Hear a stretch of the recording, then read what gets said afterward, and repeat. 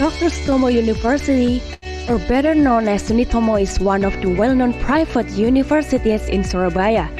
A city rapidly developed into an economic center in eastern Indonesia. Faculty of Letters is one of the 9 faculties in Dr. Sutomo University. Established since 1984, this faculty is known as the faculty heavily colored by foreign cultures.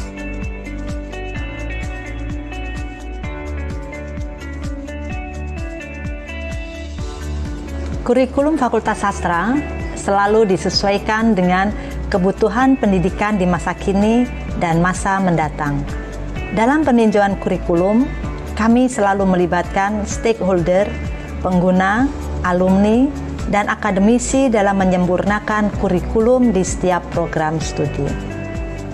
Di bidang penelitian dan pengabdian pada masyarakat, dosen-dosen kami menunjukkan peningkatan baik di bidang kuantitas maupun kualitas, sehingga Fakultas Sastra Universitas Dr. Sutomo tidak hanya menjadi menara gading tetapi juga bermanfaat bagi masyarakat sekitar. Dalam bidang kerjasama, Fakultas Sastra telah menjalin berbagai kerjasama dengan universitas maupun instansi baik di dalam maupun luar negeri. Salah satunya adalah kerjasama dengan Universitas Setsunan di Osaka, Jepang, yang secara rutin mengirimkan beberapa mahasiswa untuk saling bertukar pengalaman mengenai bahasa dan budaya masing-masing. Kerjasama ini sangat bermanfaat untuk meningkatkan kualitas dosen dan mahasiswa Fakultas Sastra. On its journey, Faculty of Letters Dr. Sutomo University has 2 departments, English and Japanese. English program, Dr. Sutomo University get B on accreditation through the applications of national standard in conducting Tridharma perguruan tinggi, especially in language, literature, and culture in 2020. In teaching learning process, this program has several competent lecturers, both in master and doctorate degree, who have gotten education certificate or CERDOS. Besides, our teaching learning process is also supported by some native speakers and guest lecturers coming from many foreign countries. Meanwhile, in research and social service activities, this program has done many joint ventures with some institutions such as Al Bismar Islamic Boarding School and Gang Doli English Club. Concerning the results of the research and social service, we publish them in our local journal and some proceedings in international seminars. Every year, there is a cross-cultural understanding program conducted here in cooperation with Oklahoma State University and other universities. So, by doing all of the above program seriously, we hope that our output will be ready to face the competition in society. 日本語学科は1993年に開設されました。おかげさまで今年度の認証評価において絵を獲得することができました。今まで200人以上の卒業生を輩出してまいりました。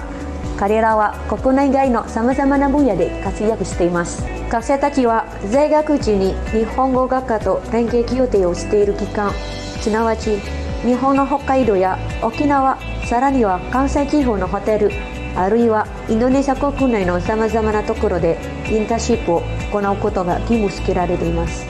また、日本語学科は複数の日本人教員を抱えており、さらに日本の摂南大学からの留学生が常におりますので、日本語を話す実践の場がキャンパスにあることから、学生たちの日本語運用能力は比較的高く、自然な日本語をマスターすることができています。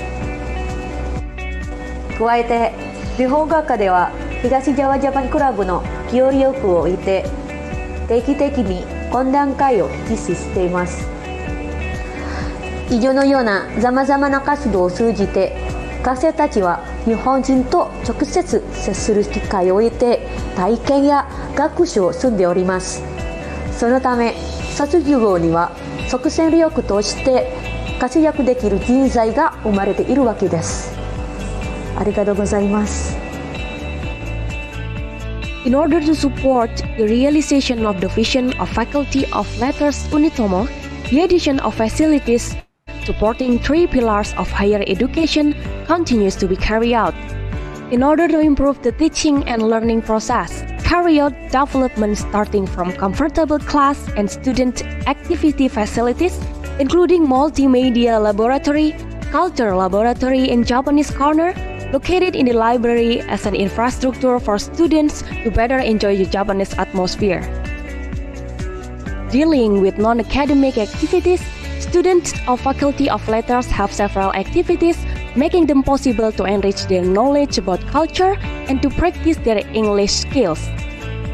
There are a number of non-academic activities held in English departments such as Debate Club, which is a club which activities are to train students in delivering their critical thinking using English, and cooking class held for the students not only to be familiar with Western cuisine, but also to make the students learn about and practice entrepreneurship. There are also drama activities as a means of training students to communicate in English and better understanding about drama theories they have learned. And there are also several other activities that can support the abilities and competencies of students in the fields of English letters. While non-academic activities in Japanese department include sudo, chanoyu, ryurikurabu, origami and yosakoi dance. Shodo is an art of calligraphy about how to write letters of hiragana, katakana and kanji, beautifully using Japanese brush called ude. Chanoyu, called the tea ceremony in English, is an art of how to prepare, serve, and enjoy the tea. Chanoyu is full of philosophical perspective on how humans can live in harmony with themselves, others, their God, and their environment. Ryurikurabu is a cooking club run by students of Department of Japanese whose purposes are to learn the culture of Japanese cuisine and to train students to practice entrepreneurship. There's a famous saying, "Mi de taberu," in Japanese culture meaning eating with the eyes. It means that food should not only be delicious but also beautifully seen. Origami is the art of paper folding originating from Japan. Origami is not only the technique of folding paper into an object, but also contains many philosophical perspectives. One of which is a crane-shaped origami in Japanese called suru, whose philosophical meaning is a good wish. Yosakoi dance tells about the excitement of the farmers as an expression of gratitude for the abundant crops. And there are several other activities that can support the abilities and competencies of students in the field of Japanese literature. Faculty of Letters has graduated with more than 100 people who have now been spread to both various government and private institutions in numerous countries. There is a great contribution given by alumni to the Faculty of Letters, both in terms of material and non-material matters. Selamat pagi, teman-teman dan rekan-rekan. Pada kesempatan ini saya memperkenalkan diri. Nama saya adalah Insinyur Adi Wijaya, Sarjana Hukum, Sarjana Sastra. Saya adalah seorang lawyer, advokat, alumni dari Fakultas Sastra Unitomo Surabaya, jurusan Sastra Inggris. Bahwa saya adalah angkatan tahun 2006. Sebagai seorang lawyer, dalam menghadapi atau menerima satu job profesional yang berkaitan dengan perjanjian-perjanjian internasional yang berkaitan dengan bahasa Inggris, biasanya saya harus mendatangi atau bekerja sama dengan translator atau penerjemah. Akan tetapi setelah saya berkuliah Unitomo Surabaya, Fakultas Sastra, jurusan Sastra Inggris, saya dapat meningkatkan capability dan kompetensi saya dalam berbahasa Inggris, sehingga pada saat saya menerima job dalam melayani klien-klien saya bisa langsung menghandle karena capability dan kompetensi saya dalam bahasa Inggris telah meningkat dengan baik.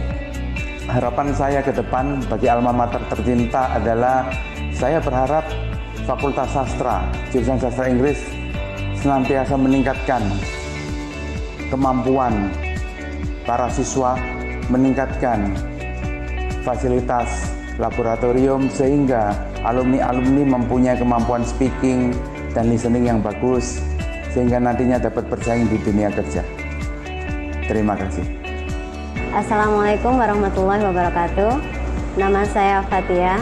Saya Direktur Utama dari PT Hukumi Indonesia Ngoro Mojokerto. Saya alumni Fakultas Sastra jurusan Sastra Jepang Universitas Dr. Sutomo Surabaya angkatan 2000. Selama saya kuliah di Unitomo, saya sempat mendapatkan beasiswa student exchange ke Jepang di Kochi University, dan berkat Unitomo pula saya bisa menapaki karir saya yang seperti ini. Di Unitomo saya bisa mendapatkan banyak hal, pengetahuan tentang Jepang, budaya Jepang, dan lain-lain. Berkat Unitomo pula, saya bisa mendapatkan beasiswa S2 di Nagoya University, Jepang tahun 2008. Dengan belajar di Unitomo, saya mendapatkan banyak pengalaman yang sangat menyenangkan. Ada berbagai macam klub yang bisa saya ikuti waktu itu, salah satunya adalah Chanoyu. Harapan saya ke depannya, Universitas Dr. Sutomo bisa menjalin kerjasama dengan berbagai pihak, terutama dengan perusahaan-perusahaan PMA yang ada di Indonesia, sehingga para alumni bisa bekerja di perusahaan-perusahaan yang sudah bekerja sama dengan Unitomo. Selain itu juga mungkin bisa banyak terjalin kerjasama dengan universitas-universitas di Jepang, sehingga bisa mengirimkan siswa-siswanya untuk belajar ke Jepang. Terima kasih.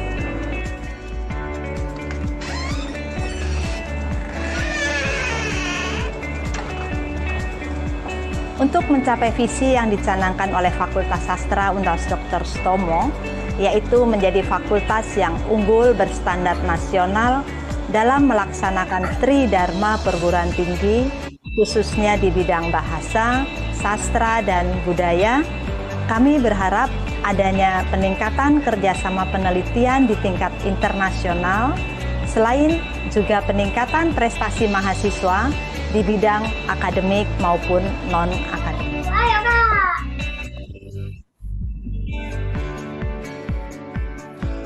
Unitomo! Jaya!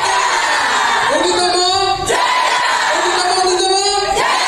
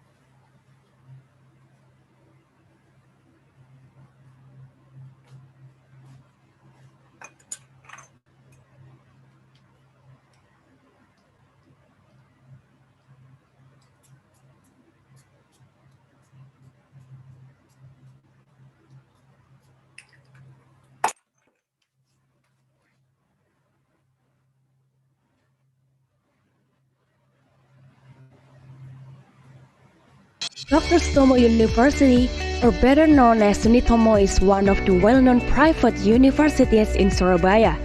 A city rapidly developed into an economic center in eastern Indonesia. Faculty of Letters is one of the 9 faculties in Dr. Sutomo University. Established since 1984, this faculty is known as the faculty heavily colored by foreign cultures.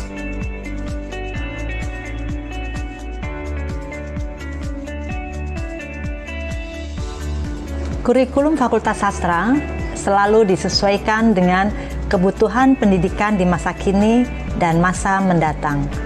Dalam peninjauan kurikulum, kami selalu melibatkan stakeholder, pengguna, alumni, dan akademisi dalam menyempurnakan kurikulum di setiap program studi. Di bidang penelitian dan pengabdian pada masyarakat, dosen-dosen kami menunjukkan peningkatan baik di bidang kuantitas maupun kualitas, sehingga Fakultas Sastra Universitas Dr. Sutomo tidak hanya menjadi menara gading tetapi juga bermanfaat bagi masyarakat sekitar. Dalam bidang kerjasama, Fakultas Sastra telah menjalin berbagai kerjasama dengan universitas maupun instansi baik di dalam maupun luar negeri. Salah satunya adalah kerjasama dengan Universitas Setsunan di Osaka, Jepang, yang secara rutin mengirimkan beberapa mahasiswa untuk saling bertukar pengalaman mengenai bahasa dan budaya masing-masing. Kerjasama ini sangat bermanfaat untuk meningkatkan kualitas dosen dan mahasiswa Fakultas Sastra. On its journey, Faculty of Letters Dr. Sutomo University has 2 departments, English and Japanese. English program, Dr. Sutomo University get B on accreditation through the applications of national standard in conducting Tridharma perguruan tinggi, especially in language, literature, and culture in 2020. In teaching learning process, this program has several competent lecturers, both in master and doctorate degree, who have gotten education certificate or CERDOS. Besides, our teaching learning process is also supported by some native speakers and guest lecturers coming from many foreign countries. Meanwhile, in research and social service activities, this program has done many joint ventures with some institutions such as Al Bismar Islamic Boarding School and Gang Doli English Club. Concerning the results of the research and social service, we publish them in our local journal and some proceedings in international seminars. Every year, there is a cross-cultural understanding program conducted here in cooperation with Oklahoma State University and other universities. So, by doing all of the above program seriously, we hope that our output will be ready to face the competition in society. 日本語学科は1993年に開設されました。おかげさまで今年度の認証評価において絵を獲得することができました。今まで200人以上の卒業生を輩出してまいりました。彼らは国内外のさまざまな分野で活躍しています。学生たちは在学中に日本語学科と連携協定をしている期間、すなわち日本の北海道や沖縄、さらには関西地方のホテル、あるいはインドネシア国内のさまざまなところでインターンシップを行うことが義務付けられています。また、日本語学科は複数の日本人教員を抱えており、さらに日本の摂南大学からの留学生が常におりますので、日本語を話す実際の場がキャンパスにあることから、学生たちの日本語運用能力は比較的高く、自然な日本語をマスターすることができています。加えて、日本語学科では東ジャワジャパンクラブの協力を得て、定期的に懇談会を実施しています。以上のようなさまざまな活動を通じて、学生たちは日本人と直接接する機会を得て、体験や学習を積んでおります。そのため、卒業後には即戦力として活躍できる人材が生まれているわけです。ありがとうございます。In order to support the realization of the vision of Faculty of Letters Unitomo, the addition of facilities supporting 3 pillars of higher education continues to be carried out. In order to improve the teaching and learning process, carry out development starting from comfortable class and student activity facilities, including multimedia laboratory, culture laboratory and Japanese corner, located in the library as an infrastructure for students to better enjoy the Japanese atmosphere. Dealing with non-academic activities, students of Faculty of Letters have several activities, making them possible to enrich their knowledge about culture and to practice their English skills. There are a number of non-academic activities held in English departments such as Debate Club, which is a club which activities are to train students in delivering their critical thinking using English, and cooking class held for the students not only to be familiar with Western cuisine, but also to make the students learn about and practice entrepreneurship. There are also drama activities as a means of training students to communicate in English and better understanding about drama theories they have learned. And there are also several other activities that can support the abilities and competencies of students in the fields of English letters. While non-academic activities in Japanese department include sudo, chanoyu, rorikurabu, origami and yosakoi dance. Shodo is an art of calligraphy about how to write letters of hiragana, katakana and kanji, beautifully using Japanese brass called ude. Chanoyu, called the tea ceremony in English, is an art of how to prepare, serve, and enjoy the tea.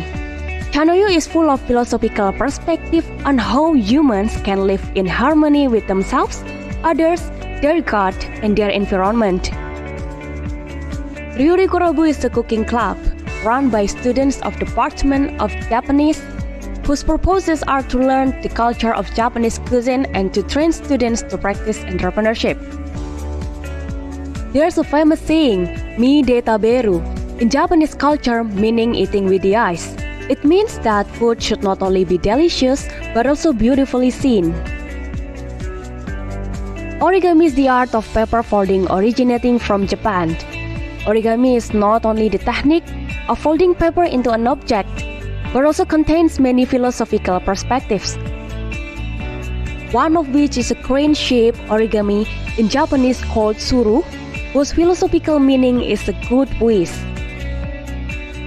Yosakoi dance tells about the excitement of the farmers as an expression of gratitude for the abundant crops. And there are several other activities that can support the abilities and competencies of students in the field of Japanese literature. Faculty of Letters has graduated with more than 100 people who have now been spread to both various government and private institutions in numerous countries. There is a great contribution given by alumni to the Faculty of Letters, both in terms of material and non-material matters. Selamat pagi, teman-teman dan rekan-rekan. Pada kesempatan ini saya memperkenalkan diri. Nama saya adalah Insinyur Adi Wijaya, Sarjana Hukum, Sarjana Sastra. Saya adalah seorang lawyer, advokat, alumni dari Fakultas Sastra Unitomo Surabaya, jurusan Sastra Inggris. Bahwa saya adalah angkatan tahun 2006. Sebagai seorang lawyer, dalam menghadapi atau menerima satu job profesional yang berkaitan dengan perjanjian-perjanjian internasional yang berkaitan dengan bahasa Inggris, biasanya saya harus mendatangi atau bekerja sama dengan translator atau penerjemah.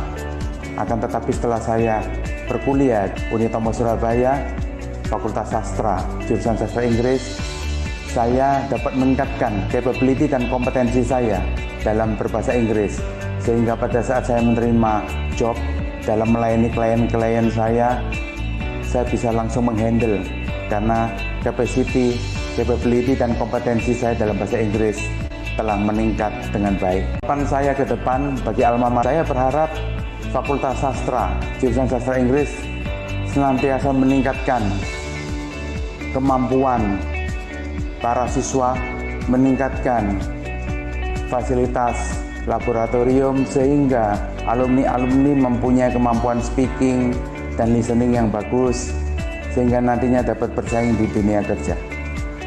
Terima kasih. Assalamualaikum warahmatullahi wabarakatuh. Nama saya Fatia. Saya Direktur Utama dari PT Hukumi Indonesia Ngoro Mojokerto. Saya alumni Fakultas Sastra jurusan Sastra Jepang Universitas Dr. Sutomo Surabaya angkatan 2000. Selama saya kuliah di Unitomo, saya sempat mendapatkan beasiswa student exchange ke Jepang di Koji University, dan berkat Unitomo pula saya bisa menapaki karir saya yang seperti ini. Di Unitomo saya bisa mendapatkan banyak hal, pengetahuan tentang Jepang, budaya Jepang, dan lain-lain. Berkat Unitomo pula saya bisa mendapatkan beasiswa S2 di Nagoya University, Jepang tahun 2008. Dengan belajar di Unitomo, saya mendapatkan banyak pengalaman yang sangat menyenangkan. Ada berbagai macam klub yang bisa saya ikuti waktu itu, salah satunya adalah Chanoyu. Harapan saya ke depannya, Universitas Dr. Sutomo bisa menjalin kerjasama dengan berbagai pihak, terutama dengan perusahaan-perusahaan PMA yang ada di Indonesia, sehingga para alumni bisa bekerja di perusahaan-perusahaan yang sudah bekerja sama dengan Unitomo. Selain itu juga mungkin bisa banyak terjalin kerjasama dengan universitas-universitas di Jepang sehingga bisa mengirimkan siswa-siswanya untuk belajar ke Jepang. Terima kasih.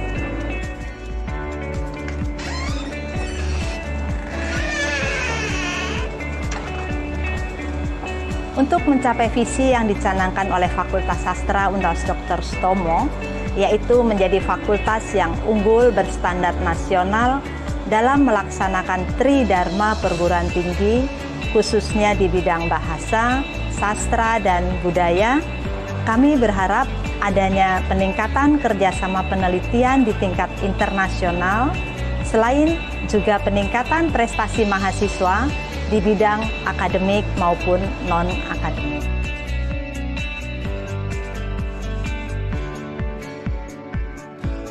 Unitomo!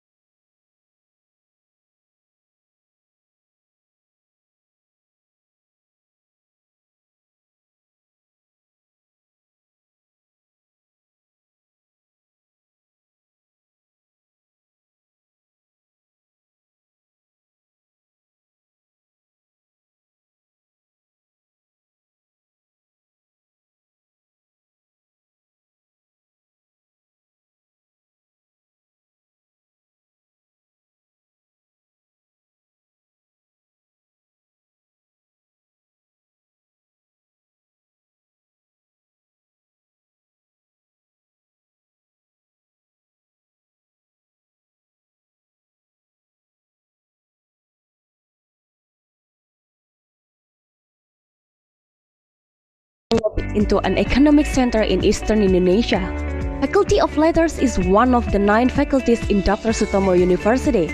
Established since 1984, this faculty is known as the faculty heavily colored by foreign cultures.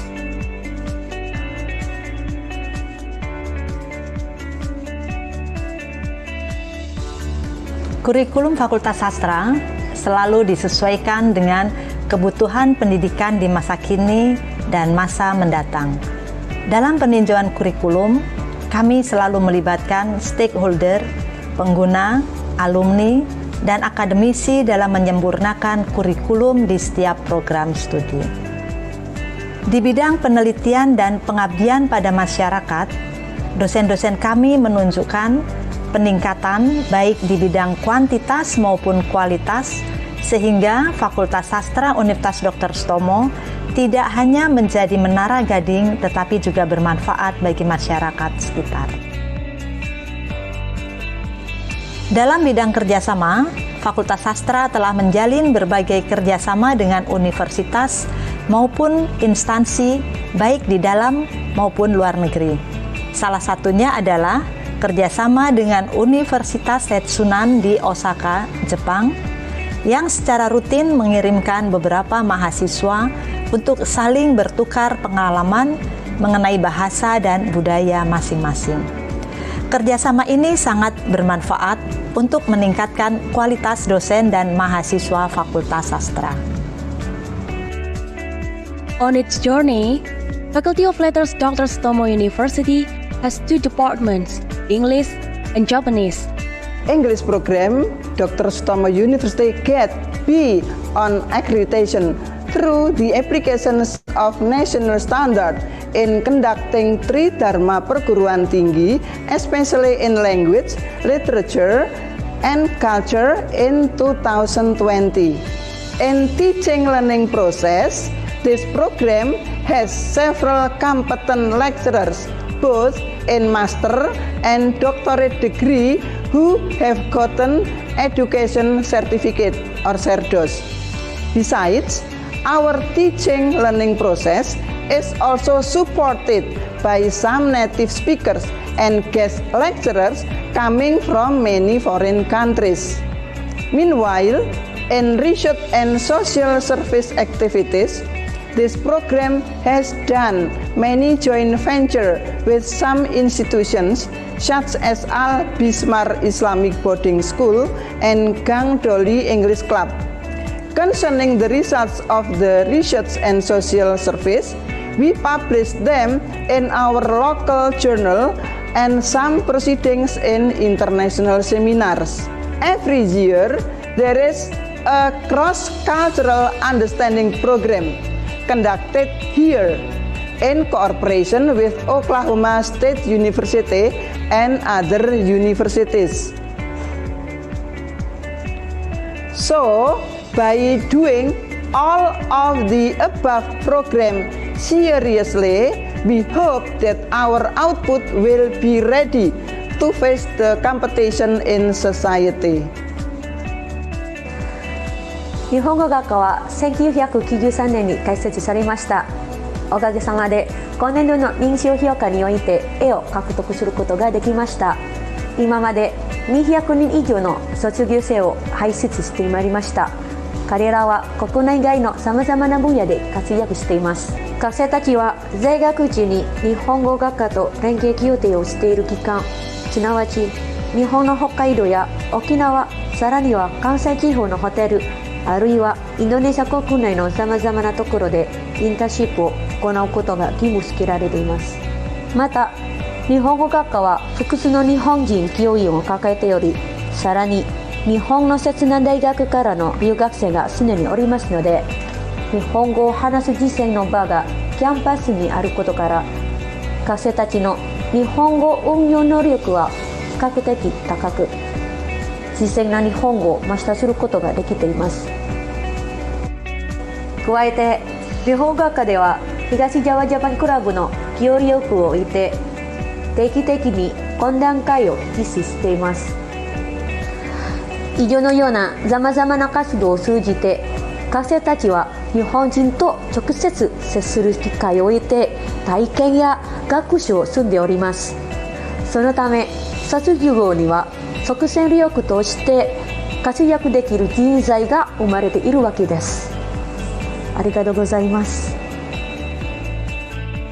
In order to support the realization of the vision of Faculty of Letters Unitomo, the addition of facilities supporting 3 pillars of higher education continues to be carried out. In order to improve the teaching and learning process, carry out development starting from comfortable class and student activity facilities, including multimedia laboratory, culture laboratory in Japanese corner, located in the library as an infrastructure for students to better enjoy the Japanese atmosphere. Dealing with non-academic activities, students of Faculty of Letters have several activities, making them possible to enrich their knowledge about culture and to practice their English skills. There are a number of non-academic activities held in English departments such as debate club, which is a club which activities are to train students in delivering their critical thinking using English, and cooking class held for the students not only to be familiar with Western cuisine, but also to make the students learn about and practice entrepreneurship. There are also drama activities as a means of training students to communicate in English and better understanding about drama theories they have learned. And there are also several other activities that can support the abilities and competencies of students in the fields of English letters. While non-academic activities in Japanese department include sudo, chanoyu, rorikurabu, origami, and yosakoi dance. Shodo is an art of calligraphy about how to write letters of hiragana, katakana, and kanji beautifully using Japanese brush called ude. Chanoyu, called the tea ceremony in English, is an art of how to prepare, serve, and enjoy the tea. Chanoyu is full of philosophical perspective on how humans can live in harmony with themselves, others, their God, and their environment. Ryurikurabu is a cooking club run by students of the Department of Japanese, whose purposes are to learn the culture of Japanese cuisine and to train students to practice entrepreneurship. There's a famous saying, "Mi de taberu," in Japanese culture meaning eating with the eyes. It means that food should not only be delicious, but also beautifully seen. Origami is the art of paper folding originating from Japan. Origami is not only the technique of folding paper into an object, but also contains many philosophical perspectives. One of which is a crane-shaped origami in Japanese called suru, whose philosophical meaning is a good wish. Yosakoi dance tells about the excitement of the farmers as an expression of gratitude for the abundant crops. And there are several other activities that can support the abilities and competencies of students in the field of Japanese literature. Faculty of Letters has graduated with more than 100 people who have now been spread to both various government and private institutions in numerous countries. There is a great contribution given by alumni to the Faculty of Letters, both in terms of material and non-material matters. Selamat pagi, teman-teman dan rekan-rekan. Pada kesempatan ini saya memperkenalkan diri. Nama saya adalah Insinyur Adi Wijaya, Sarjana Hukum, Sarjana Sastra. Saya adalah seorang lawyer, advokat, alumni dari Fakultas Sastra Unitomo Surabaya, jurusan Sastra Inggris. Bahwa saya adalah angkatan tahun 2006. Sebagai seorang lawyer, dalam menghadapi atau menerima satu job profesional yang berkaitan dengan perjanjian-perjanjian internasional yang berkaitan dengan bahasa Inggris, biasanya saya harus mendatangi atau bekerja sama dengan translator atau penerjemah.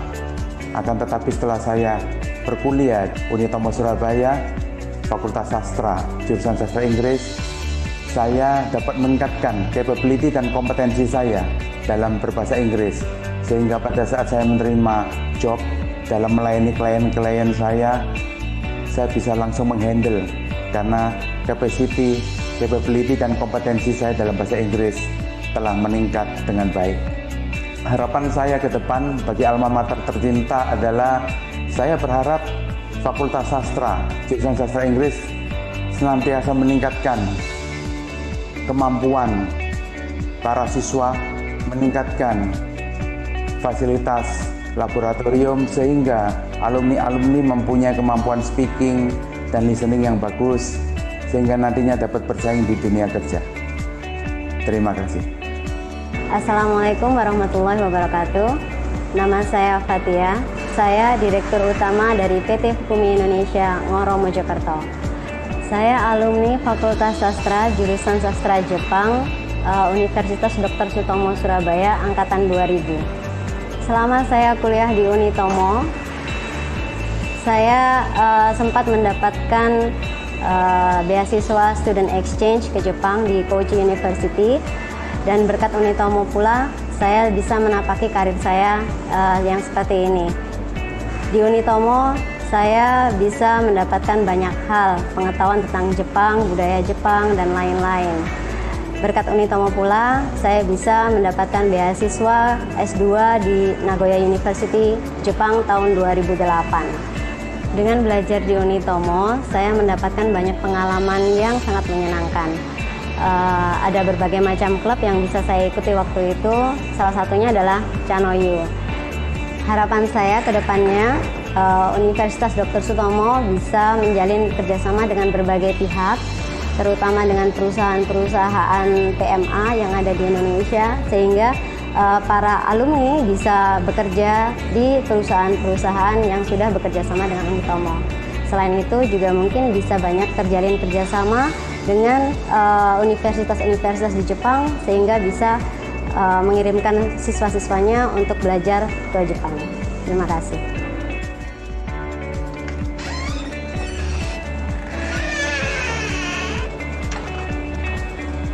Untuk mencapai visi yang dicanangkan oleh Fakultas Sastra Universitas Dr. Sutomo, yaitu menjadi fakultas yang unggul berstandar nasional dalam melaksanakan Tridharma perguruan tinggi, khususnya di bidang bahasa, sastra, dan budaya, kami berharap adanya peningkatan kerjasama penelitian di tingkat internasional, selain juga peningkatan prestasi mahasiswa di bidang akademik maupun non-akademik.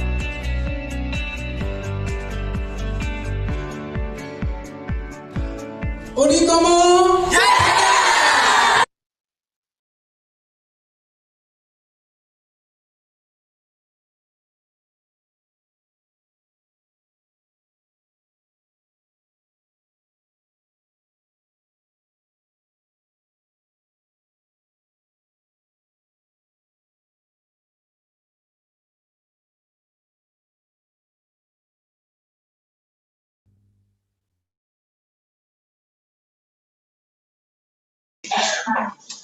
Iya, mute ya. Aku udah mute ya. Ini sudah suaranya. Hah? Ini sudah masuk suaranya. Ya, kan mute kan dia malah membisukan, Mas. Mute.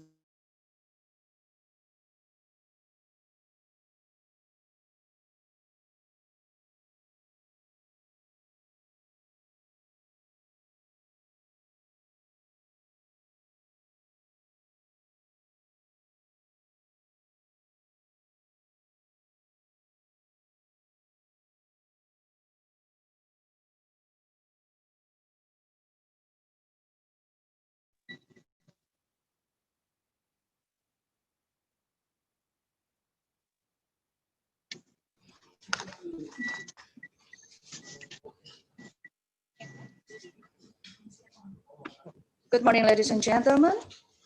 Before we start our international webinar, please mute all of the speakers that you have. Thank you.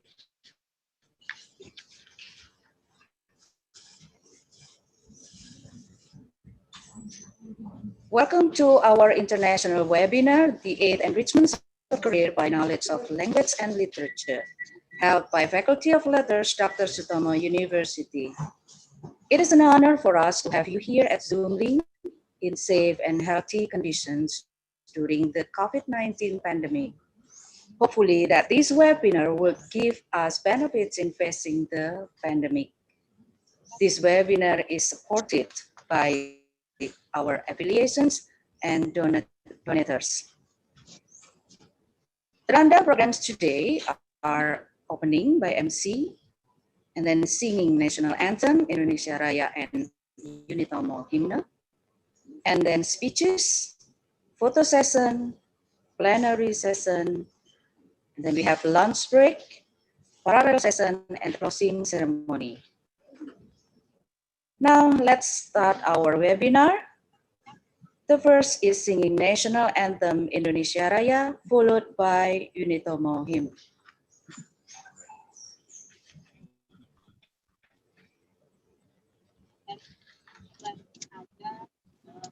Manusia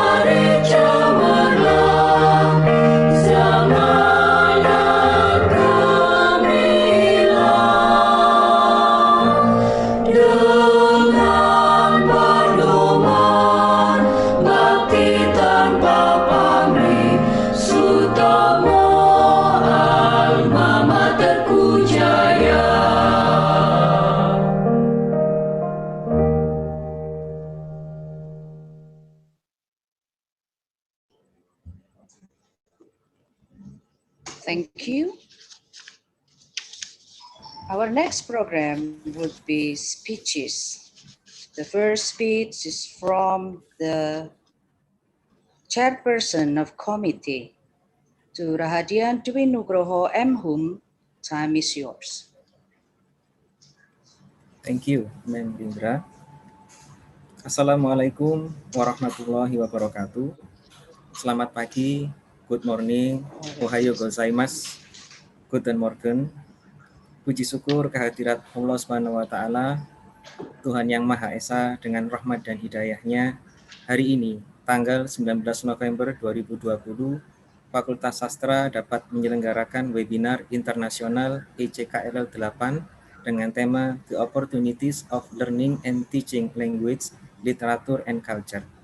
Kami mengucapkan terima kasih atas dukungan dan kehadiran dari Bapak-Bapak Ibu sekalian dari jajaran Rektorat Universitas Dr. Sutomo, Civitas Akademika Dr. Sutomo, Bapak Kepala Balai Bahasa Provinsi Jawa Timur, Dr. Asrif M. Hum, keynote speakers, para presenter, peserta, dan panitia ECKLL 8. Dalam kesempatan ini, izinkanlah saya menyampaikan laporan berkaitan dengan acara webinar ini. Pertama, webinar internasional ECKLL 8 ini diikuti oleh 5 pembicara utama atau keynote speakers dari 5 negara, yakni Indonesia yang diwakili oleh Bapak Ahmad Muzaki, Ketua Dewan Pendidikan Jawa Timur, dari Australia yang diwakili oleh Bapak Chris Barnes, Konsulat Jenderal Australia di Surabaya, Malaysia yang diwakili oleh Ibunda Rokia Pai, dosen Fakultas Bahasa dan Komunikasi Universitas Malaysia Sarawak, Jepang yang diwakili oleh Ibu Mari Araki, PIC PT OS Lannguages, dan Jerman yang diwakili oleh Ibu Lydia Kiven, dosen di Universitas Bonn, jurusan Kajian Asia Tenggara di Jerman. Kedua, webinar ECKLL 8 ini diikuti 41 presenter yang berasal dari 11 instansi di Indonesia meliputi UNJ Jakarta, STIMI Banjarmasin, Universitas Brawijaya, Unisma, Universitas Negeri Surabaya, Universitas Airlangga, Universitas 17 Agustus Surabaya, Universitas Dr. Sutomo, Politeknik Universitas Surabaya, SMP Unggulan Amanatul Ummah, dan 1 staf ahli DPR RI.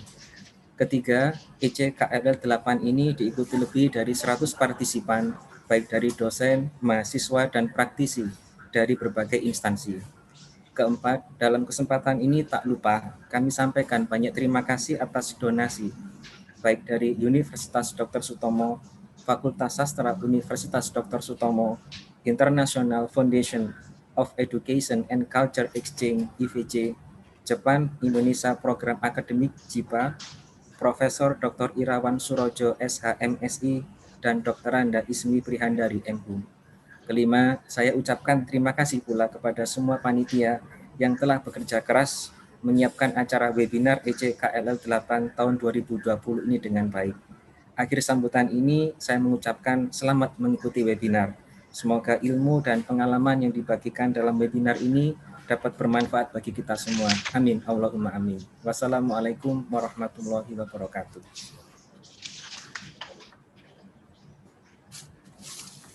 Waalaikumsalam. Thank you, Pak Rahadian, Dean of Faculty of Letters, and also opening of the international webinar. To Dr. Randa Sisilia Tantri Suryawati, MPD, time is yours. Terima kasih, Bu Rendra. Selamat pagi, good morning, guten morgen, ohayo gozaimasu. Pertama-tama saya mengucapkan syukur kehadirat Allah yang Maha Kasih bahwa hingga saat ini kita semua masih diberi kesehatan dan dapat bertemu lagi di acara ECKLL ke-8 ini. Yang kami hormati Rektor Universitas Dr. Sutomo, Bapak Dr. Bahrul Ami SHMH, Wakil Rektor 1 Universitas Dr. Sutomo, Ibu Dr. Siti Marwiyah SHMH, Kepala Balai Bahasa Provinsi Jawa Timur, Bapak Dr. Asrif M. Hum, Bapak Dr. Mulyanto M. Hum, Ketua Dewan Pengawas Yayasan Pendidikan Cendekia Utama, juga merupakan salah satu pendiri Fakultas Sastra Unitomo. Yang kami hormati para presenter utama, Konsul Jenderal Australia di Surabaya, Bapak Chris Barnes. Selamat pagi, Bapak. Bapak Profesor Ahmad Muzaki, PhD, Kepala Dewan Pendidikan Jawa Timur. Ibu Rokiah Pae, PhD, dari penyelaras kursus-kursus efektif Fakulti Bahasa dan Komunikasi University Malaysia Sarawak. Ibu Lydia Kiven, PhD, dari Universitas Bonn, Jerman. Beliau adalah peneliti kebudayaan Jawa, khususnya cerita Panji. Guten Morgen, Ibu Lydia. Dan Mari Araki Sensei dari PT OS Selna Jaya Indonesia. Juga yang saya hormati para presenter dan peserta seminar internasional ECKLL 8. Bapak Ibu terkasih, seminar internasional ECKLL merupakan kegiatan rutin tahunan Fakultas Sastra Universitas Dr. Sutomo yang tahun ini sudah menginjak tahun ke-8. Kami mengucapkan terima kasih kepada Bapak Rektor Universitas Dr. Sutomo yang selalu mendukung kegiatan ini mulai dari ECKLL pertama tahun 2013. Beribu-ribu terima kasih kami haturkan pula kepada Kepala Balai Bahasa Provinsi Jawa Timur yang selalu setia bekerja sama dengan Fakultas Sastra Universitas Dr. Sutomo dalam penyelenggaraan seminar internasional ECKLL ini. Terima kasih pula kepada seluruh panitia yang telah bekerja dengan sangat keras hingga seminar ini dapat terselenggara di tengah suasana pandemi COVID-19 ini. Kegiatan ini merupakan wujud komitmen dari panitia, dari kami semua, untuk menyumbangkan tenaga dan pikiran walaupun terkendala dengan keterbatasan di masa pandemi ini.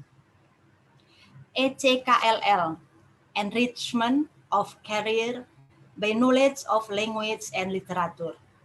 Sesuai dengan namanya, kegiatan ini merupakan ajang silaturahmi para pengajar, pembelajar, peneliti, dan pegiat bidang pengajaran bahasa, sastra, dan budaya untuk dapat saling berbagi pengetahuan, supaya di setiap tahun kita disegarkan dengan penelitian-penelitian terkini. Sesuai dengan semangat Trigatra Balai Bahasa, yaitu utamakan bahasa Indonesia, lestarikan bahasa daerah, dan kuasai bahasa asing, maka tema-tema penelitian yang akan dipresentasikan pada seminar internasional ECKLL ke-8 kali ini pun diisi dengan tema mengenai bahasa Indonesia, bahasa daerah, dan bahasa asing. Terima kasih kepada para peneliti yang terus berkarya di tengah suasana pandemi ini. Akhir kata, kami mengucapkan terima kasih atas kehadiran dan partisipasi Bapak, Ibu, dan saudara sekalian. Dan special thanks buat Ibu Lydia Kiven yang rela bangun dini hari saat ini di Jerman sekitar jam 3 atau 4, Ibu ya. Waktu Jerman musim dingin demi acara ini. Vielen Dank, Ibu Lydia. Dengan ini, Seminar Internasional Enrichment of Career by Knowledge of Language and Literature ECKLL 8 dengan tema Peluang Pembelajaran dan Pengajaran Bahasa, Sastra, dan Budaya di masa pandemi COVID-19 secara resmi saya nyatakan dibuka.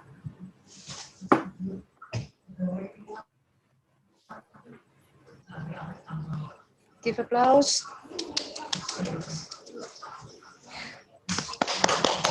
Yeah, give applause everybody for the opening of this international webinar. Thank you. Kegiatan Tri Suryawati. Now the next speech is from Balai Bahasa Provinsi Jawa Timur. To Dr. Arsrif M. Hum, time is yours. Terima kasih. Izinkan saya menyapa kita semua dalam bahasa Indonesia. Pertama, saya menyampaikan penghormatan tertinggi kepada Rektor, Bapak Rektor Universitas Dr. Sutomo, Ibu Dekan, para pembantu Rektor dan para pembantu Dekan, Ketua Prodi, para panitia, para pembicara, dan seluruh partisipan yang telah berpartisipasi aktif dalam kegiatan ini. Balai Bahasa Jawa Timur sebagai pelaksana teknis dari Kementerian Pendidikan dan Kebudayaan di Provinsi Jawa Timur mendukung program seperti ini, terutama dalam pertemuan-pertemuan para pengajar, para peneliti bidang kebahasaan, untuk membincangkan, mendiskusikan, dan menemukan formula-formula baru dalam pengajaran dan pembelajaran bahasa dan sastra di masa pandemi seperti ini. Ini merupakan momentum yang sangat bagus untuk mendesain kegiatan-kegiatan kita, pola-pola pengajaran kita, bahan ajar kita, strategi-strategi kita, agar pada masa depan ketika kita diperhadapkan dengan situasi yang sulit seperti ini, kita telah siap dengan berbagai desain pengajaran yang mudah-mudahan ini tidak mengurangi kadar keilmiahan, kadar intelektualitas, baik bagi tenaga pengajar ataupun siswa dan mahasiswa kita.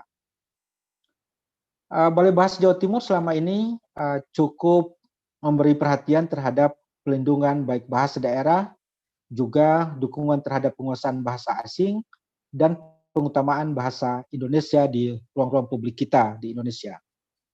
Tadi saya mendengar testimoni dari para alumni Unitomo yang luar biasa tentang kompetensi berbahasa asing, namun juga kami perlu sampaikan bahwa kompetensi berbahasa asing akan semakin baik, akan sangat bagus jikalau didukung dan kompetensi berbahasa Indonesia, kompetensi bahasa negara juga yang sangat baik.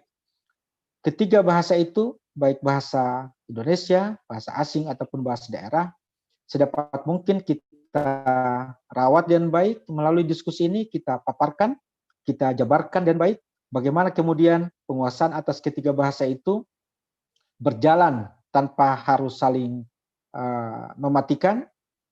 Di masa pandemi seperti ini, bagaimana kita menemukan formula baru, pembelajaran bahasa dan sastra, baik Indonesia, baik asing ataupun daerah, dengan formulasi atau formula-formula yang ideal kita terapkan di masa pandemi seperti ini. Itu saja yang dapat kami sampaikan dari Balai Bahasa Jawa Timur. Kami turut berbahagia atas terselenggaranya acara seminar internasional ini. Semoga berjalan lancar, sukses, dan mendapatkan manfaat bagi seluruh peserta untuk pengembangan pembelajaran bahasa, sastra, dan kebudayaan di Provinsi Jawa Timur. Demikian, terima kasih, selamat berkegiatan, selamat dan sukses. Assalamualaikum warahmatullahi wabarakatuh. Shalom.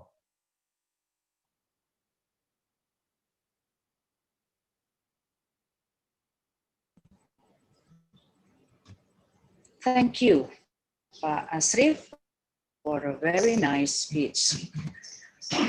Now all the speeches has already delivered. Now the next session would be photo sessions. So to all of the attendees, please turn on your video. Thank you.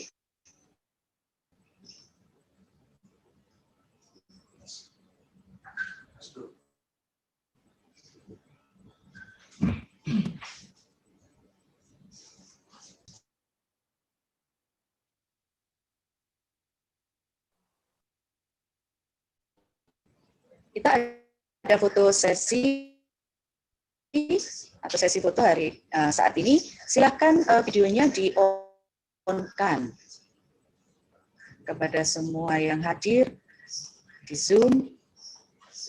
Please turn on your video.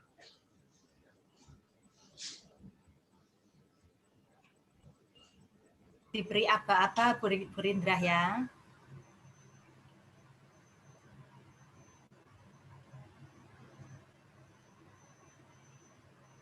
Iya. Ini laporan dari operator, tidak banyak yang ikut. Oke, enggak apa-apa. Iya.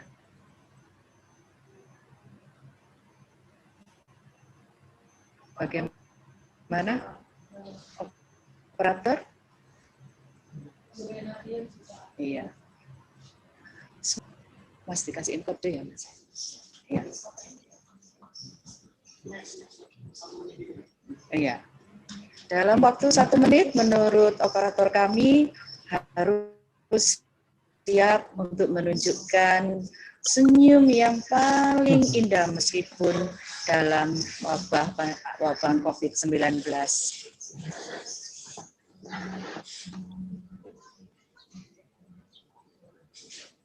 Oh, sudah katanya. Ya, terima kasih banyak. Thank you very much for your nice smile for the photo. Okay, our next program would be plenary session with our 5 great keynote speakers. Well, my time is over from right now. I will give to our moderator, the one and only, Mr. Haryono, MPD. Time is yours. Thank you. Okay, thank you.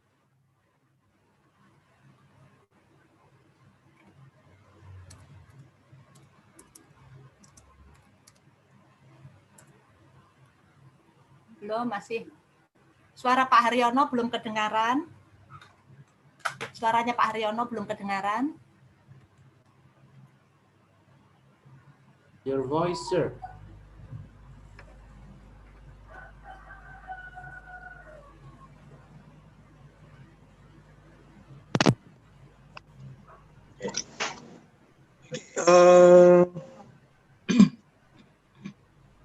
Good morning, ladies and gentlemen. Belum kedengaran Pak Haryono. Sudah, Bu? Di unmute dulu. Sudah kedengaran belum? Sudah. Okay. Sudah, Cak. Go on. Okay. Good morning, ladies and gentlemen. It is an honor for us to be here to have discussions with some or 5 keynote speakers that are experts in their field. And then you see that Surabaya today is sunny. There is no rain here. And how about in other places? Gimana kira-kira di Jerman, di Malaysia? Oke, Sarawak ini ya, Malaysianya ya. Oke, kita mempunyai 5 presenters. We have 5 presenters, speakers here. And then speaker will deliver their speech in 20 minutes. So we have 100 minutes to discuss first. And then we have 30 minutes for question and answer session. If you still want to know more, because we have limited time, you can type your question in the chat. And then please mention to whom the question that you refer. And then I think it's important to know the one that you want to say or to ask. Now, to the first is Professor Ahmad Muzaki. Professor Ahmad Muzaki is from Dewan Pendidikan Indonesia, the Education Council of Indonesia. In Java, Bu, ya. Okay, and then Professor Ahmad Muzaki gets his degree from IAIN Sunan Ampel, and then his master degree from IAIN Sunan Ampel also, and then he gets another graduate degree from the Australian National University in 2003. Oh, another one. Yeah. So there are 2 graduates from Australian University. Di bidang apa nih? Yeah, graduate diploma SCA and Magister of Philosophy. And then his PhD is from the University of Queensland, Australia, 2009. Okay, Pak Ahmad Muzaki, time is yours. Okay, thanks, Pak, for the time. Good morning, everybody. Assalamualaikum warahmatullahi wabarakatuh. It's a big honor to me to be here, to be invited as one of the speakers for this international conference. And to shorten our time, let me share my presentation to you all.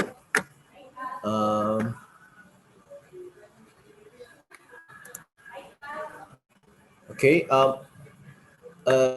in this seminar, I would like to present the main components. I would like to deal with the challenges of pandemic COVID-19 towards the education in East Java, and also how do we deal with the virtual learning, and also about the opportunities to better to do the betterment of education in Indonesia, especially in East Java.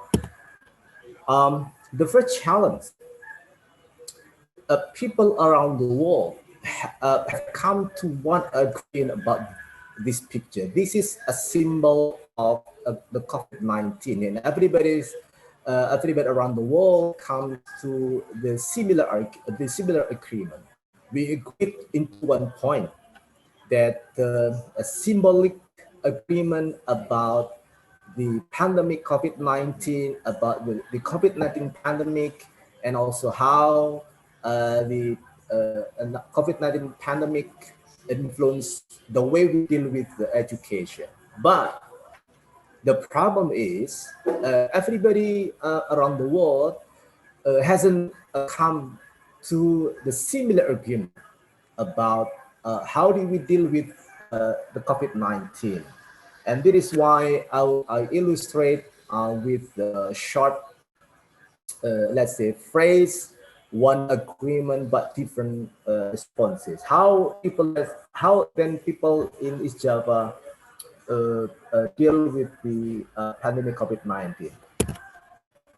I give you in a list of what happens in Madura.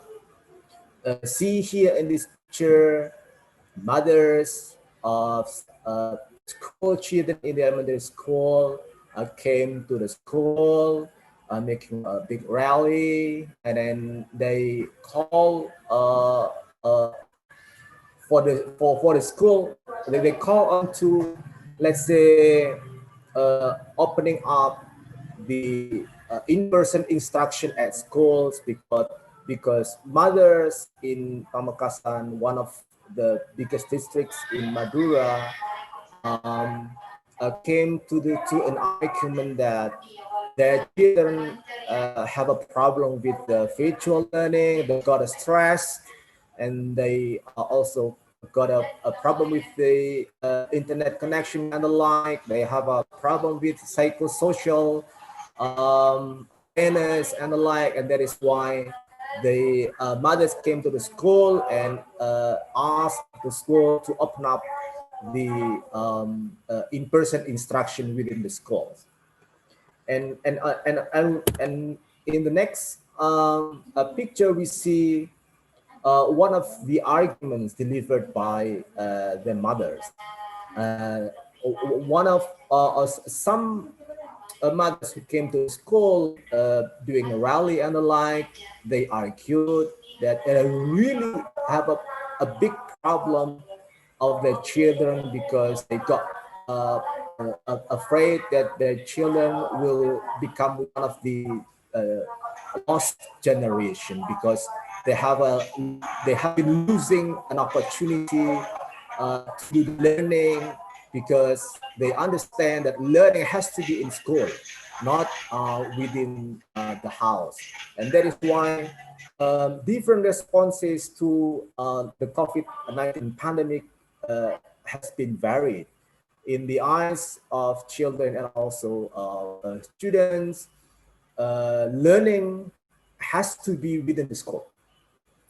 And if you stay at home, even though you go online, there is no learning. There is no open opportunity to do the learning and to learn things from the teachers. So that is why they went to school, urging the school to open up an opportunity for their children to have in-person instruction, not virtual learning and the like.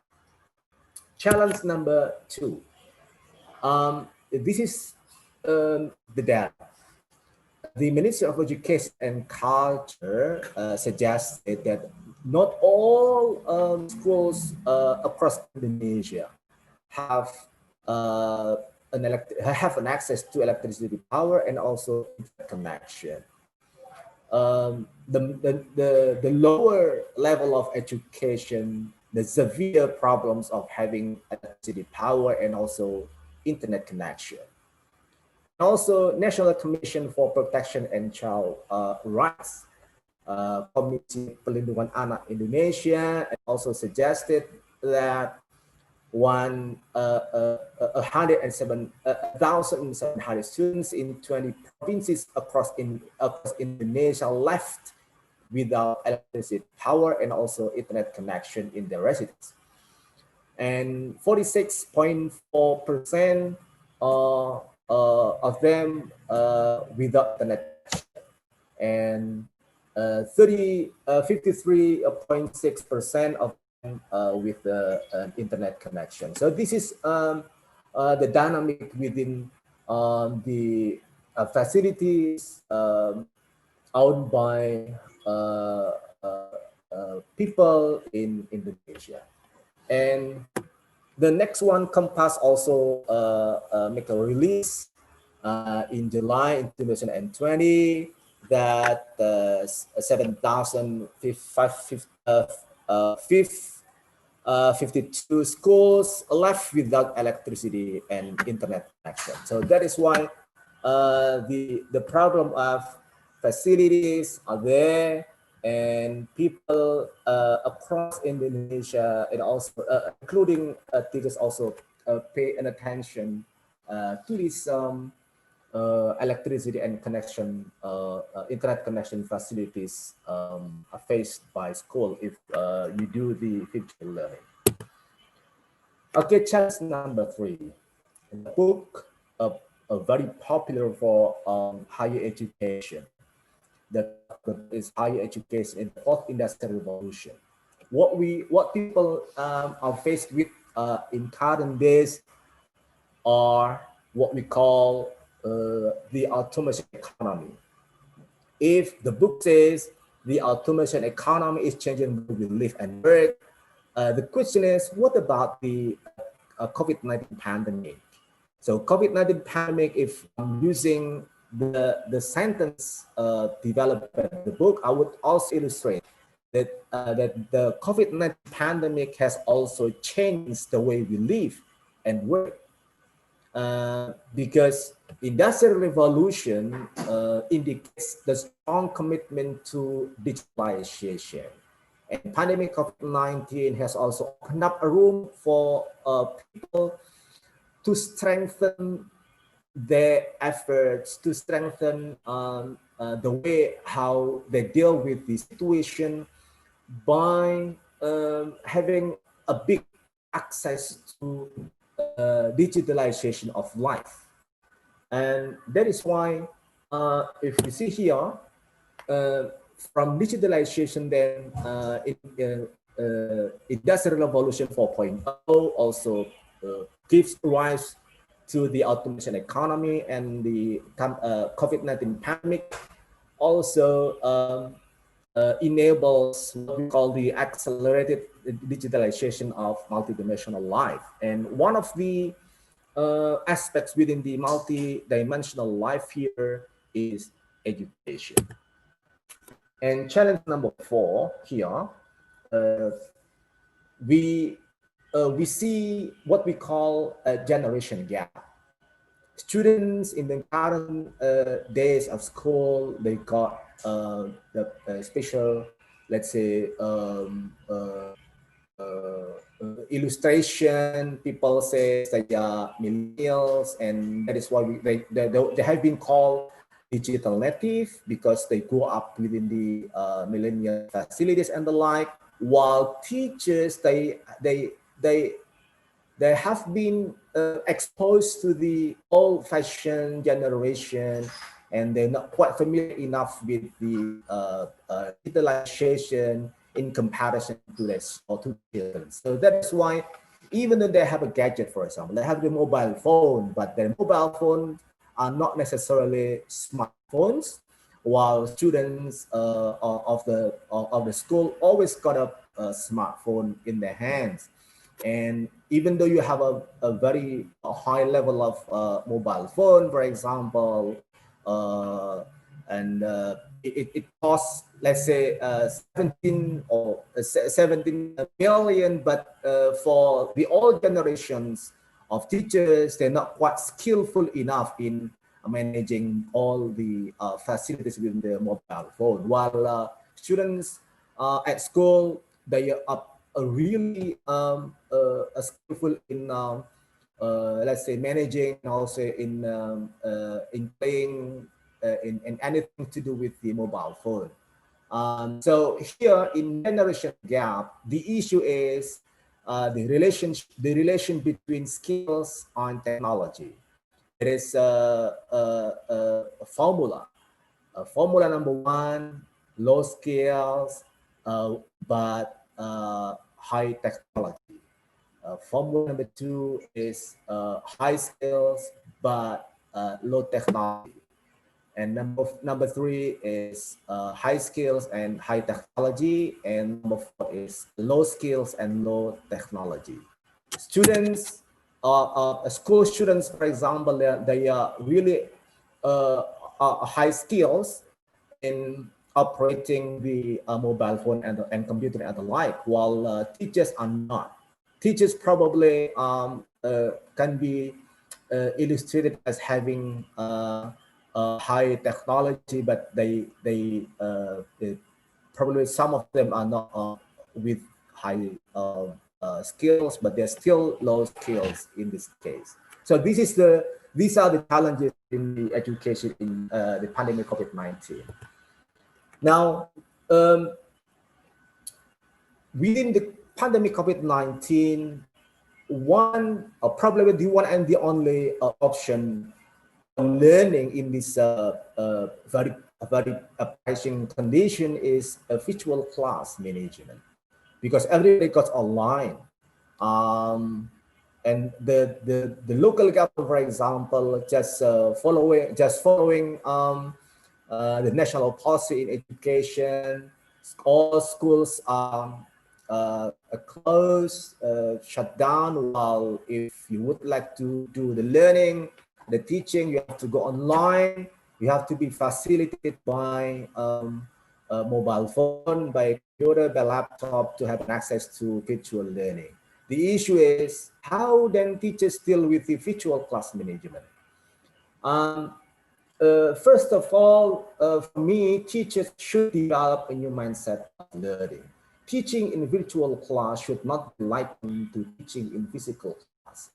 Why is it that? Because there are two key components that make an important distinction between physical classes and virtual classes. The first is presence, and the second one is proximity. In physical classes with the in-person instruction model, teachers can attend and be present up to close to or in the middle of the students. Such a close physical presence makes it easy for teachers to manage the class, while it doesn't happen similarly to the virtual learning. The ease of classroom management in the above physical classes includes the enabling conditions in which teachers can maximize what in conventional learning management scheme is popularly known as eye contact. Following the fact that eye contact all the classroom management work effectively, the teacher can maintain the overall classroom atmosphere to remain conducive, supportive for effective learning. An important indicator for the effective learning of in-person instruction is the guaranteed participations of all students in learning activities that are being managed by the teachers. The word participatory here means or points to two important meanings. First, the mental, emotional, and physical involvement of each student in the learning activities organized by the teacher in person instruction are there. The second one is about the emergence of an active response of students to each stage of the teacher-managed learning processes. Now, I'll be talking about the eye contact. Included in the scope of eye contact is the continuous versatility of teachers to see and observe closely the level of development and also obedience of students to remain academically engaged in a high degree of enthusiasm with each process that takes place in physical classroom-based learning. Also, with that scheme of classroom management, teachers are very likely to evaluate the psychological development and academic progress of individual learners. Furthermore, teachers can continuously maintain all activities of the so-called physical class-based in-person instruction to remain under their management and control. The same condition will not happen basically to virtual classes, as they are difficult to find in this new fashion learning scheme. The presence of teachers in virtual classes cannot be done in a way physically close to students as in person instruction. Two principles of presence and proximity conventionally apply in physical class-based in-person instruction cannot work properly for distance learning, as virtual screens, virtual learning particularly do not allow teachers to perform similarly to physical conventional classes. There are limitations faced by teachers in maximizing the role of eye contact to see, to observe, and to evaluate closely psychological development and also academic progress of every single student. Even more fundamentally, in virtual classes, the academic development at the same time, the mental and emotional changes of the students cannot be identified by or through the existence of physical images on the screen. Therefore, the concept of participatory learning process that conventionally ideally requires involvement in the mental, emotional, and physical concurrence at the same time of the student cannot be practiced exactly in a virtual class. The active response of students should not be measured in large groups, basically, but rather must be individualized. Otherwise, what appears is not a measured active response, but rather a rowdy one in that virtual space. Above all, in terms of the arts of organizing learning activities in virtual classrooms, teachers do not do conventional things like those which are common in physical classes. Teachers should not be satisfied with the appearance of sound rumble as a sign of students' effective activeness in virtual classroom learning. The existence of teachers in virtual classes is not as virtual event organizer, nor is it as a cheerleader. Sometimes, for example, guys,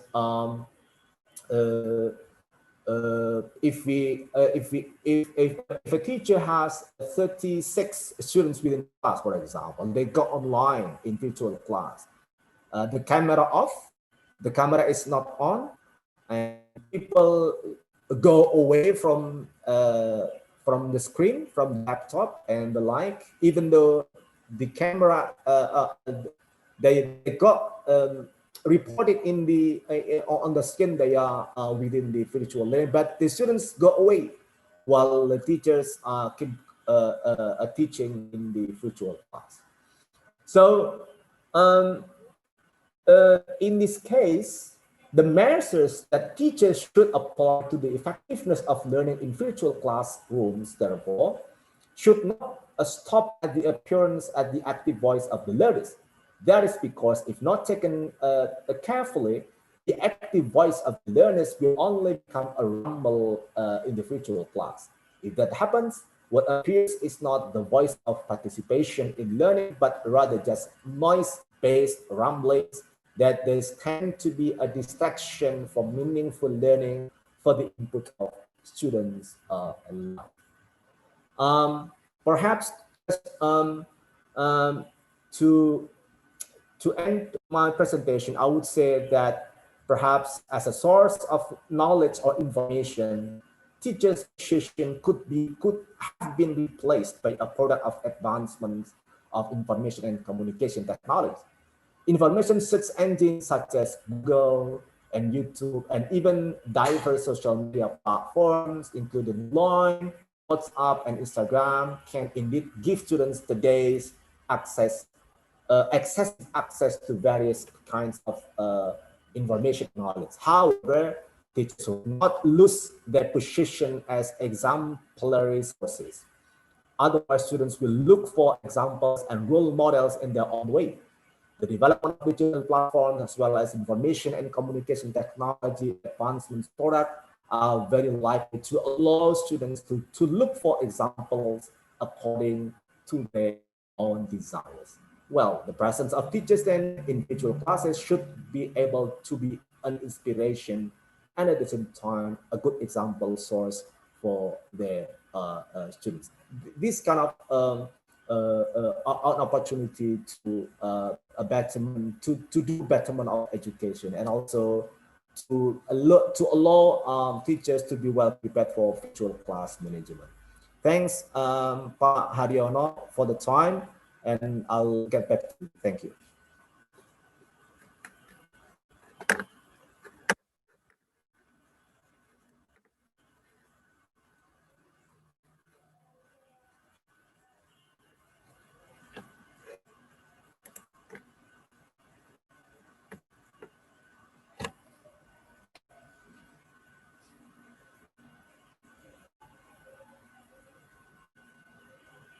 Okay, thank you, Professor Ahmad Musaki. So students already enjoyed the speech, and then we have a lot of things about how to learn and during the pandemic, especially in East Java. And now we will enjoy the speech of Chris Barnes from Australia. He is the Commissioner and Director of the Western Australia Trade and Investment in Jakarta. Okay, Mr. Barnes, yours.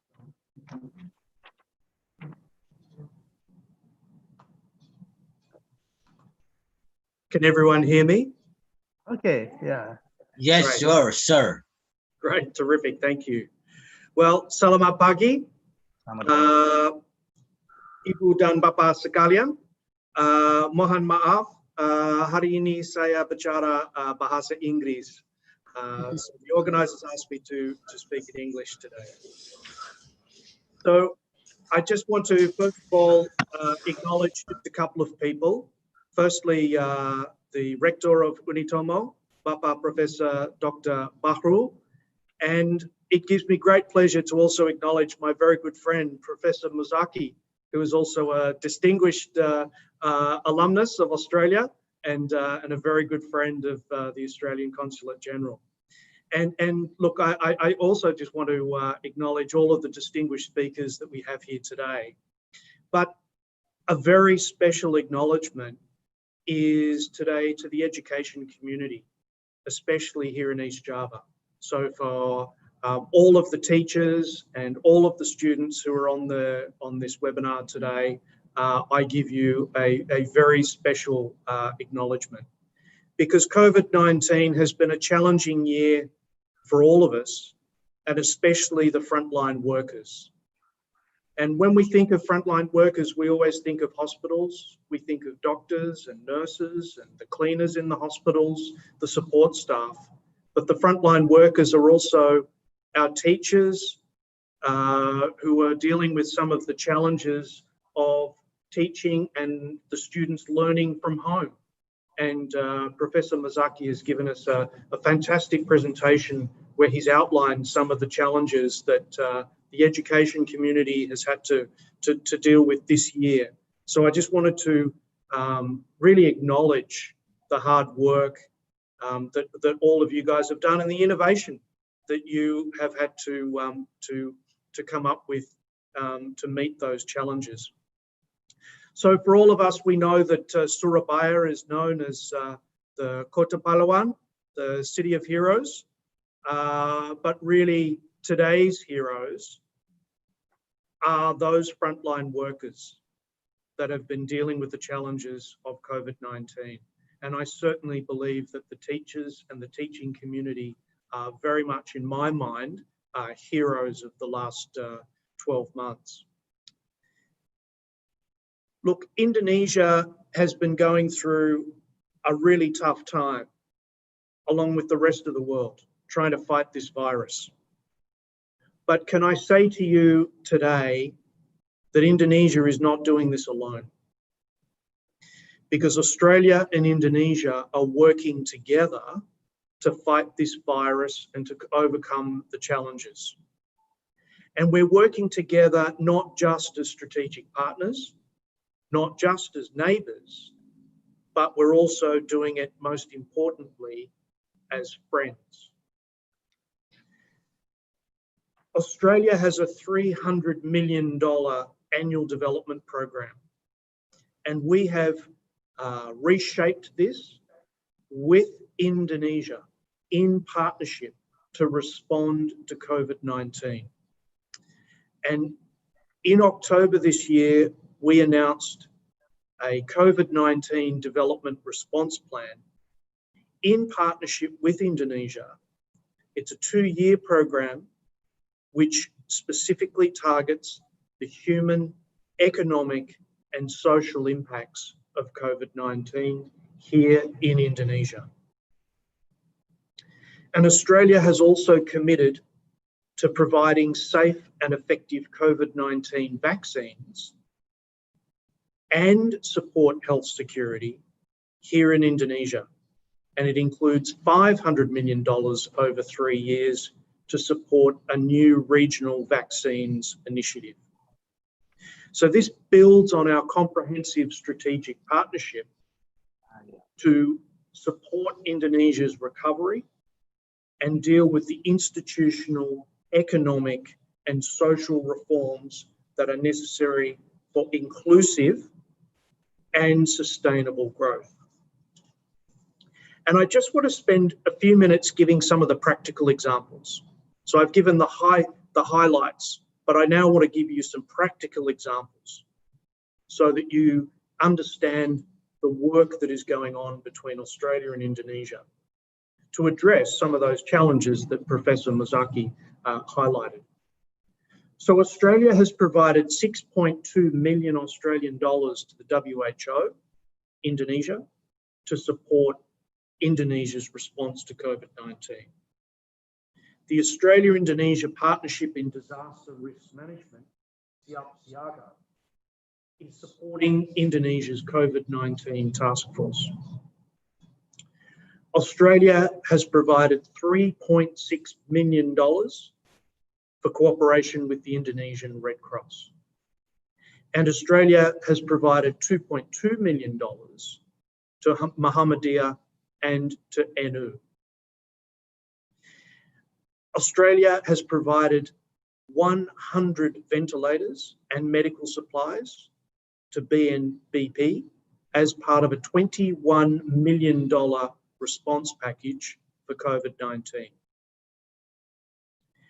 And Australia has given $2 million of PPE and medical supplies to TNI as part of our Defence Cooperation Program. But more importantly, or more specifically, We've also got social programs and education programs that are directly addressing some of the challenges for children and for women in the COVID-19 crisis. We have our program Makhota, which is a social protection program. We have Mampu and Peduli, two programs that specifically address some of the challenges of COVID-19 on women and minority groups, and in particular, people with disabilities. And we also have our Inovasi education program. And we have been working very hard through that program to assist teachers specifically deal with some of the challenges of home learning or home teaching, as Professor Muzaki so eloquently pointed out in his presentation. And we have also been, through Inovasi program, developing community education programs for both teachers and for students about the importance of social distancing and the importance of hygiene.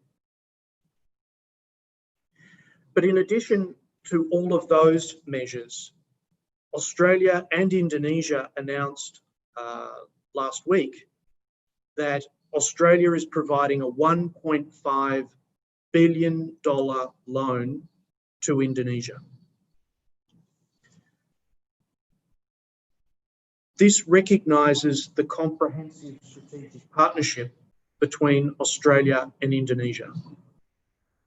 And this $1.5 billion loan will be repayable over 15 years. And it supports the Asian Development Bank-led COVID-19 Active Response and Expenditure Support Program. The loan will be used to support Indonesia's budget financing for 2020, which is focused on managing COVID-19, but also the economic recovery that is required. Indonesia's recovery and ongoing prosperity is critical to the stability and security of our region. Australia and Indonesia are neighbours and we're strategic partners, but we are also friends. And we are committed to supporting each other during this crisis. I also want to make some comments about our education partnerships. And I just wanted to point out, first of all, that Australia is the #1 destination for Indonesian students who study abroad.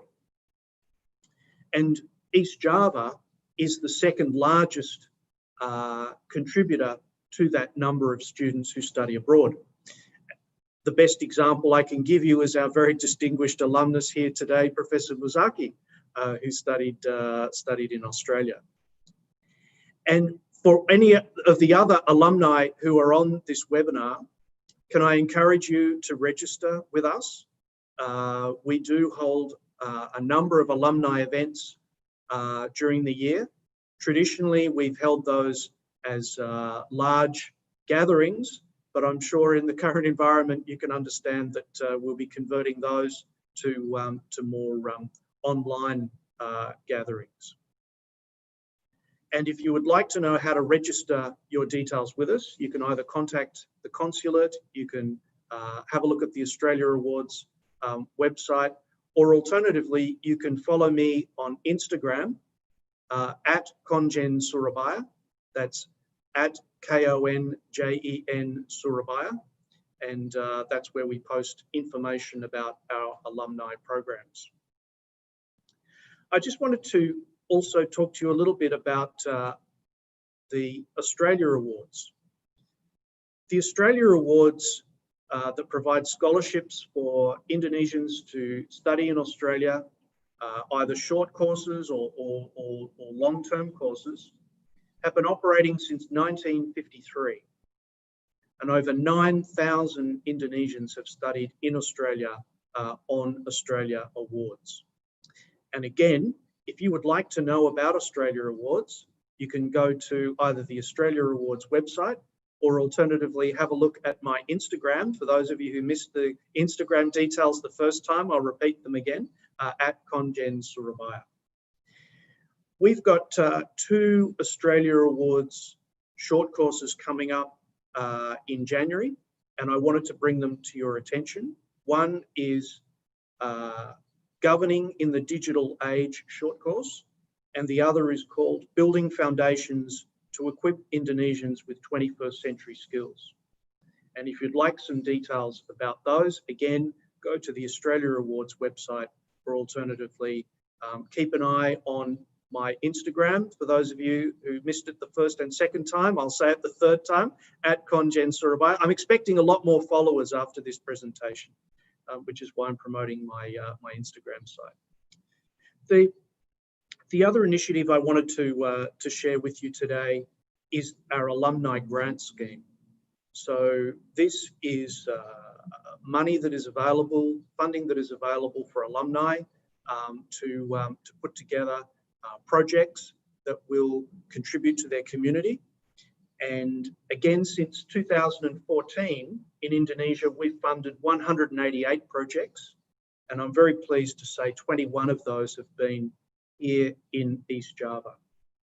And applications for the next round of the alumni grant scheme open very soon. And if you would like details of how to apply for those grants, you can either have a look at the Australia Awards website, or if you missed it in the previous times that I mentioned it, my Instagram account at Kongen Surabaya. So you can see from those very practical examples that Australia and Indonesia have a very strong partnership, a very strong friendship, and it's not just at the government to government level, but it's also at the education to education level. And I'm very pleased to also share with you today that when it comes to the economic partnership, Australia and Indonesia recently signed the Indonesia-Australia Comprehensive Economic Partnership Agreement, or IA-CEPA, and it came into force on the 5th of July of this year. Now, the emphasis on this agreement is on partnership, and it is about bringing the Australian and Indonesian business communities closer together, and for developing those partnerships, not just selling goods and services to each other, but actually partnering together in the global economy. And that's really important. And one of the principal areas that we've identified where Australia and Indonesia and our business communities can work a lot closer together is actually in the education sector. What we would like to see is more education partnerships, more online learning. It's one of the growth areas that we've already seen from this last 9 months. University partnerships, research collaboration, and also in the area of vocational education and training. So looking at what are the skills that are required for the jobs of the future that we need to focus on. And East Java is a very, very important area for us to be identifying opportunities and matching companies in Indonesia and Australia together. We've already got some fantastic examples of companies here in East Java that have partnered with Australian companies and taken on the global market, and I'd like to see some more of those. One of my favorite expressions in Bahasa Indonesia is gotong royong. And for our international friends who are on this webinar today, it means working together hand in hand. And Australia and Indonesia are working together hand in hand to fight this pandemic. I'm very proud to be Australia's Consul General here in Surabaya. I'm very proud to be someone who lives in Surabaya. Saya sudah anak Surabaya. So I'm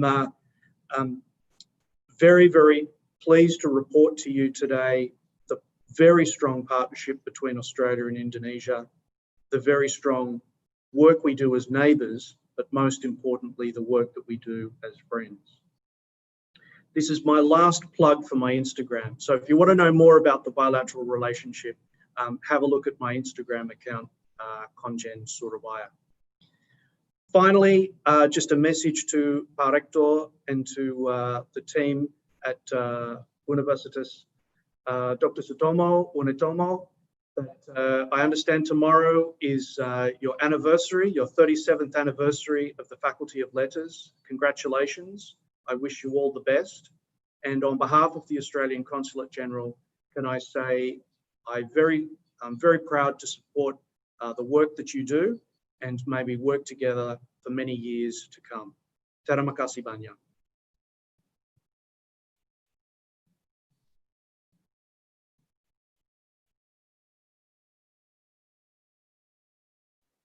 Okay, thank you, Mr. Barnes. Okay, for every participant that wants to know more about what the materials of Mr. Barnes' discussion today, everybody can type the question or comment on the chat, and then also visit the Instagram of the Konjen of Surabaya, as Mr. Barnes wants. Okay, thank you, Mr. Barnes. Next will be Ibu Rokia Pai, MA PhD from University Malaysia Sarawak.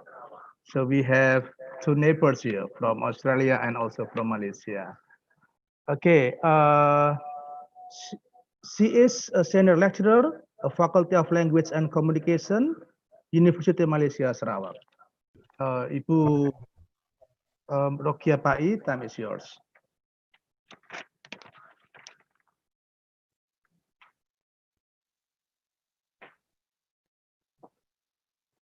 Coba pendengar, soalnya mana?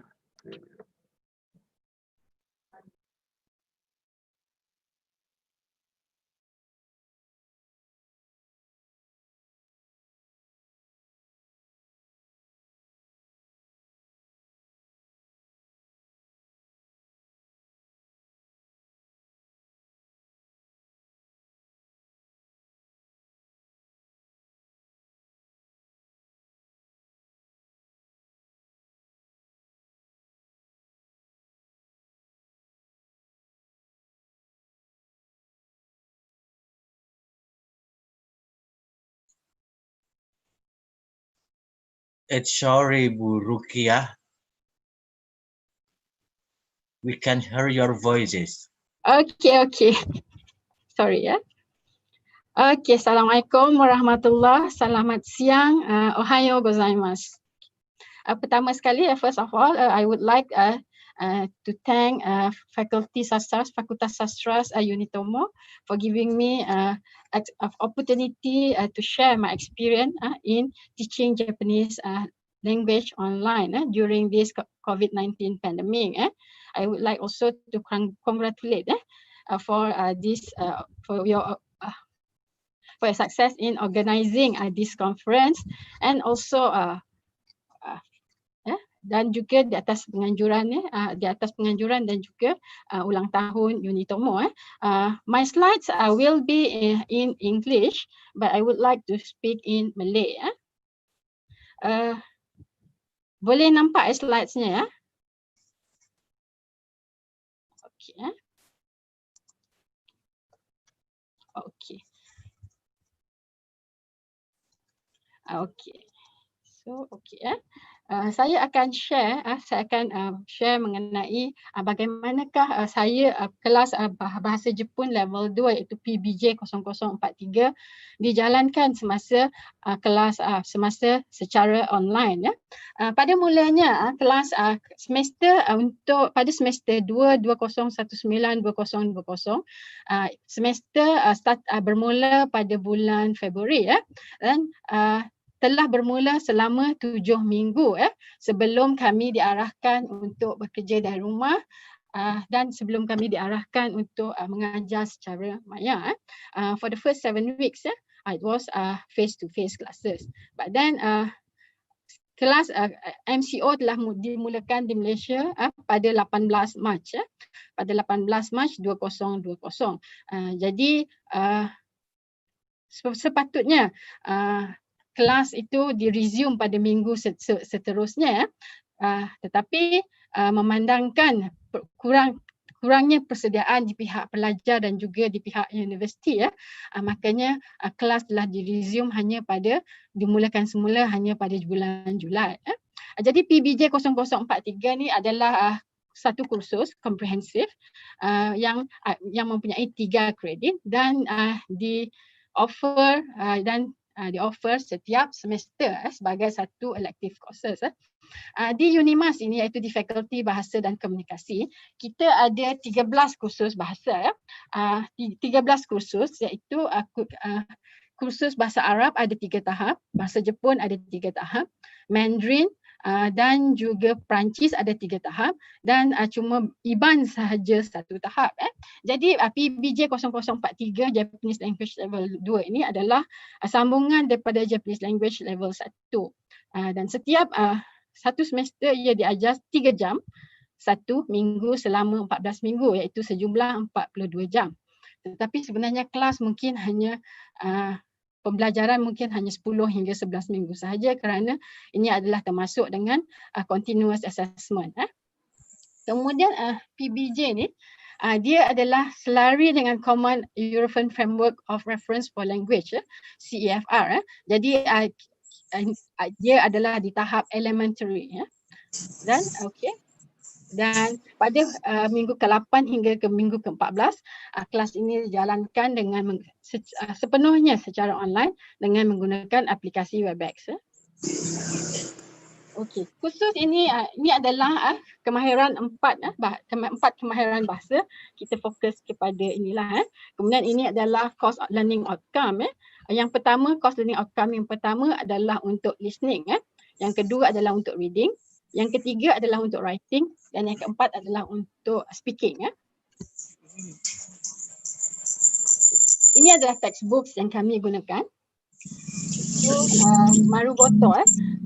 So untuk level 2 ini kita gunakan sambungan daripada level 1 daripada unit 17 dan unit 18.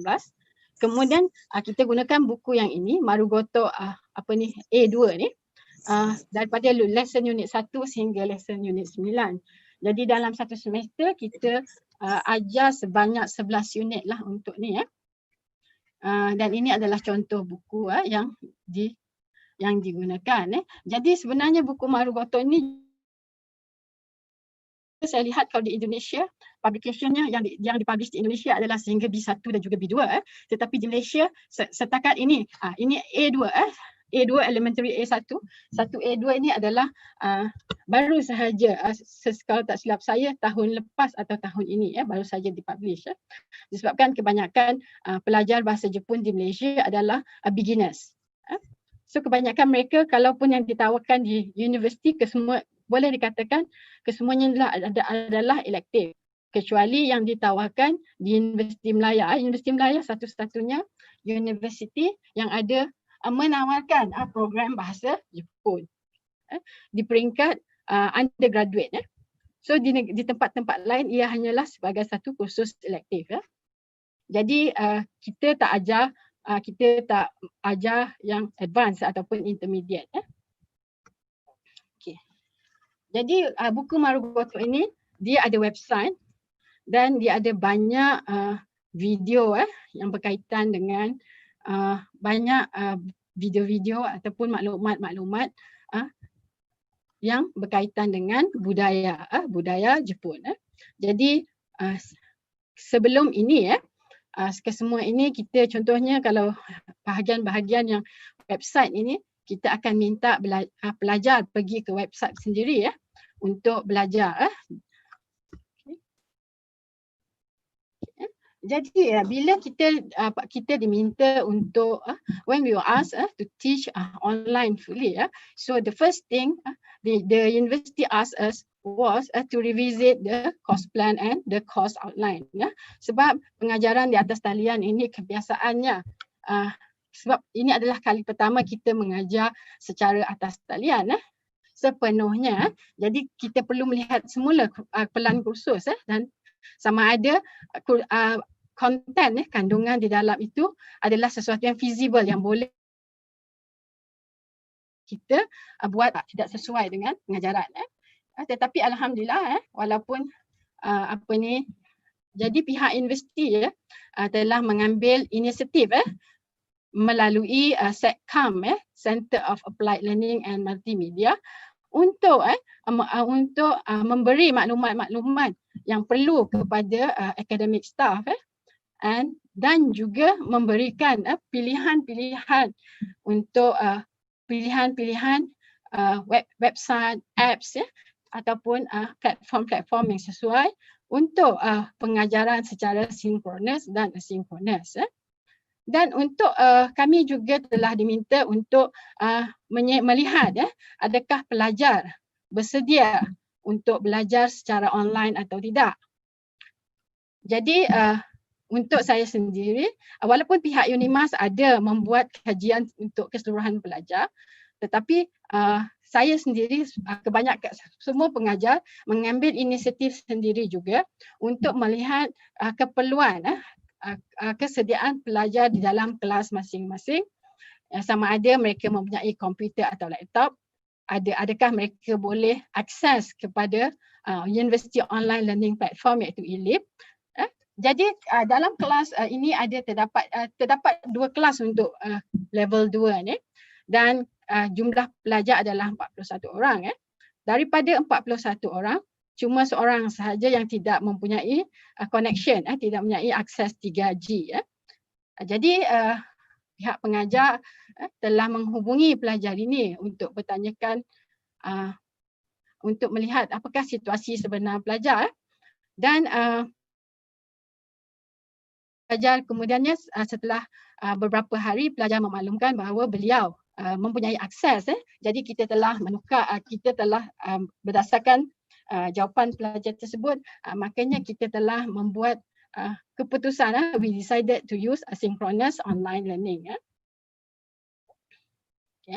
Okey, ini adalah di antara kursus-kursus yang diadakan oleh pihak universiti, dan sebenarnya blended learning ni kita pun sememangnya setiap semester kita ada buat, memang kita ada online learning. Cumanya bahan-bahan yang kita gunakan adalah kita tidak mengajar secara sinkronis, kita cuma muat naik bahan pengajaran, dan juga kita juga kita juga berikan link-link yang sesuai untuk pelajar, ataupun muat naikkan upload video. So ini adalah antara kursus-kursus yang diadakan oleh setiap fakulti berkaitan dengan blended learning yang sememangnya dilakukan setahun 2 kali untuk setiap fakulti. Jadi ini adalah the first one. Okay. And then ini adalah di antara kursus-kursus lain yang dianjurkan oleh UNIMAS. Dan UNIMAS juga mempunyai lesson untuk Webex. Kami telah diberi pilihan sama ada untuk pilihan untuk memilih platform, dan kebanyakan pengajar, academic staff memilih untuk Webex. So kita juga mendapat makluman daripada Cyber Security Malaysia, dan kita juga menerima online training daripada academician daripada pelbagai universiti di dalam Malaysia. Dan ini adalah video-video yang dimuat naik di YouTube, menunjukkan bagaimana bagaimana academic staff boleh menggunakan online learning platform UNIMAS iaitu ELIP. Bagaimanakah mereka boleh maximise penggunaan ELIP untuk pengajaran dan pembelajaran. Okay, kita juga memberi pihak ELIP dan pihak UNIMAS juga menyarankan apakah study tips dan apakah kaedah apakah yang perlu dilakukan. Okay. Jadi untuk bahasa Jepun kita telah untuk online kalau semasa face to face saya tidak memberi PowerPoint slides kepada pelajar. Kita hanya menggunakan PowerPoint slides ataupun video di dalam kelas. Tetapi memandangkan online dan kebanyakan pelajar juga tidak membawa buku teks mereka ataupun bahan-bahan pembelajaran mereka balik ke rumah semasa ini.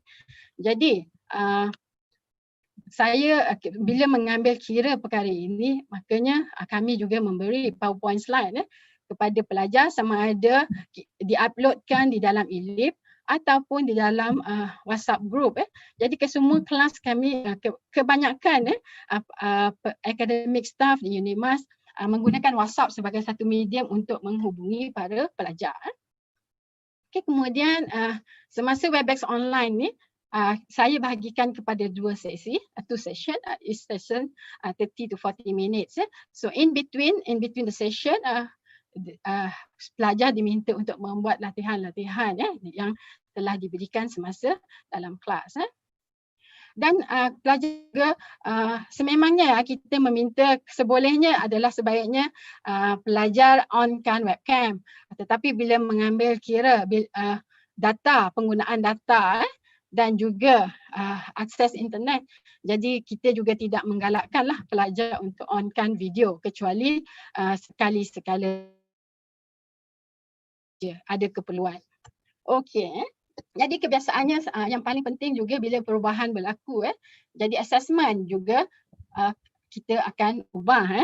Jadi kalau kita lihat di sini terdapat 4 assessment untuk bahasa Jepun dan ini adalah ke semua bahasa ketiga, ke semua bahasa elektif, khusus-khusus elektif mempunyai 4 assessment. Tetapi pembahagian masing-masing adalah sedikit berbeza lah, pecahan untuk yang kecil-kecilnya adalah berbeza. Untuk continuous assessment wajib 60 markah dan untuk final assessment adalah 40 markah. Jadi ini adalah pecahan untuk assessment saya dan kesemua assessment ini adalah assessment yang berbeza. Jadi bila berubah daripada face to face kepada online, contohnya kalau untuk listening sebelum ini kita mainkan audio di dalam kelas.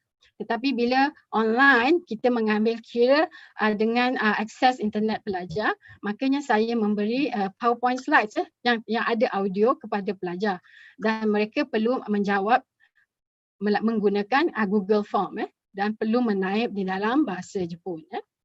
Manakala untuk reading pula, kalau sebelum ini kita gunakan MCQ dan structured question, kita untuk reading sahaja saya untuk online untuk memudahkan pemarkahan saya gunakan MCQ question via Google Form.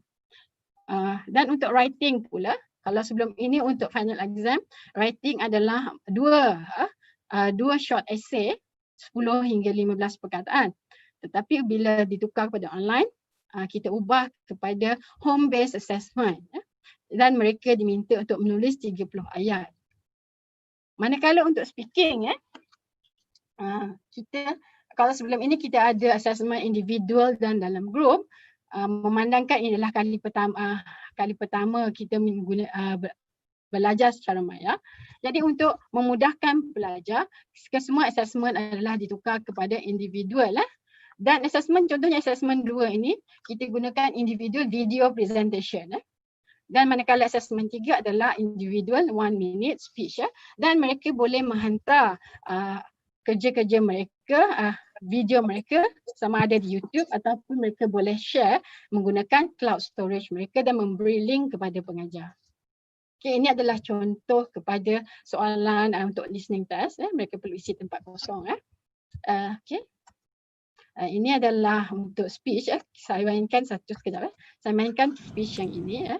Contohnya. Konnichiwa, watashi wa Imeno desu. Ima Nihongo wo benkyou shite imasu.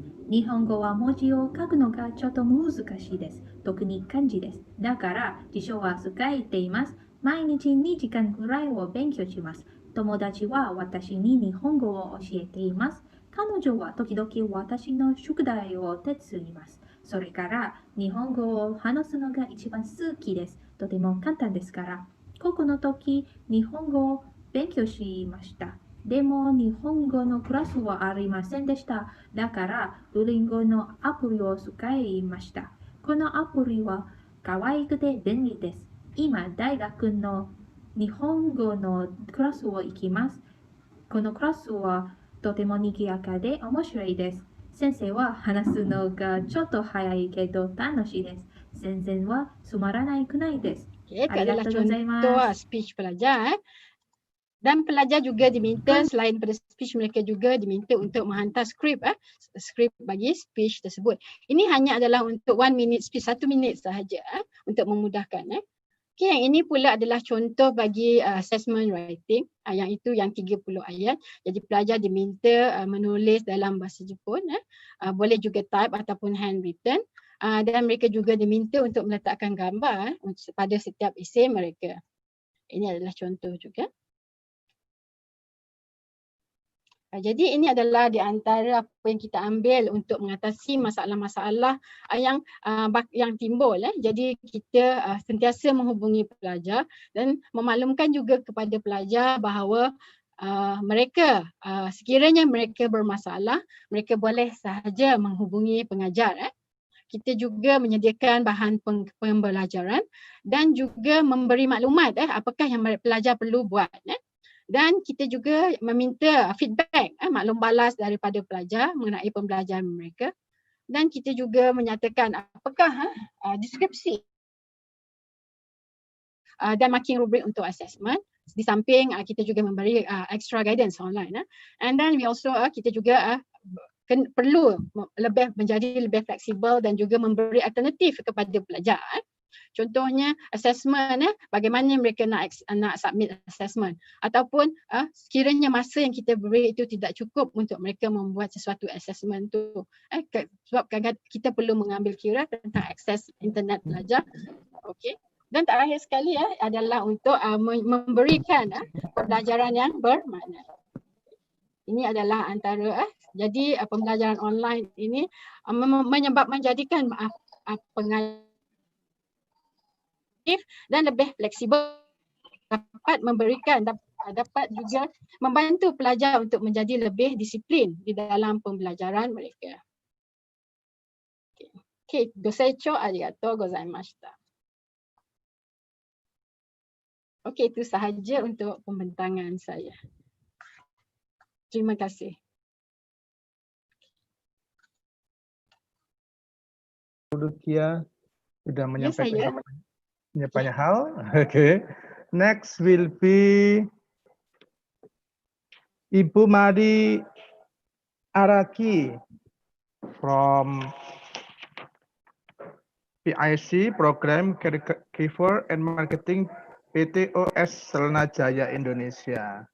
Okay, time is yours.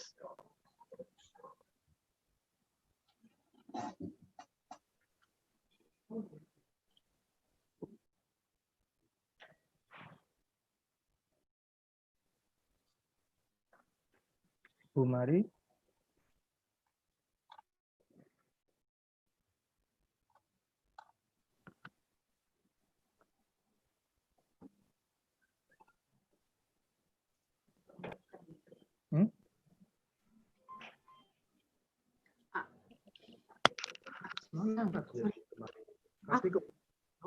Videonya di mana? Halo?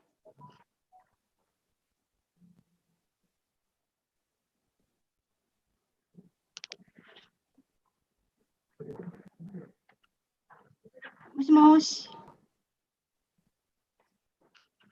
Halo, 聞こえる? ごめんね。そう、ちょっとsaya lagi cek suara saya di ada. Oke. こんにちは。おはようございます。おはようございます。ございます。ちょっと私のカメラが映らないのでちょっとお待ちくださいね。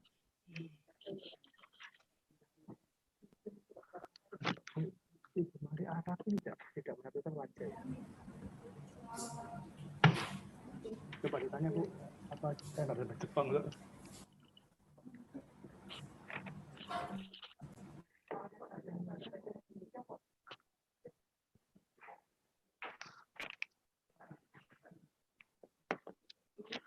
Ayo Mas. Ibu Mari Araki ini. Mana Ibu Mari?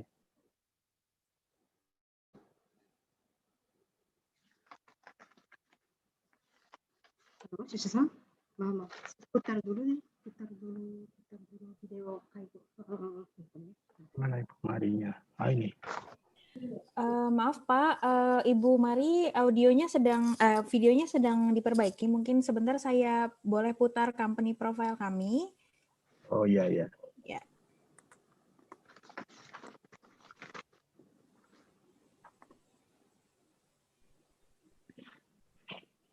Jadi kemarin juga menentukan wajah. Kemarin menentukan wajah.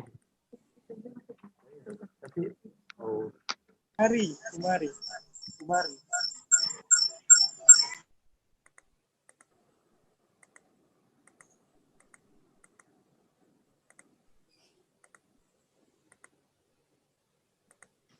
Sudah bisa ya? Ya, sudah bisa Marisan. Sudah Sam. Selamat pagi Bu, silakan. Bisa. Hai.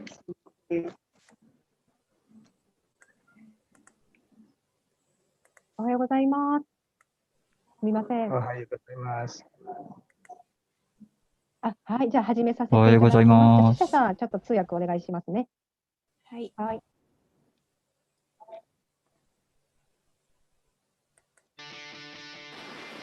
インドネシアにどんなイメージをお持ちでしょうか。はじめまして、ECKLLのジャヤの荒木と申します。本日は、日本と同じ島国です。ご招待いただきありがとうございます。約 2.6 億人。Selamat pagi, perkenalkan saya Ibu Mari Araki dari ECKLL Indonesia. Mohon bantuannya. エネルギーがあります。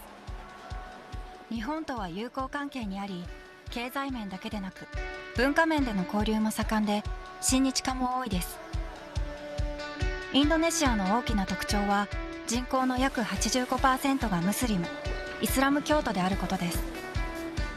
イスラム教は相互扶助の精神に基づき、困っている人を助け、年長者を敬う宗教社会であり、インドネシアでは優しく真面目な国民性を作ることにつながっています。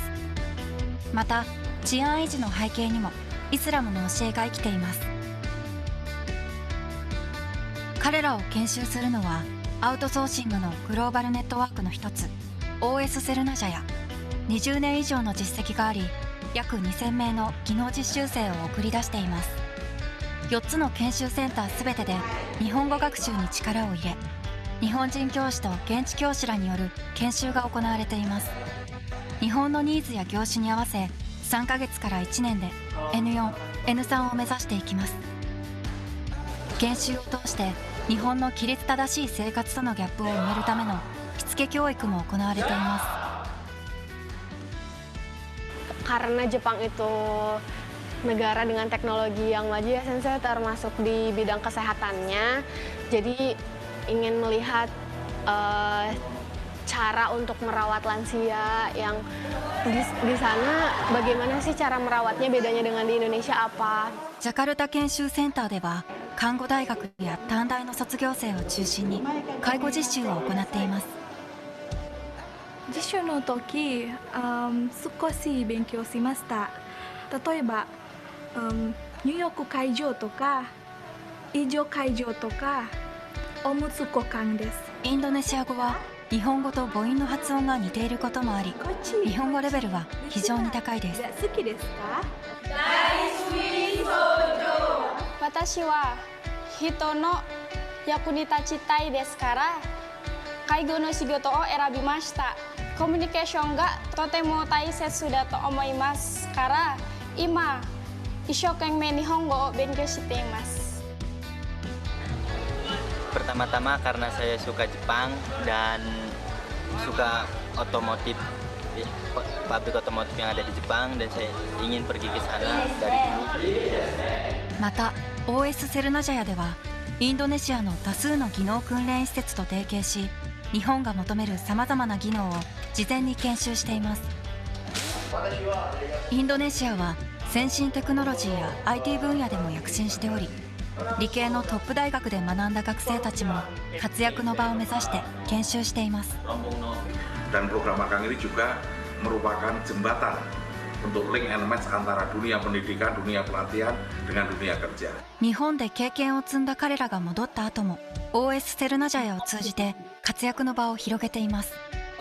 Saya senang sekali bangga punya anak perempuan. Dalam keluarga yang besar dan selalu mendukung cita-cita saya untuk pergi ke Jepang. Mudah-mudahan ya harus jujur, harus disiplin, kerja harus disiplin, taat kepada pimpinan. そんな我々が紹介する実習生は定着率が高く、失踪率の低さは業界ナンバーワン。働くに国境をなくす。グローバル人材はアウトソーシング。はい、ありがとうございます。皆さんは日本語学科の方ですね。日本語わかりますかね。わかります。N さんもわかります。N さん持ってる人たくさんいますか？ Di sini teman-teman bahasa Jepang, apakah ada yang sudah mempunyai N3? はい。はい。OK。そうですね。素晴らしいですね。はい。では、今、これからですね、OSL ナジャヤの、日本で働くためのいろいろなプログラムについて、ちょっと説明をしたいと思います。Ya, baik, OSL Najaya kali ini akan menjelaskan tentang teman-teman yang ingin mungkin bekerja dan memberikan kesempatan teman-teman juga yang ingin bekerja di Jepang, dan kami akan menjelaskan beberapa program tersebut. そうですね。私も前、日本語学科で、docentをしていました。ランプンでね。Sebelumnya saya pernah memiliki pengalaman mengajar sebagai dosen di Lampung, dosen bahasa Jepang. そうね。で、やっぱり、日本語学科の、学生たちは日本語はね、上手なんですけれども、日本で働くときには日本語だけではやはり難しいですね。Ya, sebelumnya pada saat mengajar memang teman-teman mahasiswa itu belajar bahasa Jepang, tapi memang pada saat aktualnya, prakteknya di sana bahasa Jepang saja itu tidak cukup. そうですね。なので、何が必要かというと、スキルね。スキルとスキルtambahan、あと日本語。これが2つセットになって、なるととても皆さん働くチャンスがたくさん増えると思います。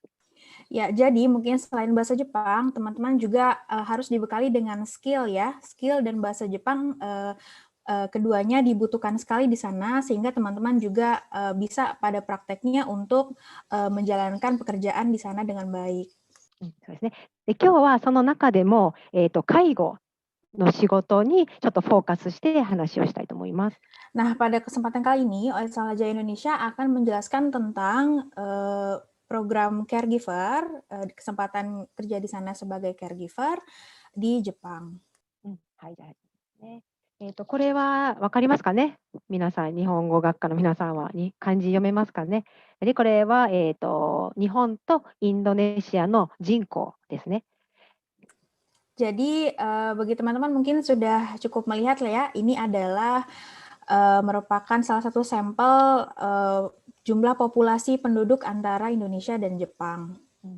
なんでグラフで分かるように、日本は今、おじいさんおばあさんですねが大変多いですね。ただ、若い人たちがとても少ないです。インドネシアはその逆です。ただインドネシアもこれから、30年後同じように日本と同じように、高齢者が必ず増えていきます。Ya, mungkin dari sini bisa dilihat juga kalau para lansia yang ada di Jepang itu cukup banyak ya dibandingkan populasi lansia yang ada di Indonesia. Akan tetapi tidak menutup kemungkinan juga Indonesia pada 35 tahun 30 atau 35 tahun ke depan juga akan mengalami hal yang serupa dengan kondisi permasalahan di Jepang saat ini. で、こちらは、じゃあ2025年までにどのぐらいケアギーファー、介護をする人が、足りないかというところで、今50万人ぐらい足りないんですね。で、その中で20万人ぐらいは日本人がの介護士が、カバーできます。でも残りは外国の方に、サポートしていただかないと、ちょっと日本はこれから、対応ができなくなっていきます。Ya, oleh karena itu di sini sampai 2025 ke depan sudah diperkirakan kurang lebih 500.000 orang kekurangan tenaga caregiver. Di antaranya 200.000 orang akan diisi oleh staf lokal atau staf orang Jepang sendiri, dan juga sisanya diminta support dari negara asing ya, negara di luar Jepang untuk juga bekerja sebagai caregiver di sana. ね。で、皆さん、介護の仕事のイメージはどんなイメージですかね。で、これが1日の、お仕事です。多分この、グラフを見ていただくと分かると思いますが、いろいろお風呂のお手伝いとか、もちろんトイレのお手伝い、食事のお手伝い、1日の生活のお手伝いをします。Ya, mungkin teman-teman ada yang sudah ataupun belum mengerti ya, belum ada bayangan mengenai pekerjaan caregiver itu seperti apa. Di sini ada contoh diagramnya, mungkin teman-teman yang berbahasa Jepang sudah paham ya, kegiatannya apa saja dari memandikan pasien, kemudian memberi makan, dan lain sebagainya. で、これは多分インドネシアでは看護師が、やっていると思うんですけれども、日本では介護の資格があります。なので、このお仕事をするにも、日本ではきちんとした、何ですか、サティフィケートがあります。Ya, mungkin di Indonesia juga sudah banyak ya sekolah keperawatan, dan di sana juga kita fokuskan sekali untuk pekerjaan di bidang caregiver ini. で、一つのプロフェッショナルな仕事です。Ya, dan juga salah satunya profesional sebagai caregiver. では、どうやって、介護のお仕事を日本でやるか、いろいろな方法があります。で、ちょっと今日は時間がないので、簡単に説明しますので、わからない方はまた、後では私たちのスタッフに連絡をください。で、今あるのが技能実習と、あとは介護ライセンスを使っていくもの、あとは特定技能。Ya, mungkin di sini saya akan menjelaskan sedikit mengenai program yang dimiliki oleh OSL Naja Indonesia. Mungkin nanti lebih lengkapnya akan teman-teman bisa menghubungi staf kami. Di sini saya berikan penjelasan umum saja. Yang pertama kita ada program Ginojishu, kemudian juga yang kedua adalah sertifikasi profesi atau LSP, dan juga Tokutegino atau Specific Skill Worker.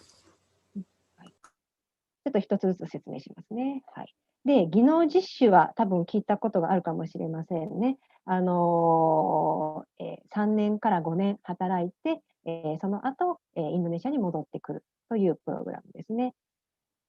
で、それからじゃあ、特定技能というものは新しいプログラムです。これは何が違うかというと、まずビザが違います。Ya, mungkin teman-teman khususnya sastra Jepang di sini sudah sering mendengar mengenai Ginojishu ya, Ginojishu Sei. Akan tetapi program yang baru saat ini adalah Specific Skill Worker. Yang membedakan adalah jenis visanya.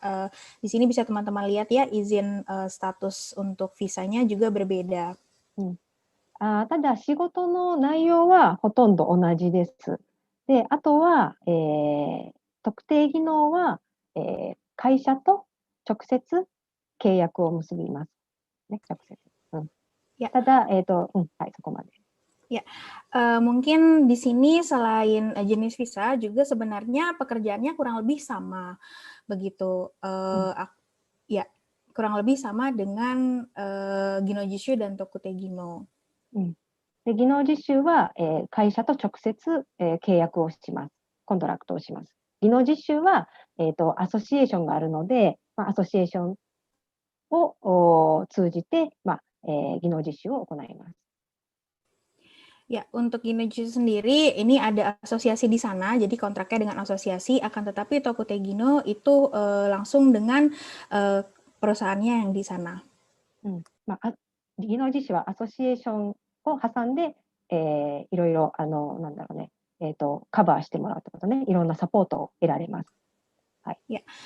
Ginojishu juga di sana disupport oleh asosiasi juga ya. apa namanya dibantu juga disupport untuk dengan asosiasi caregiver di sana. はい。ね。はい。で、今、特定技能の、プログラムはどんな、職種があるかというと、14種類ありますね。まあ、そのケアギファー、介護以外にも、例えば食品とか建築とか、あとはビルクリーニングなどなどあります。Ya, untuk saat ini Tokutegino sendiri atau Specific Skill Worker Program dari Jepang terdiri dari 14 macam program ya. Salah satunya adalah caregiver atau care worker. はい。こんな感じですね。はい。で、まあ、ただ一番やはり、日本語が上手になるのは、やっぱり介護の仕事。なぜなら毎日毎日、おじいさんおばあさんやスタッフと方と話します。Ya, akan tetapi di sini bagi teman-teman yang mungkin jurusan bahasa Jepang, di antara 14 program tadi mungkin yang paling sering menggunakan bahasa Jepang adalah sebagai caregiver karena setiap harinya komunikasi yang digunakan dengan pasien atau nenek kakek di sana dan juga staff ya, staff lokal di sana juga menggunakan bahasa Jepang. はい。で、ここに今3つのプログラムの、まあ条件がありますが、簡単に言うとですね、すべて3年から5年ですね。はい。 Ya, di sini adalah penjelasan tentang ketiga program tadi, perbedaannya dan juga persyaratannya. Akan tetapi rata-rata memang kontraknya 3 sampai 5 tahun. そうですね。で、技能実習は、N4、ナットテストでもいいですね。ミニマム N4 の試験が必要です。あとは、皆さんは日本語学科なので、介護の勉強をしたこと、看護とか介護の勉強をしたことがないので、この2番目、プロフェッショナルサーティフィカートプログラム LSP という介護ライセンスを、取って、日本へ行くことができます。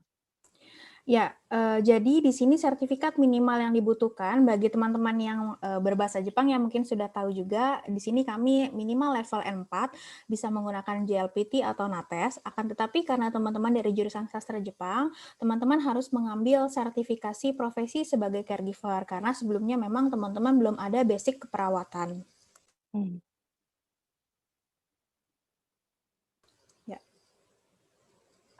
でこのライセンスは OSL ナジャヤが発行することができます。はい。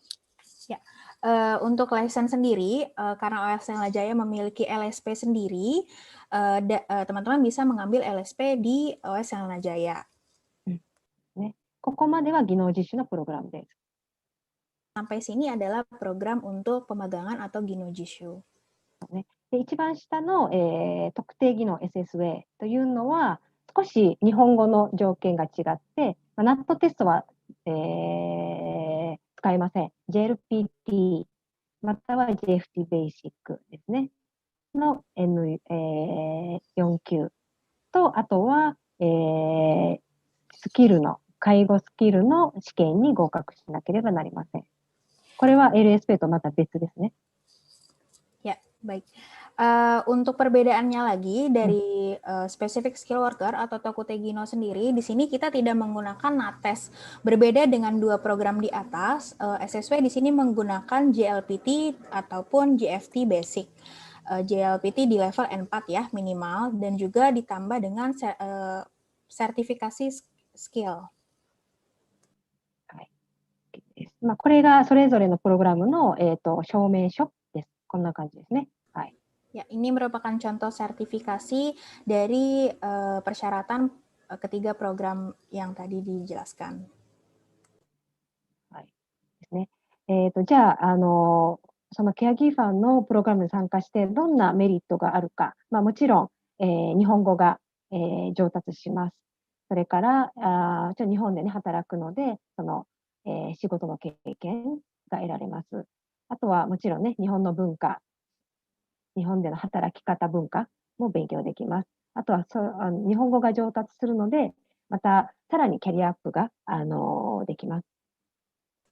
Ya, jadi benefit yang didapatkan apabila teman-teman mengikuti caregiver program ini, yang pertama pastinya memiliki kemampuan berbahasa Jepang, yang kedua mengetahui memiliki pengalaman yang lebih modern di sana terkait teknologi ya khususnya, kemudian juga teman-teman bisa belajar budaya Jepang lebih dalam lagi karena langsung praktek di sana, dan juga teman-teman bisa career up atau memiliki jenjang karir yang lebih tinggi. で、じゃあどうやって、日本語は皆さんできますけど、どうやって介護の勉強すればいいですか？それは私たち OS ルナジャヤが、プロの、先生たちがいますので、彼らが皆さんに教えます。あと、ビザの手続きも我々が行います。 Ya, apabila teman-teman ingin mengetahui lebih lanjut bagaimana pekerjaan mengenai caregiver, nanti di sana prakteknya bagaimana, kami memiliki staf pengajar yang berkompeten di bidangnya. Kami juga memiliki pusat pelatihan bahasa sendiri dan juga basic pelatihan caregiver sendiri, dan juga kami juga akan membantu teman-teman untuk pengurusan dokumen dan lain-lain. ここはもういいですかね。はい。じゃあ、給料はどのぐらいかっていうところで、これはサンプルですね。なので、行くエリアによって、会社によって違います。 Ya, ini merupakan kalau teman-teman yang ingin tahu ya berapa perkiraan gajinya di sana sebagai caregiver, mungkin di sini adalah sampelnya perkiraan gaji, akan tetapi di setiap daerah dan juga setiap perusahaan itu berbeda.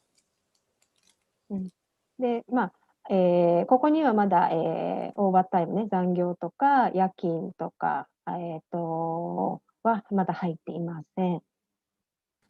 Ya, ini belum termasuk dengan uang lembur, shift malam, dan juga bonus tahunan. あとは退職金もまだ含まれてませんね。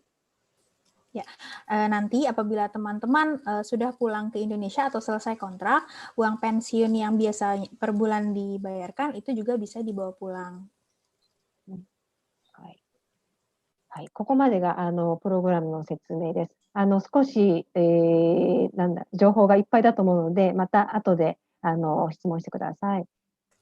Ya, mungkin tadi sudah sedikit penjelasan dari kami, mungkin nanti lengkapnya bisa teman-teman infokan ke kami apabila teman-teman ingin mengetahui lebih lanjut. はい。これは私たちが持っている研修センターですね。私たちは介護だけではなく製造業もやってますので、今、1、2、3ですね。あとまた一つ増えますね。はい、記念誌。 Di sini adalah training center kami, ada 3 tempat di Bandung, Jakarta, dan Lembang. Jadi tidak hanya caregiver, sebelumnya ada manufaktur juga yang masih berjalan hingga saat ini, dan juga engineer. Dan juga nanti kita akan ekspansi ataupun perluasan ke daerah Cilengsi. なので、介護は、ジャカルタの研修センターです。ここは介護専用の研修センター。 Nah, untuk Kaigo sendiri, yang khususnya adalah di Jakarta ya, di gedung yang ini, yang di tengah. はい。で、これが今までの、卒業生ですね。 Nah, ini siswa-siswa yang sudah lulus rata-rata, di sini juga ada contoh kelas bahasanya dan kelas praktek.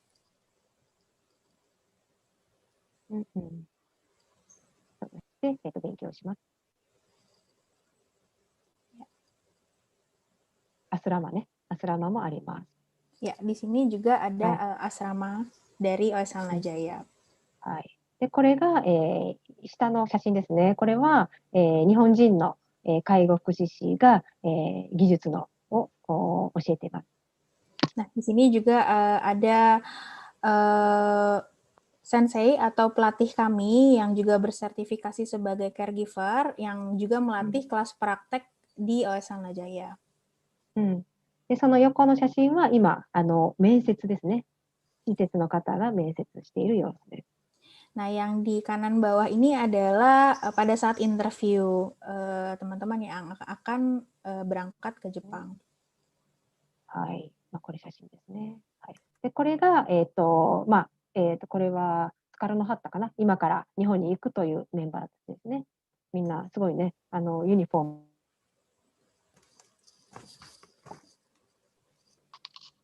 Ya, ini merupakan teman-teman yang akan berangkat ke Jepang.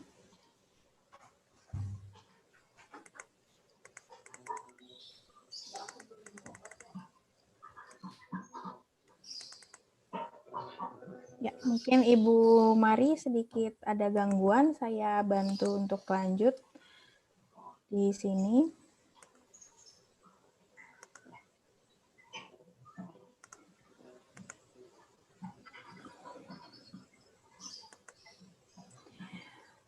Ya.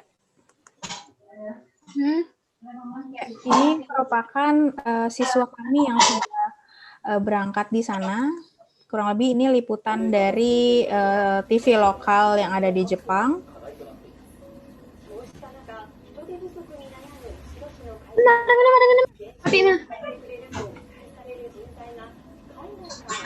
Jadi mungkin teman-teman yang akan lulus juga itu tidak usah khawatir bahwa Jepang juga memberikan kesempatan atau peluang kerja yang cukup besar pada negara-negara berkembang di Asia Tenggara ya. Jadi teman-teman tidak usah khawatir untuk bagaimana nanti di sana bekerjanya, begitu. Apakah ada chance atau kesempatan?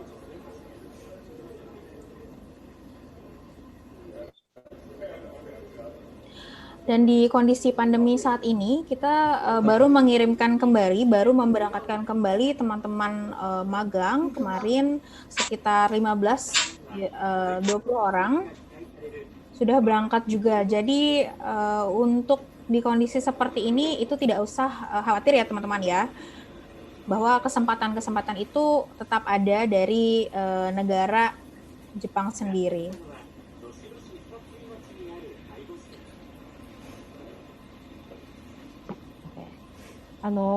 皆さん、多分介護の仕事をね、初めて、もちろん初めてで不安だと思いますけど、皆さんにはね、日本語がありますから、だからそこは自信を持って。時間なんですが、はい。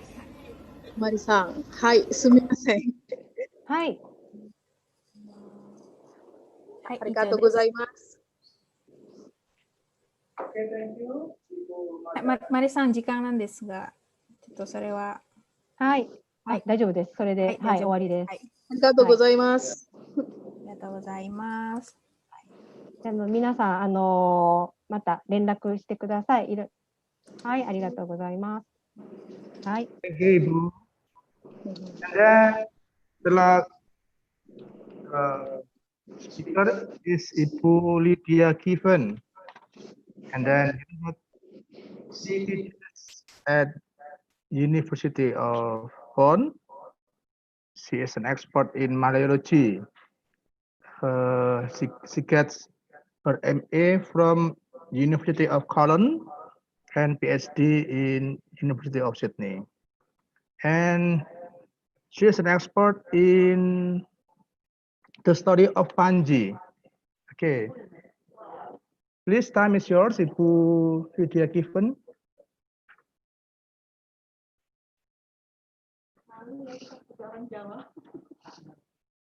Iya. Mas. Di screen saya tidak ada gallery dan tidak ada apa-apa. Maaf, ada yang bisa bantu? Itu barusan tadi hilang semua.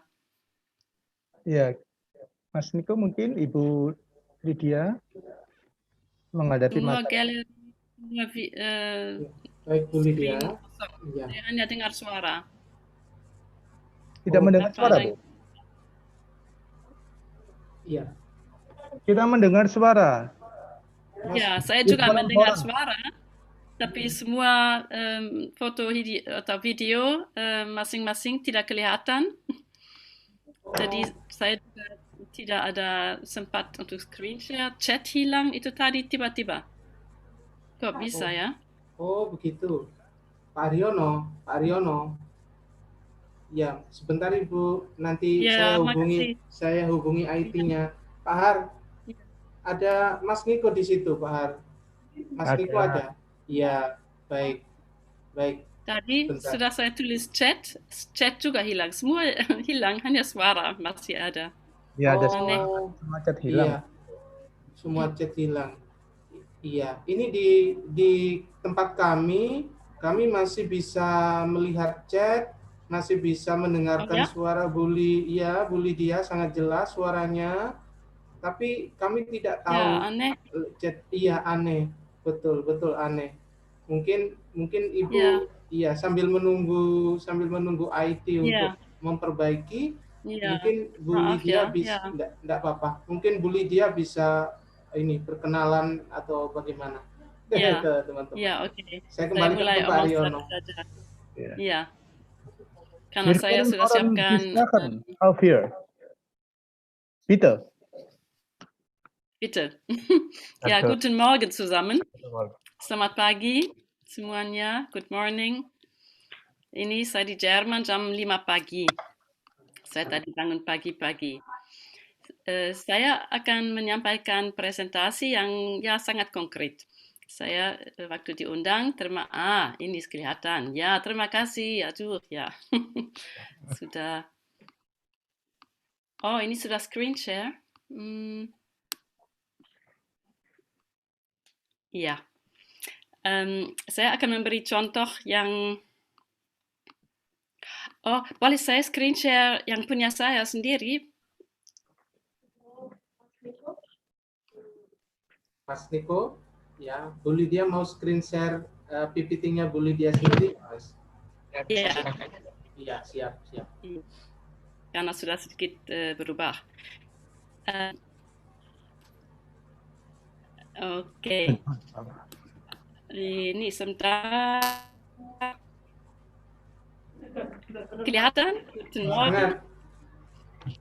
Ya Bu, kelihatan Ibu, monggo silakan. Baik. Kelihatan Ibu. Oke, nggak tahu, nggak apa-apa ya. Foto-foto, video-video masih ada. Ya. Aduh, kok ada.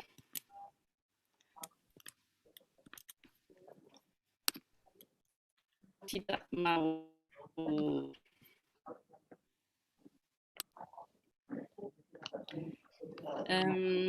Maaf sekali, ini tidak seoptimal.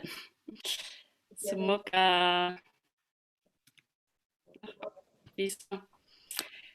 Maaf, mungkin toh bisa dipakai PowerPoint yang dikirim ini, nggak tahu. Ini ada masalah. Maaf.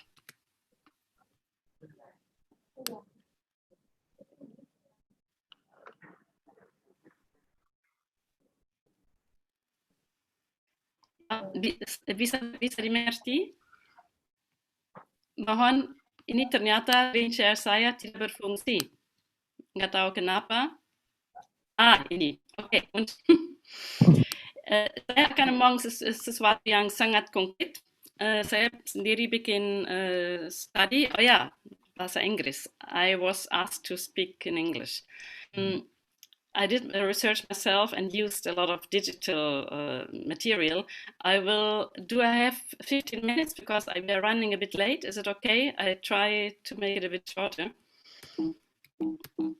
Oh no, now it doesn't go on again. Very strange.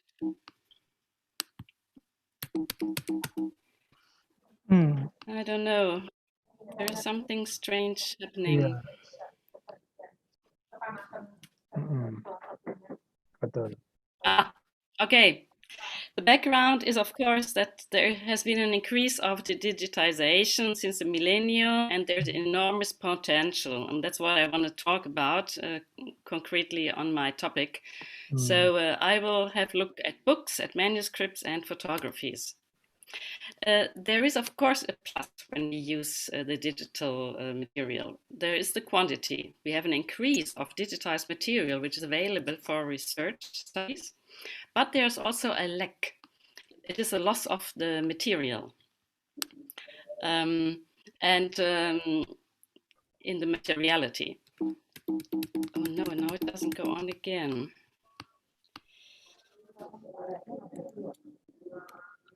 So objects, we have easy access to them. We have an access to details. The objects are independently of the location, and we can make an easy comparison between the objects. And this multidisciplinary work is possible. But the objects themselves, we have them only in two-dimensionality on the screen. Or maybe in some cases, we also have them in three-dimensional animation. They're very abstract measures. If we imagine a book, we don't know if it's 10 centimeters high or 20 centimeters. Yeah, it all gets very abstract. What is the material of the paper if you look at books? What is the material of the cover? Is everything okay? Yes. Is everything Yes, okay? Lydia, please go on. So we cannot touch the object, and we cannot experience the aura. That is which I have experienced. The researchers themselves, like me, we can have worldwide networking. We cooperate with others, independent of the location. And the researchers, which is a lack, we cannot meet in person, only like now, a video conference. And we cannot experience the complete personality, how is the person moving, we only see the upper part. And the researcher is lonely in front of the screen. So my approach is, is there any sense to our research? We open a book, I give the example. My study was on manuscripts of the Panji Jayakusuma, which has been one of my favorite topics throughout the last year, Panji. The story of Panji, actually everybody in Surabaya should know. Prince Panji, it's an old myth. He is from the kingdom of Jenggala in Java, and his betrothed Princess Sekartaji. She's from the kingdom of Kediri in Java. It's a love story.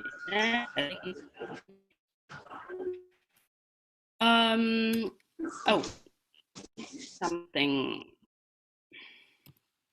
That's a pity. This actually should be a map of East Java showing Jenggala, the place, the kingdom of Panji, and Kediri, the kingdom where the Sekartaji, the Putri, comes from. Sorry.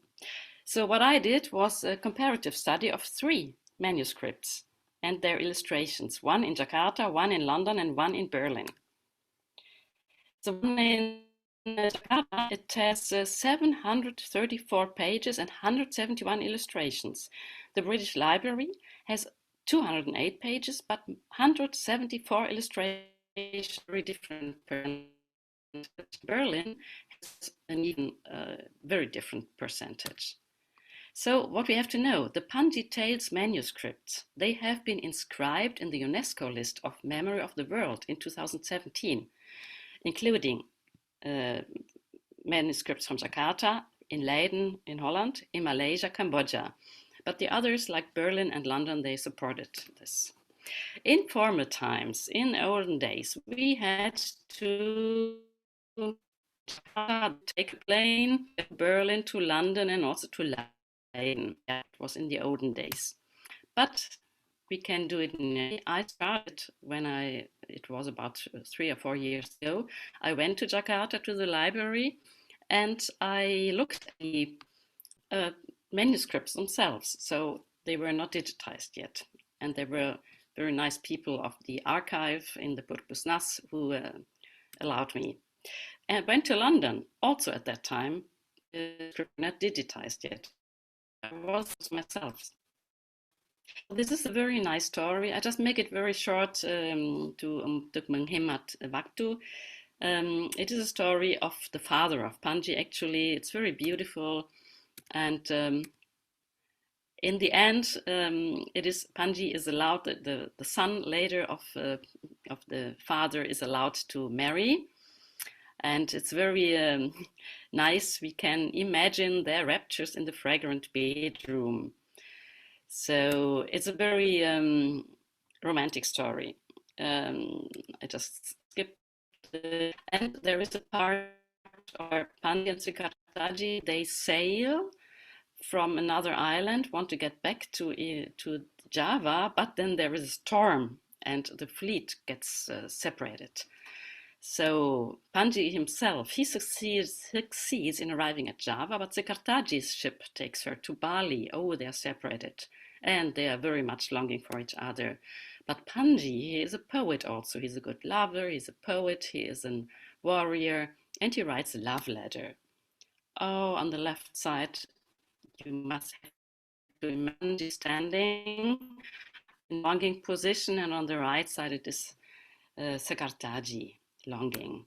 And there's an example of a poem, the Wang Bang Vidya, where the letter says, "My lady, who are like the goddess Rati, the very incarnate, you have overpowered fun under passion's sway." So if somebody can read the Huruf Java and Bahasa Java, you might find such a letter in the text. Oh, something is going wrong. So sorry, it doesn't really work 100%, but the essence is there. In the end, they again. This one now from the manuscript again.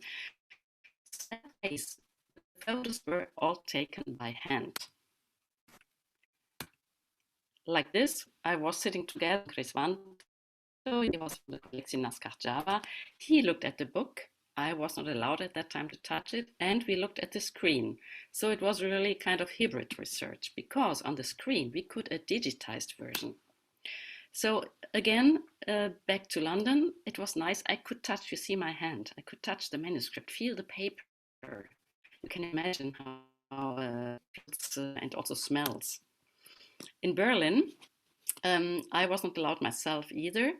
Please see the one on the left, the one on the right. I don't know, something happened here in the wrong way. On the left's upper side is a letter of the Asia, of the Oriental collection. And he also showed me, this is the Berlin, the German Pandijaya Kusuma. So you see, it is very, or like here as well. I saw a few manuscripts in Leiden. This is not Panji, it's other stories. But you see the book, the cover, and it is very tactile, and you can see a lot of things. And then in the end, I put it all together on my two screens.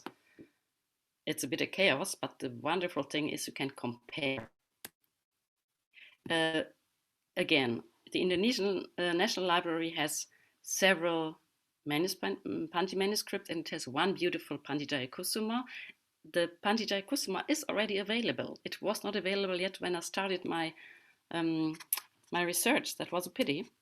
The British Library, I went there myself. They are also in the process of digital, not available yet. The German, Germany, I don't know if you can say it's Maju. So they illustrated already all their Javanese manuscripts. Leiden, which I just went to compare with the style, they don't have Pandijaya Kusuma. They are in the process of digitization. So it is all still in between, what I've been doing. What I wanted to do and what I did was a comparison of the illustrations of the three Pandijaya Kusuma manuscripts, to do an iconographic comparison, stylistic comparison, and the comparison of the selection of depicted scenes within the three different Pandijaya Kusuma manuscripts. So I did digital access, which is very easy, like on the bottom right. These are from Berlin. I did not take the photographs myself, but I could take them from the digital version.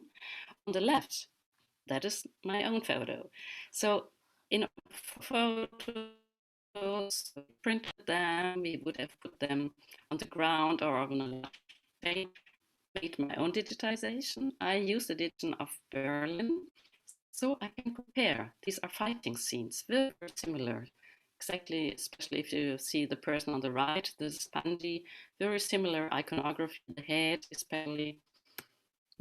Another very frequent topic is the sailing with the ships. If you compare the ships, it's Dutch ships. A maritime Southeast Asian nautic expert, he told me, these are really Dutch ships. Also another comparison on the left and on the right, it is the year of the two protagonists. Something interesting, on the left side, you see they are sitting in the way how you would see the wayang puppets, They are in embrace. Right, it is a kind of, but they look much more realistic. And that's the point. The whole wayang style, you could see it in the other illustrations before, they are in the wayang-like shape, but the illustrator had the opportunity to bring his own creativity. So to let the persons appear more naturalistic, or even you see a lot of European influence. Maybe to repeat again, all these illustrations, they have been done around 1800 or a bit later. So once again, National Library, it's very recent that they provide the digitized versions of, you see in the middle, the Pandijaya Kusuma, also from the Nagarakatagama and the Lagaligo, all of them Memory of the World by UNESCO. So it's wonderful that all of them you can access in a digitized version. Like here, you see the ship before. No, I do not need to go there or ask a librarian, but I can scroll all the pages. The one in London, they have only one manuscript being digitized yet. They are still going on.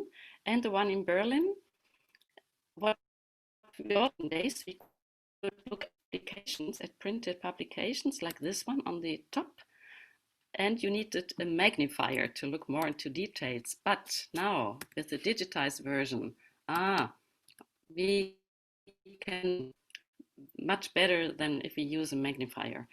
So these are a few examples of what is the difference between the old versions and the digitized versions. Again, I skipped this a little bit.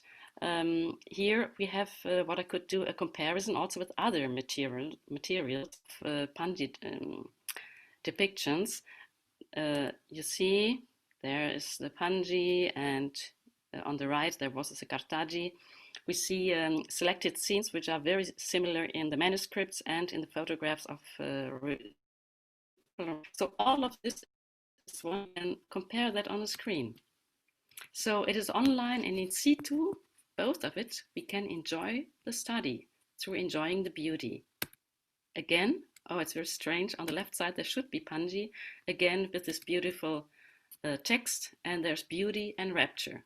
We can experience it on the screen, but I would say, for me, it is more the rapture and the beauty which I experience when I see and touch, also smell the objects. Yeah, this PowerPoint with animation and design, sorry, not everything went well. It has been delivered thanks to the digital media. We have to keep that in our mind. All what we are doing now, video sharing, Zoom meetings, webinars, it is all possible because there is this digitization, and that's the big potential which we can use now in the digital in the COVID time. We have to keep that in mind. Yeah, this is something a few years ago we didn't imagine that. And now I sit in Germany, you sit in Indonesia or wherever, and we can simultaneously see our screens. That's wonderful. Thank you, terima kasih to the artists who wrote the manuscripts, who did the drawings, the illustrations, and to the artists of digitization. Yeah, let's all be creative and go on and use all the material and all the IT technique which we have now. And the outcome of my research will be printed soon, will be published soon. You see this in German publication, but in English. Okay, thank you very much. That's it. Okay, thank you, Ibu Lydia Given. Back, yeah, to the gallery. Thank you. Okay, thank you. Now, so we have 30 minutes for the question and answer session. And then please do not forget to mention to whom do you want to deliver your question. And I think I got the first is from Kusuma Wijaya of Sidoarjo. Okay, please, Mr. Kusuma. Morning, sir. Can you listen to my voice? Yeah. Okay, so, well, my question will be addressed to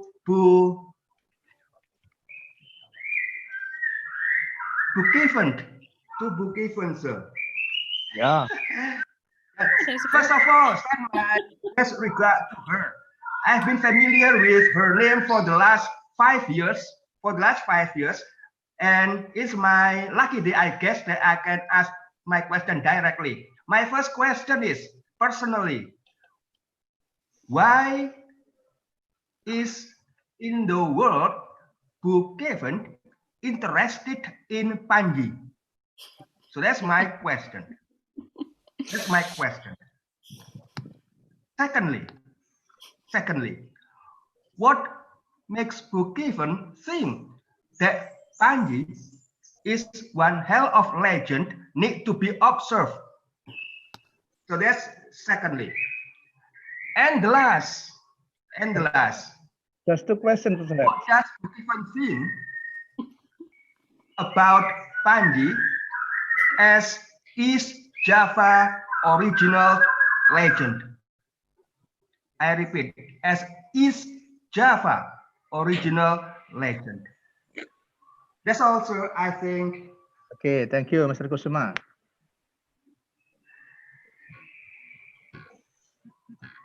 Okay, please, Ibu Kifan. So I answered directly. Wow, that was a very, you come to the point, to the essence of my heart and all of my study. Why I got interested into Panji, it is many, many years ago. In 1996, I did a study on temple reliefs and I got so very infatuated, so beauty and rapture. So I did a very long research on many temple reliefs in East Java and I got more and more into it. So that's why my interest started, and I have been doing archaeological research before. So it was just the topic of Panji. No one had really done study on it before, so I was a kind of a pioneer.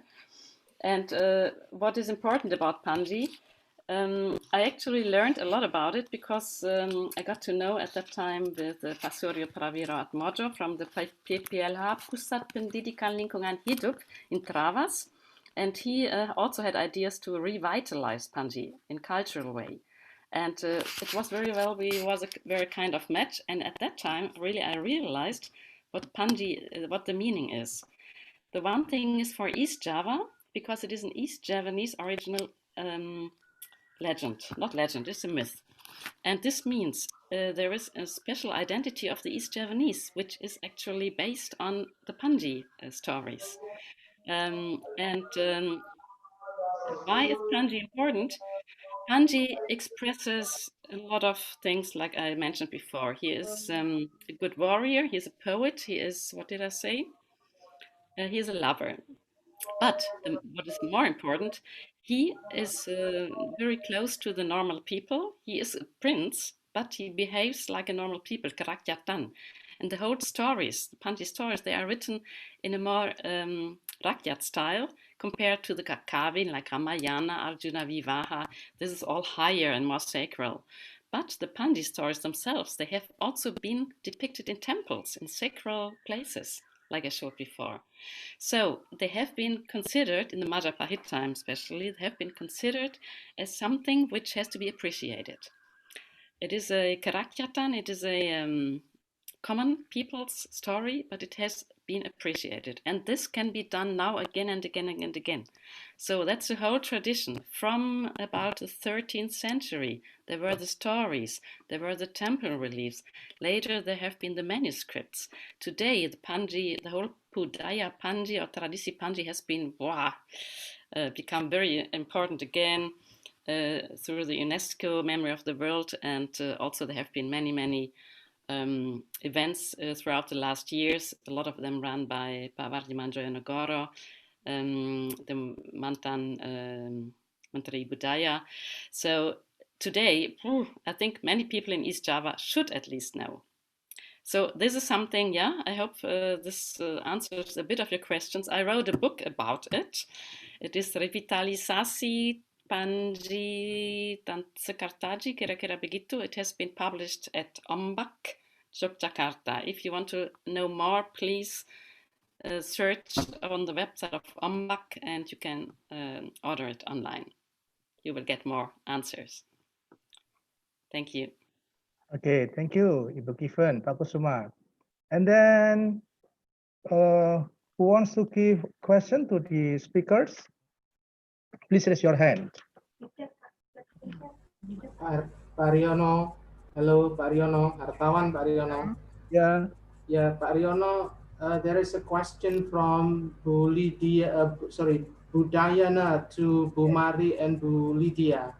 Bisa dibaca di chat Bapak.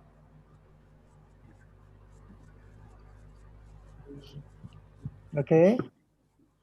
Ya, halo Salam budaya. Diana, salam budaya. Halo Bu Diana. Okay, apa bisa dengar saya? Can you hear me okay? Yeah, very clear. Thank goodness. Terima kasih sekali. I'm really thankful always that to connect with Unitomo, and you know, a long time already thinking about how can Lydia connect with Unitomo. So this is beautiful, sangat indah. I have two questions because you know I always have many questions. And I think it's good that the mahasiswa, that they know that when you are in the field of teaching, usually it's because you love thinking about questions. My question for Ibu Mari, Ohayo gozaimashita. Sorry, Mrs. Diane. Yes. Miss Marie has already gone. Yes, because there is an interview schedule, so Okay. Marie will. I will take Marie part. Okay, and you will try to answer from your experience. Okay. Okay. I will answer your question. From your experience. Okay. Okay, I'm going to ask the question now. Are you ready? Okay. Okay. Okay, ohayo gozaimashita. Gozaimasu. What kinds of nonverbal skills does someone need to be a caregiver for elder people in Japan, elder Japanese people in Japan, or elder Japanese people in general, anywhere? Okay. Non-verbal skills. Verbal skill. Okay. I will ask your question. Then after that, I have a question for Ibu Lydia, but may I just with you first? Oh, okay. Okay. Okay, I'll answer your question. Thank you before. Actually, I am not a caregiver. I have not an experience for being a caregiver before, but I have studied in Japanese. So actually, beside we have to learn Japanese first. Maybe in anywhere if you want to go to work in overseas or another country besides Indonesia, we have to learn Japanese or another language first. Then actually for caregiver, we have to learn basic skill of caregiver. For nursing school, they have already learned about basic skill for basic skill caregiver. They call gerontic skill. They have to taking personal hygiene and individual concern for the patient, and then spiritual and communication skill. Of course, they have to know the basic skill of a caregiver beside of language. How, in your opinion, when you are communication with Japanese person, you as Indonesian, what happens? What do you need? What kind of non-verbal skill do you feel you need? You as Indonesian in communication with Japanese. Of course, they have. It's good to be honest, so your your students can understand. It's good. You be honest. Okay. To be honest, of course, their culture. Japanese people, they are strict about their culture. They have a high politeness, and then also they have what is it? They polite to elder people, and I think Indonesian people will be similar with them. We also polite with elder people, so I think I think they will like Indonesian people because of that. Indonesian people have a sopan santun. I think everyone know about that, and ramah also. And Japanese people love about that. Yeah. Okay, Terima Ibu kasih. Diana, to Ibu And then my Kifan, please. question for Ibu Lydia is Yes. maybe if you can, Lydia, speak a little about your experience of translation multiple languages, because your work has been published in Deutsch, in English, and also in Indonesian. And it's okay without being too harsh, but a little bit the challenge, so that younger people are aware of this. When you have the niat, the inspiration to share, but some of the things that you face doing that in translation. Terima kasih. Dankeschön. Thank you, Diana. Diana is a very sahabatku, very good friend of mine. So she has brought me to Unitomo, and she knows my story. So that's why she can ask this. Yeah. Yeah. What I have been doing, as she said, I had to mengatasi banyak challenge. So I always compare. That was actually one point which I didn't mention before. Panji and Sekartaji, both, they never give up. They struggle. They keep going. They also change their identity. They become women or men, and they keep going. They keep going. So this is something which we can translate into our lives. And that's what I did. I have been ill for many years. I could not go on with my research, but then I could do it. So I got a lot of help from friends, a lot of support financially in the end. So that's something which we can learn of, and it is really something. It is not only legend, but we can use it for our life, and that is something what I did. So also I translated it into German. I gave talks here. I also composed a performance which I wanted to give tomorrow with friends. Nembang, and talking about Panji story and playing gamelan, and but yeah, because of COVID, it cannot happen.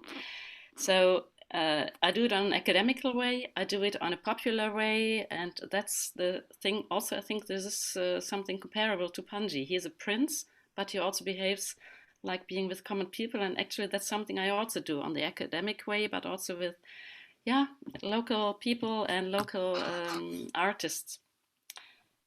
Yeah, maybe that's an answer to what Diane asked. Also, sorry, in the beginning I forgot to say thank you very, very much for the invitation and for being able, for giving the opportunity to the Dean of the Faculty, to the Director of UTOMO, to the Chairperson, to the Board of Committee. Yeah, sorry I don't mention all the names.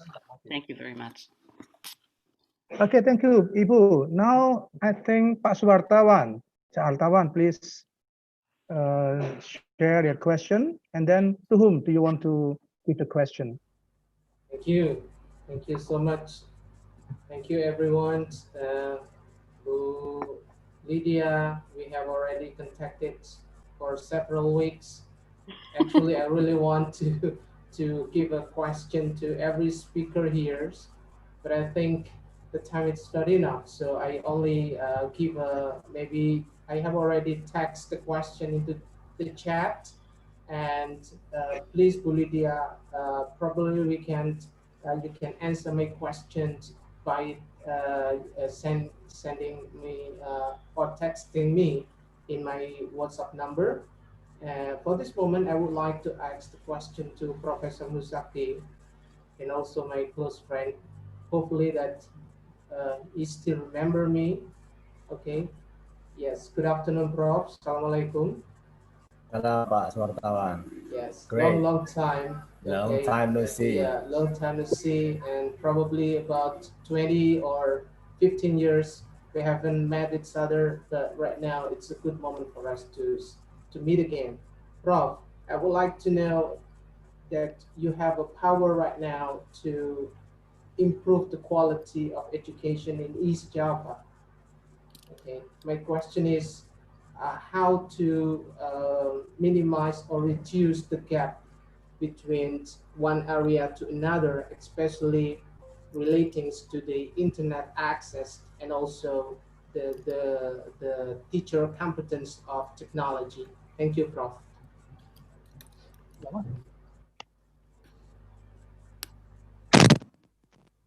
Okay, to react to me. Okay, thanks, Pak Suartawan. Very great question to me, and the COVID-19 pandemic gives us an opportunity to strengthen the technical capacity of teachers to deal with what we learned in the recent months, the virtual learning, virtual teaching, because the Ministry of Education in the past in the past 3 years has already developed the notion of digitalization of education. One of the strategies to strengthen the digitalization of education is through teaching in the classroom. So teachers play a very key role in this situation, and the pandemic of 19 gives us more rooms, to strengthen the way how we deal with the virtual learning, virtual teaching. The problem is they were born for different time in comparison to students' generation. They were called digital immigrants while they have their own mobile phone, but not all of those they have can be categorized as smartphone. So they are, for them, the virtual learning is something new for some, for some. So in response to your questions, Pak Suartawan, about how we deal with efforts to do the better of the quality of education. For me, we have like the association of teachers, the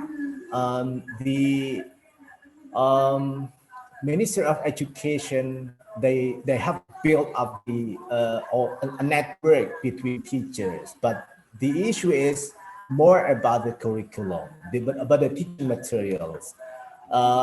Efforts to do with, let's say teaching strategies for virtual teaching, for virtual learning is not quite as strong as the upgrading of their skills in teaching materials. So for me, I would suggest, Pak Wartawan, that one of the key important strategies for the government, also for the local government of Java, is make use of the association of teachers and give them an instruction that teaching now has to be built up using the technology.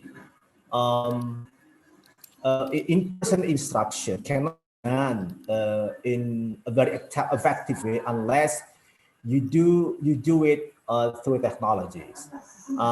So that is why in this context, the local government needs to upgrade the technical skills of the teachers in using Zoom seminar, webinar, and the like, and also how they make use of social media as part of the strategies to deliver the teaching.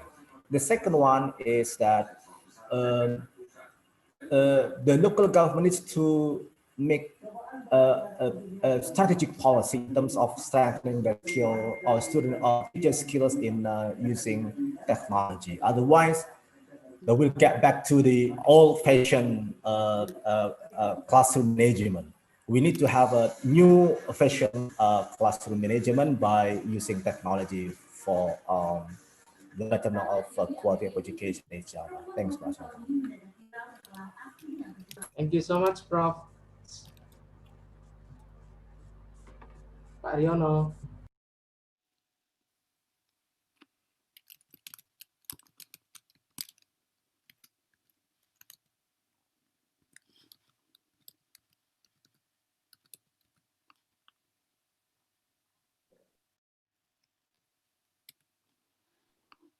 Okay, so we still have 4 minutes.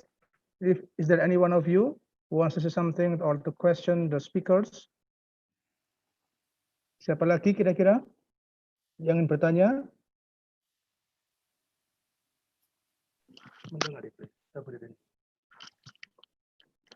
Ya, ada lagi pertanyaan lagi? Kita masih punya 3-4 menit lagi. Saya Pak Haryono untuk Ibu Rokia. Okay, Ibu Tantri for Bu Rokia, please. Rokia Sensei, arigatou gozaimasu. Konnichiwa.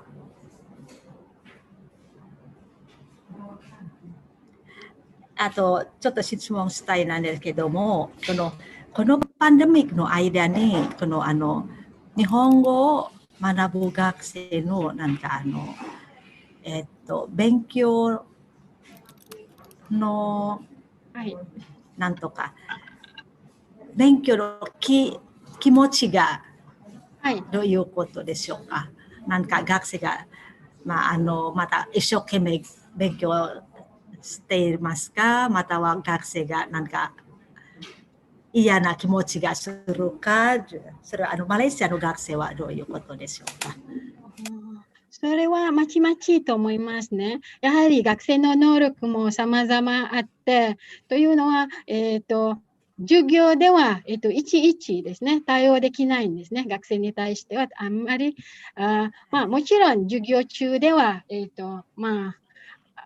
授業中ではいろんなアドバイスもしたり、で、授業中では学生に、できればですね、学生が出席を取るためには、大体1人当たりですね、2回ぐらい質問とかをさせたり、練習問題をさせたり、で、発言できるように機会を与えるんですね。ですから少なくとも、やはり、読ませると学生が読めるという気持ちがとても大事だと思いますね。そうしたら自分の、どうかな、自分の、私はできる。もっと勉強したいというとなります。ただですね、やはりできる学生は、例えば作文を書かせるときは、できる学生は、Google も、Google トランスレートとかも使ってはいるんですが、でも自分なりにですね、綺麗な文章を書くんですね。でもできない学生は、Google の力を借りて、例えば、Google の翻訳を使う学生もいますね。ですから、ただ、こういう機会ですね、パンデミック、この機会によると、があるからこそ、学生はもっと自分で自習できるんですね。だから私は、ある意味では、これはとてもいい機会と思います。わかりました。はい。学生のレベルはどのぐらいですか？N3 ですか？N2 ですか？N1 ですか？いや、N5 ぐらいですね。わかりました。はい、はい。ただうちではやはり話せるようにそういう力をつけてますので、だからオーラルテストとかは1学期に2回ぐらいしていますので、だから話せる学生結構います。はい。そうですか。はい、ありがとうございます。ありがとうございます。ありがとうございます。Oke, terima kasih Bu Tantri, Ibu Rukia, dan para speaker. Terima kasih sekali kami Profesor Ahmad Muzaki, Ibu Kiven, Ibu Rukia, Ibu Ataki, dan juga perwakilannya Bapak Barnes yang sudah menjawab lewat konjen Australia di Surabaya. Oke, terima kasih semuanya. Saya serahkan lagi kepada Ibu Lindra yang sangat cantik ini.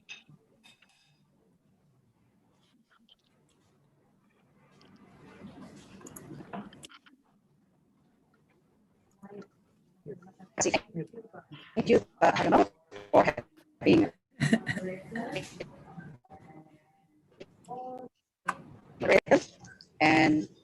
the great keynote speakers. Well, our keynote speakers have already all the opportunities that we can have during this pandemic. So hopefully that all the materials, all the shares would be benefit for all of us. Well, now it's time for us to have a break, lunch break and pray or isoma.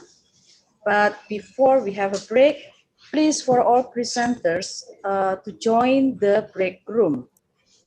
So we try to give you the first chance to join on the break room. Jadi silahkan untuk para presenter segera join di break room-nya. Kita akan mulai jam 12.30 untuk parallel session. So that's all for the plenary session. Thank you very much for joining the international webinar so far. And after the break, we will go to the parallel session. Thank you, everyone. Enjoy your lunch.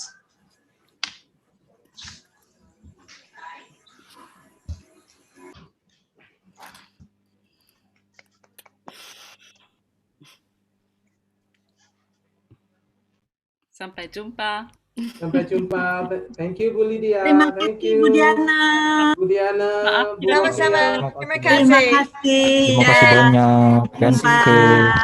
Ini ngopi dulu, ngopi. Ya, Ibu Lydia terima kasih juga.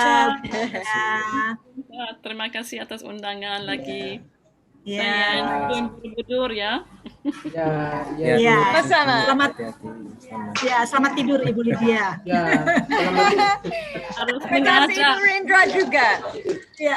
Lagi. Iya. Masih ada waktu. Terima kasih. Oke, terima kasih. Sudah bangun, belum sarapan. Di sini ada sarapan Bu Lydia. Harus kirim beliau kapal api. Iya Kopi betul. kapal api harus Iya. kirim dia paket-paketan. Itu mahal ongkosnya. Kapan saya bisa ke Indonesia lagi? Kangen. Lama pakai kapal mah. Bu Diana tidak kangen ini apa sambal Ibu Rudi? I know, belum juga. Cantik. Sehat Terima Bu. kasih. Oke. Selamat siang semuanya. Mari. Selamat siang. Bye-bye. Selamat siang. Tahap depan kita lanjut komunikasi ya. Yuk. Salam. Salam Bu Lydia. Amit. Ya. Amit. Boleh mampir ke Unitomo, Bu Lydia. Kita mampir ke Kita jumpa lain kali. Iya, iya. Terima kasih, sampai jumpa lagi di parallel session untuk semua presenters dan partisipan.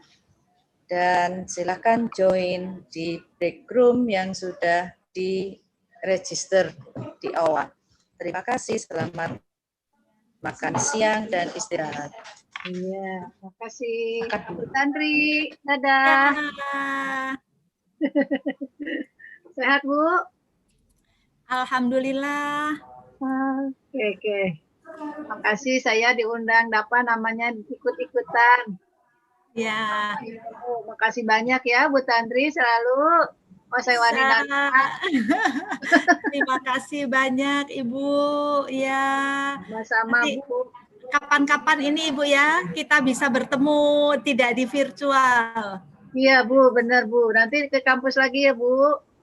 Iya betul iya harus. Iya. Oke. Yang penting sekarang saya berkarya ya Bu. Iya, Bu Renaria ini luar biasa semangatnya. Terima kasih banyak Bu Renaria. Sama Bu. Nanti di room 5 ya, di room 5 nanti sebagai presenter atau sebagai Saya mah ikut-ikut peserta aja Bu. Oh begitu, baik. Terima kasih banyak. Bu Tanti juga. Saya mencoba menjadi presenter ini. Waduh, mana tuh saya ikutan? saya di room berapa ya? Di room 3 kalau tidak salah. Oh iya iya, nanti coba saya pindah Ya, deh di ya. room. Saya nggak lihat Bu Tantri tadi di room-rooman nih. Boleh pindah ya Bu? Tadi pertama saya masuk waktu sambutan-sambutan. Setelah itu saya keluar, ada keperluan, masuk lagi sudah penuh. Jadi saya melihatnya lewat YouTube, memantaunya. Dan agak akhir-akhir mungkin sudah banyak yang leave. Akhirnya saya bisa Masuk lagi ya Bu? Iya. Iya, saya waktu masuk masih 15 Bu. Oh, di awal, masih awal ya Bu Di ya? awal, jadi Ya. saya lihat Bu Tati lagi pidato, lagi sambutan, lagi pembukaan, saya lihat semua Bu. Oh begitu, wow, Keren. terima kasih. Keren banget. Ini Bu Renia kapan dong ke Surabaya? Iya belum ini Bu, belum ada kesempatan. Iya, nanti kalau sudah aman ya Bu ya, kalau COVID-nya sudah pergi. Nah itu si COVID-nya biar pulang deh sana cepet-cepet. Biar pulang dulu, nanti kita bisa jalan-jalan lagi. Nah itu dia. Saya ingin kangen seminarnya di UPI karena bisa jalan-jalan di Bandung. Nah nanti ya kalau ada dia saya kasih tahu lagi ya Bu. Iya, baik Ibu, baik. Terima kasih. Sekarang hanya lihat di kaca saja, dadah. Iya, nanti kita masuk lagi jam 12.30 Bu. 12.30, oke baik. Iya Ibu. Oke, matur nuwun. Ya. Di room saya dia tadi lihat-lihat nggak ada Bu Tanti, jadi saya milih room 5. Enggak apa-apa. Nanti bisa pindah Ibu. Bisa ya, oke. Iya. Iya, makasih Bu. Makasih dulu Bu. ya Bu. Ya, sampai nanti ketemu nanti. Ya. Iya.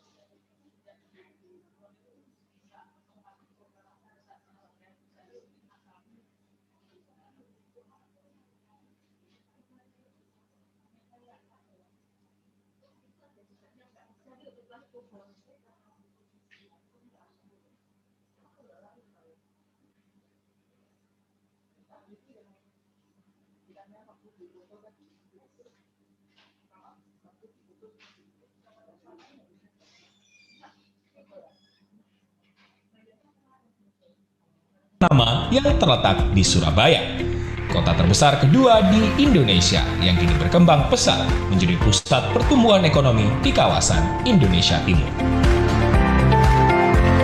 Sudah meluluskan lebih dari 40.000 alumni yang tersebar di seluruh Indonesia bahkan mancanegara. Unitomo sejak berdiri 1981 selalu memegang teguh komitmen sebagai kampus kebangsaan dan kerakyatan yang terbuka bagi semua golongan dan lapisan masyarakat. Unitomo alumni that spread around all part of Indonesia, even around the globe and enter the professional industry. Students at Unitomo come from different parts of Indonesia and foreign countries with different background of family, ethnic, race and religion. They come here not only just to continue their study and get the title, but also to get their dreams come true.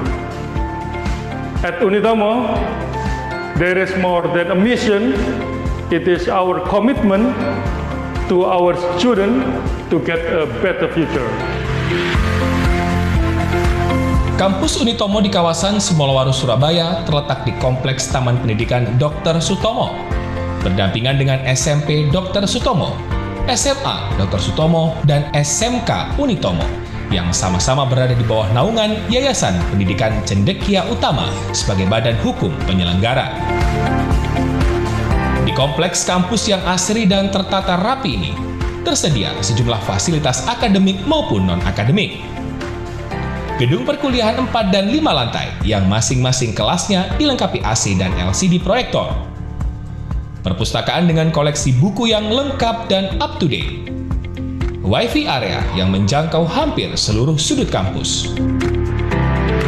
Auditorium berkapasitas 400 orang dan ruang seminar yang dilengkapi fasilitas video conference.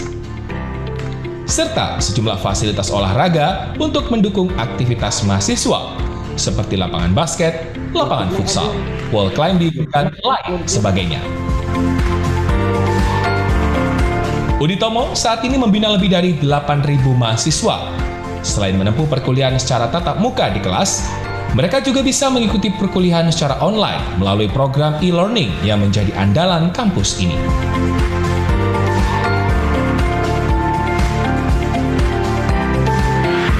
Dikenal sebagai kampus yang dinamis, Unitomo sangat mendukung mahasiswa untuk berkiprah dalam berbagai aktivitas agar bisa mengembangkan bakat dan potensinya.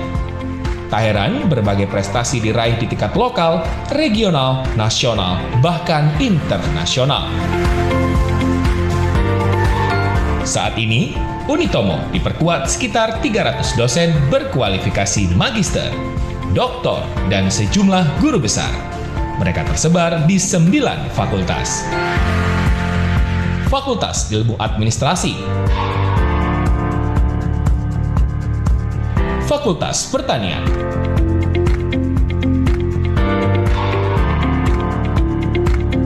Fakultas Keguruan dan Ilmu Pendidikan, Fakultas Ekonomi dan Bisnis, Fakultas Teknik, Fakultas Sastra, Fakultas Ilmu Komunikasi,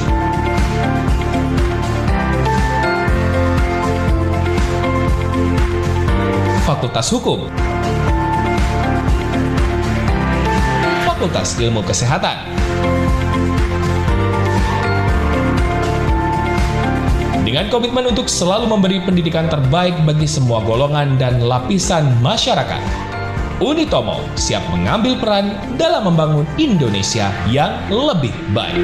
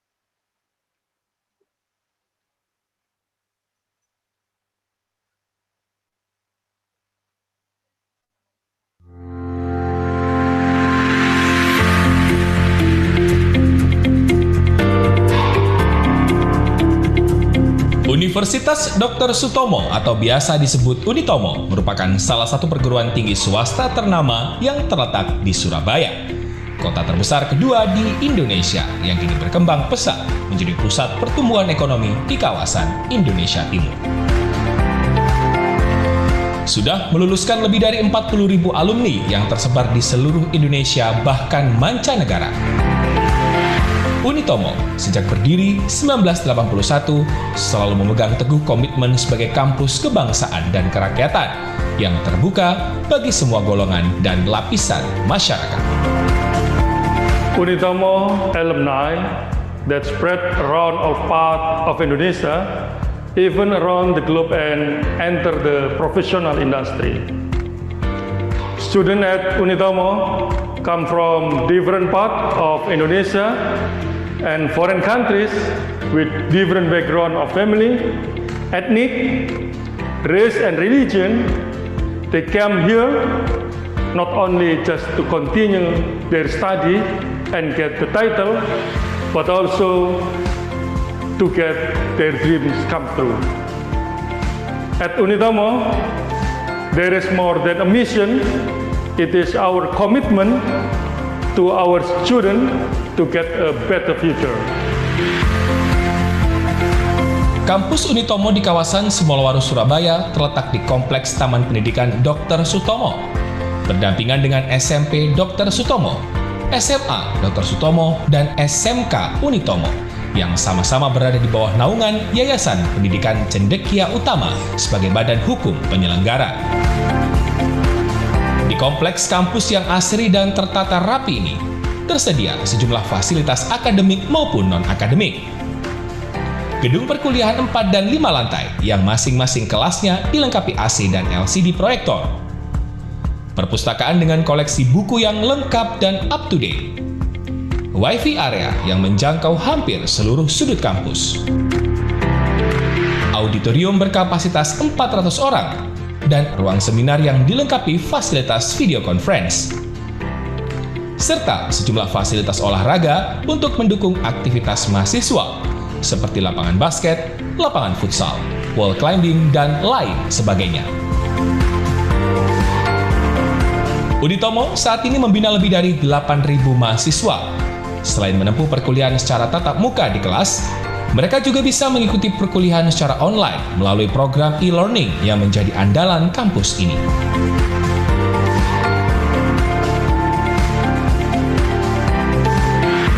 Dikenal sebagai kampus yang dinamis, Unitomo sangat mendukung mahasiswa untuk berkiprah dalam berbagai aktivitas agar bisa mengembangkan bakat dan potensinya. Tak heran, berbagai prestasi diraih di tingkat lokal, regional, nasional, bahkan internasional. Saat ini, Unitomo diperkuat sekitar 300 dosen berkualifikasi magister, doktor, dan sejumlah guru besar. Mereka tersebar di 9 fakultas. Fakultas Ilmu Administrasi, Fakultas Pertanian,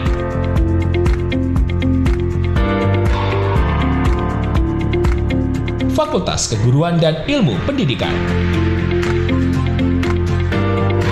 Fakultas Ekonomi dan Bisnis, Fakultas Teknik, Fakultas Sastra, Fakultas Ilmu Komunikasi,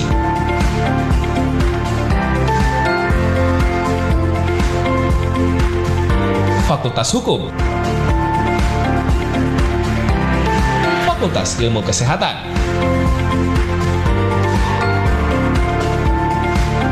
dengan komitmen untuk selalu memberi pendidikan terbaik bagi semua golongan dan lapisan masyarakat, Unitomo siap mengambil peran dalam membangun Indonesia yang lebih baik.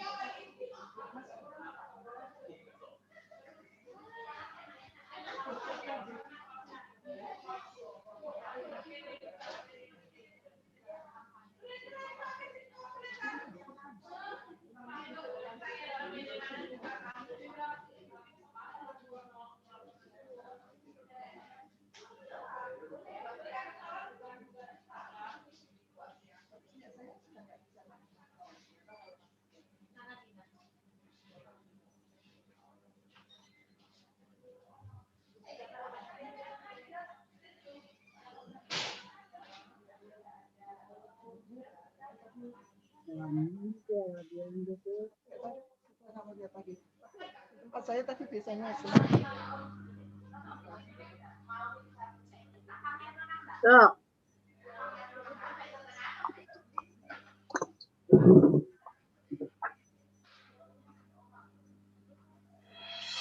Dr. Stomo University, or better known as Unitomo, is one of the well-known private universities in Surabaya, a city rapidly developed into an economic center in eastern Indonesia. Faculty of Letters is one of the 9 faculties in Dr. Sutomo University.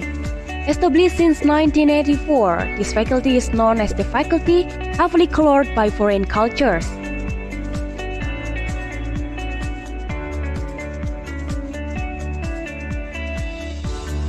Kurikulum Fakultas Sastra selalu disesuaikan dengan kebutuhan pendidikan di masa kini dan masa mendatang. Dalam peninjauan kurikulum, kami selalu melibatkan stakeholder, pengguna, alumni, dan akademisi dalam menyempurnakan kurikulum di setiap program studi. Di bidang penelitian dan pengabdian pada masyarakat, dosen-dosen kami menunjukkan peningkatan baik di bidang kuantitas maupun kualitas, sehingga Fakultas Sastra Universitas Dr. Sutomo tidak hanya menjadi menara gading tetapi juga bermanfaat bagi masyarakat sekitar. Dalam bidang kerjasama, Fakultas Sastra telah menjalin berbagai kerjasama dengan universitas maupun instansi baik di dalam maupun luar negeri. Salah satunya adalah kerjasama dengan Universitas Setsunan di Osaka, Jepang, yang secara rutin mengirimkan beberapa mahasiswa untuk saling bertukar pengalaman mengenai bahasa dan budaya masing-masing. Kerjasama ini sangat bermanfaat untuk meningkatkan kualitas dosen dan mahasiswa Fakultas Sastra. On its journey, Faculty of Letters Dr. Sutomo University has 2 departments, English and Japanese. English program, Dr. Sutomo University get B on accreditation through the applications of national standard in conducting 3 Dharma perguruan tinggi, especially in language, literature, and culture in 2020. In teaching learning process, this program has several competent lecturers, both in master and doctorate degree, who have gotten education certificate or CERDOS. Besides, our teaching learning process is also supported by some native speakers and guest lecturers coming from many foreign countries. Meanwhile, in research and social service activities, this program has done many joint ventures with some institutions such as Al Bismar Islamic Boarding School and Gang Doli English Club. Concerning the results of the research and social service, we publish them in our local journal and some proceedings in international seminars. Every year, there is a cross-cultural understanding program conducted here in cooperation with Oklahoma State University and other universities. So, by doing all of the above program seriously, we hope that our output will be ready to face the competition in society. 日本語学科は1993年に開設されました。おかげさまで今年度の認証評価において絵を獲得することができました。今まで200人以上の卒業生を輩出してまいりました。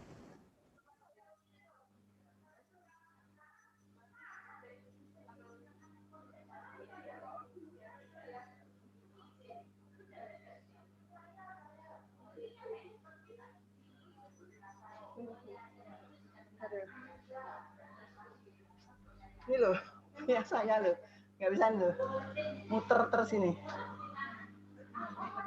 Iya, muter tapi kan berarti nggak bisa ini.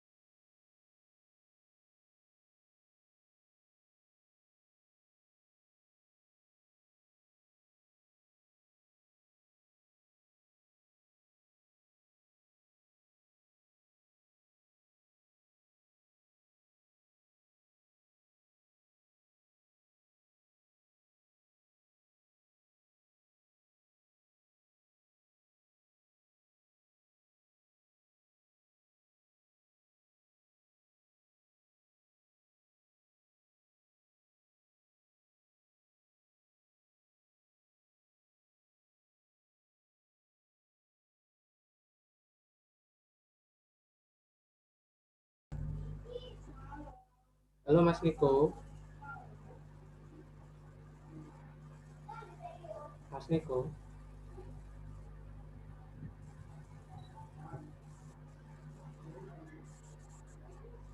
Mas Niko.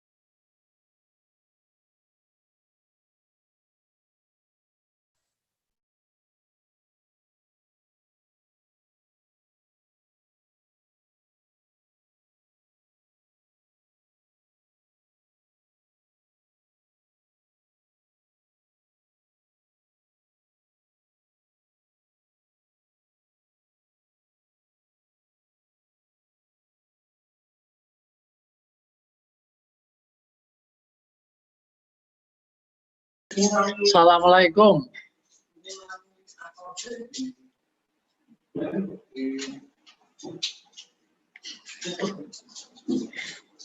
Assalamualaikum. Waalaikumsalam.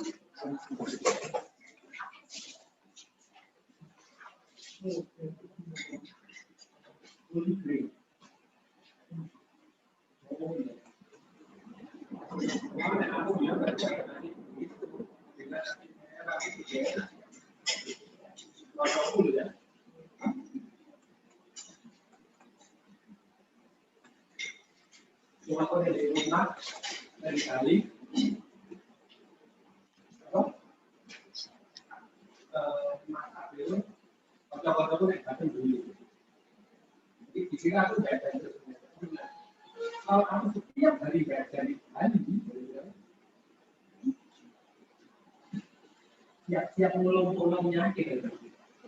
Dan masa 3 kali makan 3 kali jaga terus. Iya, bisa. Ada emang dulu sekarang pakai ambil duduknya saya itu.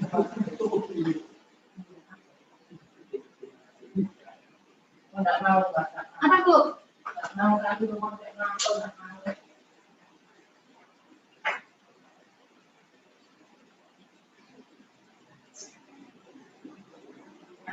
Ini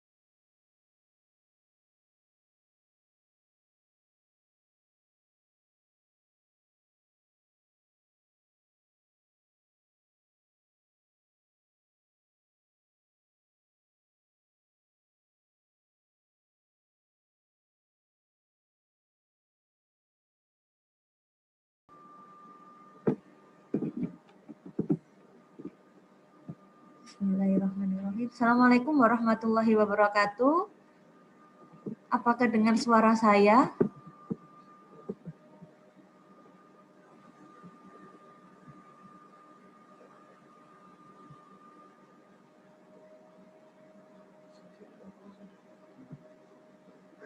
For the host, bentar.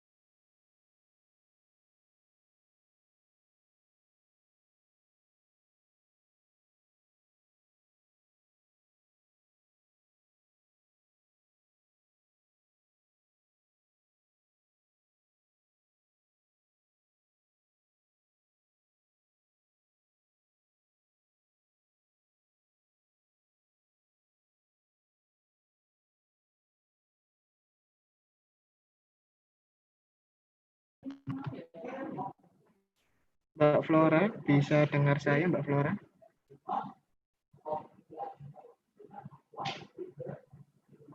Bisa Pak, bisa dengar. Itu ada link join ke room 1, apa sudah diklik? Oh iya. Diklik join. Nah, belum diklik.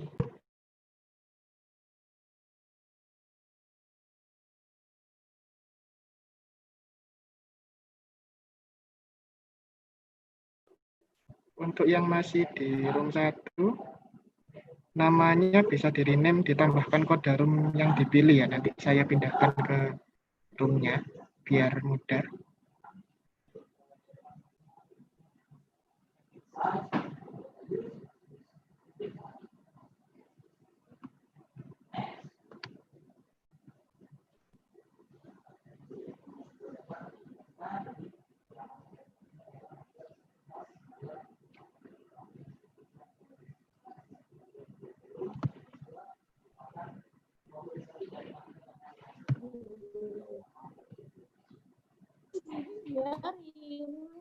Biarin.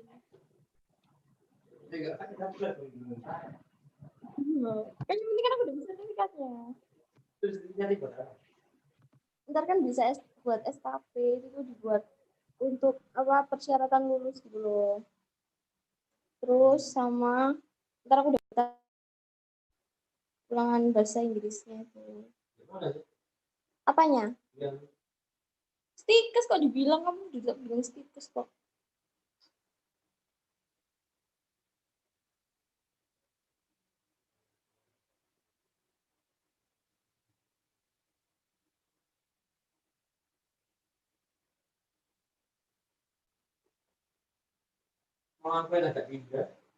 Pindah kemana? Terus kamu ikut? Kenapa? Ya gak enak aja. Ya apa lagi? Saya kalau positif terus cari teman baru.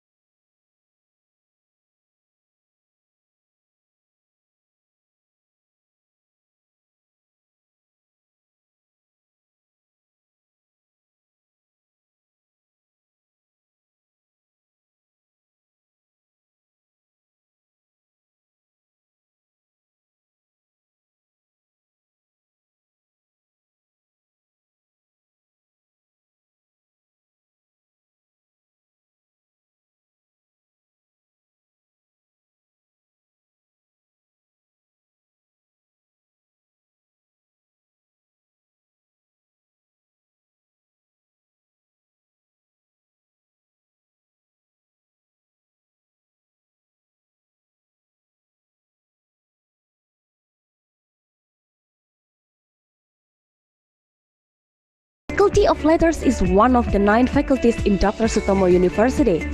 Established since 1984, this faculty is known as the faculty heavily colored by foreign cultures.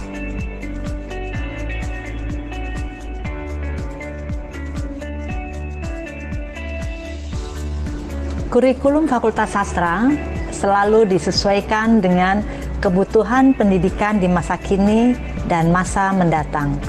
Dalam peninjauan kurikulum, kami selalu melibatkan stakeholder, pengguna, alumni, dan akademisi dalam menyempurnakan kurikulum di setiap program studi. Di bidang penelitian dan pengabdian pada masyarakat, dosen-dosen kami menunjukkan peningkatan baik di bidang kuantitas maupun kualitas, sehingga Fakultas Sastra Universitas Dr. Sutomo tidak hanya menjadi menara gading tetapi juga bermanfaat bagi masyarakat sekitar. Dalam bidang kerjasama, Fakultas Sastra telah menjalin berbagai kerjasama dengan universitas maupun instansi baik di dalam maupun luar negeri.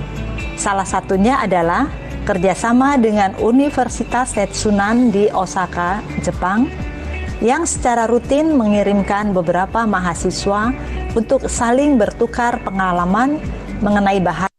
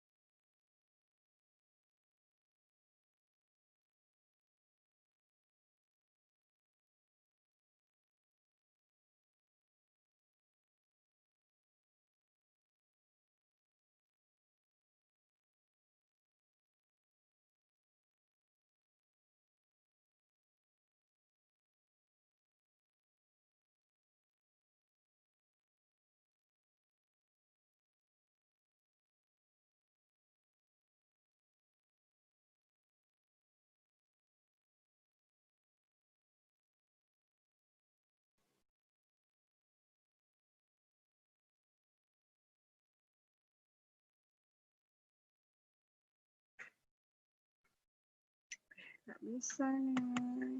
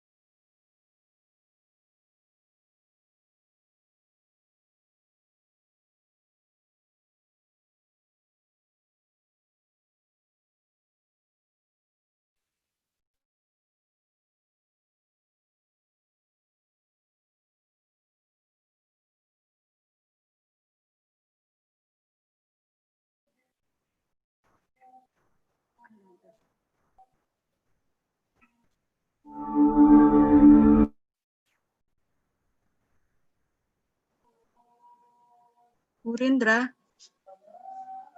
Purindra.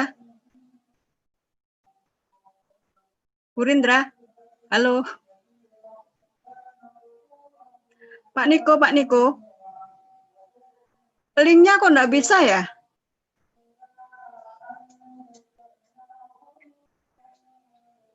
Halo Pak Niko. Linknya untuk ngisi angket kok nggak bisa ya? Iya betul, nggak bisa Bu, memang. Halo? Nggak bisa Saya ini buka. sudah Ada yang sudah ngisi Bu. Ya. Tapi tidak bisa. Bisa dikirimkan langsung diklik gitu Bu, karena ini kok nggak bisa gitu Bu di seperti yang ditampilkan di layar. Dikirimnya langsung diklik di WA group berarti. Ya. Di WA group. Saya kalau gitu saya share di WA group ya. Ambil yang di WA group aja ya Bu. Leres.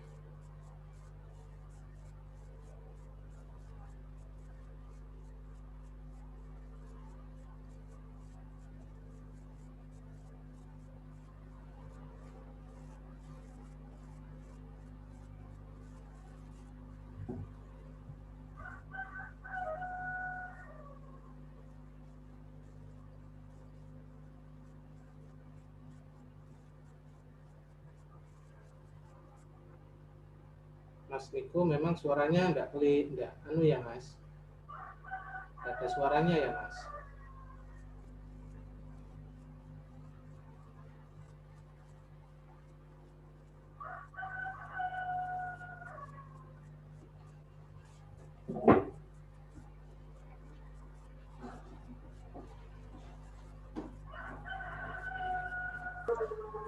Kita ini sudah di main room ya?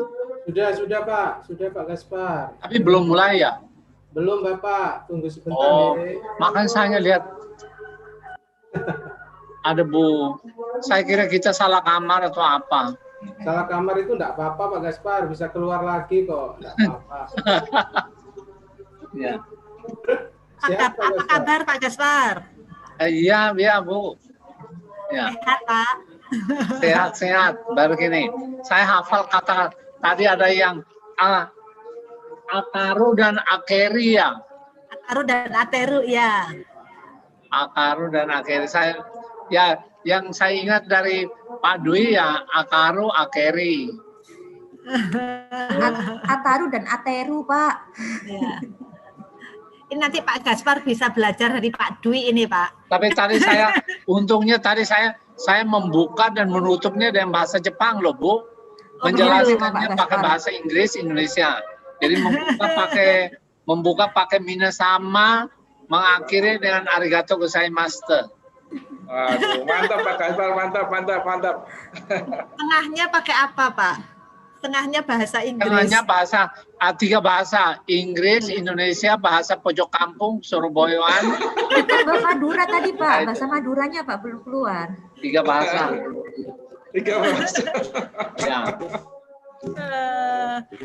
Senang Pak Gaspar ya reuni ya Pak Gaspar ya. Terus tadi ada belajar bahasa Madura, ada belajar bahasa Madura, ada reduplikasi. Jadi soto bukan soto tapi soto. Anak-anak nak. Nah, jadi itu namanya reduplikasi separuh. Oh. Reduplikasi separuh, nak. Itu ada di bahasa Indonesia enggak Pak? Reduplikasi separuh itu ada di bahasa Indonesia enggak Pak? Kayaknya menurut Dede Utomo itu ada. Ada ya Pak ya? Ada kayak apa ya? Ada tapi itu ya. Tidak mengenal. Ya kayak jarang itu. Tapi kalau kayak di Madura itu ya tadi Mahfud sebut ya nak itu. Soto ternyata dia itu lengkap ya. Apa itu? Variasinya macam-macam. Tadi dari Bu. Itu temannya Bu Ismi ya Bu Tantri. Jen onjen sama pangbungkol. Nah. Ayo Bu Ismi apalah itu. Nanti Bu Ismi. Baru itu. Pak Gaspar. Sore Pak Mul. Tambah. Saya kering ini. Kumisnya parade nih. Pak Mul, Pak Sumartono, kumisnya Pak Mul itu sudah waktunya untuk jadi Dewan Pembina itu. Betul Pak, setuju Pak Mul jadi ketua Dewan Pembina, setuju Pak. Pak Pembina itu. Saya kalau Dewan Pembina sepak bola atau apa, Pak Mul kan dulu senang pembina kemahasiswaan, baunya Dewan Pembina. Nah, nanti Dewan Pembina itu kalau mau naik lagi gampang, pembina apa gampang. Yang penting naik dulu jadi Dewan Pembina itu. Mantap. Saya pikir Dewan Pembina Pak Gaspar, mas saya dukung Pak Gaspar. Sudah waktunya, wes waya ya. Semuanya Dewan Pembina wes iki. Makin baik. Itu kan tadi Pak Mul kan ngomong tentang ilmu semiotik, itu simbol-simbol lambang-lambang itu simbol lambang. Oh itu makin baik sudah iki. Semua itu ada tandanya. Ada tanda-tanda wayang jadi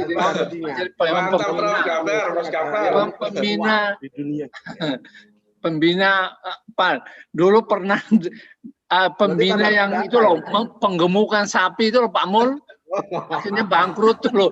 Untung saya nggak ikut. Wah kalau nggak uangnya habis penggemukan sapi di mana gitu Itu programnya siapa itu? Itu sama Pak siapa?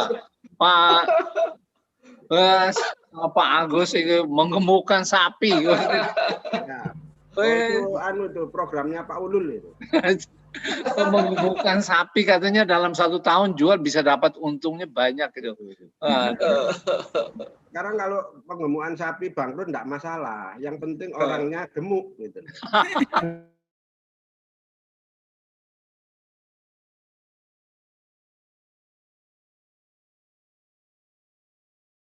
Mohon maaf, ini tepuk tangannya saya potong.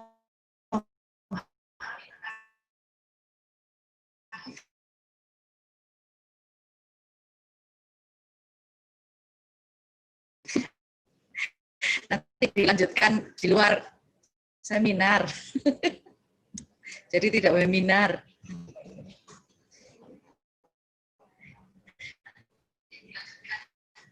Baru masuk. Iya. Hah? Harus menutup. Ya.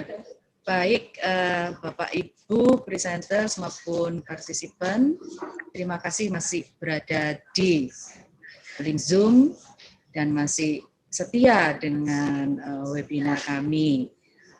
Sebelum kita persiapan closing ceremony, apakah semuanya sudah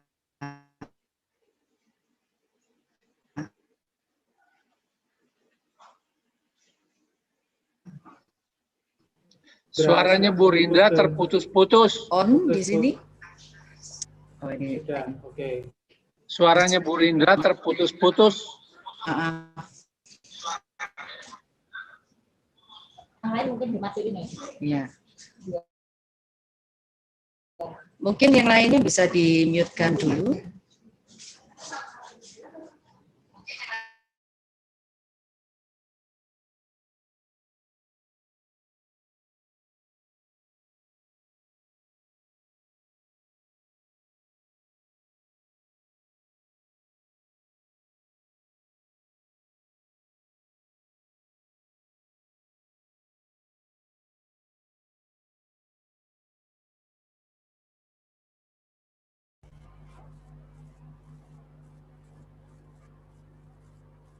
Belum terdengar, Bu Rindra. Di-unmute dulu. Yes. Baik, terima kasih. Ini saya jadi Niki. Karena di situ namanya Niko. Ya, baik Bapak Ibu sekalian, baik presenter maupun partisipan atau peserta, terima kasih sudah memberikan sumbangsihnya baik sebagai pendengar ataupun juga sebagai pemberi materi. Semoga apa yang kita diskusikan hari ini akan memberikan kebermanfaatan bagi kita semua dan juga bagi dunia tentunya. Baik, sebelum acara closing ceremony, kita akan mengucapkan doa sebagai ucapan syukur kita karena kita diberi kesehatan, kekuatan, sehingga kita bisa melakukan kegiatan international webinar ini sampai jam ini. Maka untuk acara doa ini, doa akan dipimpin oleh Dr. Andes Putut Handoko MPD. Mohon kepada Bapak Dr. Andes Putut Handoko MPD untuk memimpin doa. Kami persilakan. Let me pray in Islamic way. Assalamualaikum warahmatullahi wabarakatuh. Waalaikumsalam. Kurang keras. Bismillahirrahmanirrahim. Alhamdulillahirabbil alamin. Allahumma sholli ala sayyidina Muhammad wa ala ali sayyidina Muhammad. Alhamdulillahirabbil alamin. Ya Rabb, God the Almighty has blessed us to carry out the webinar seminar in pandemic era.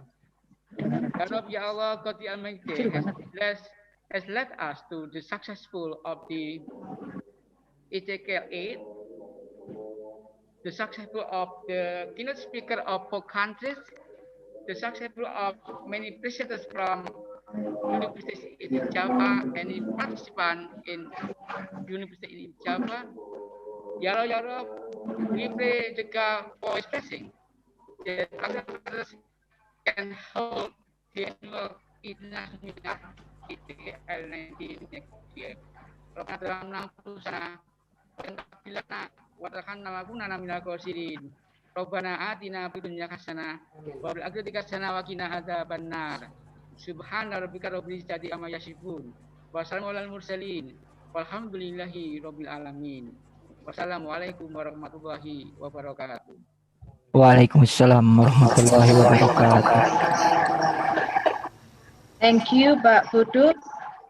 Baik, sebelum kita closing, sudah kita doa, maka kita boleh bertepuk tangan untuk kita semua karena kita sudah melakukan kegiatan kita hari ini.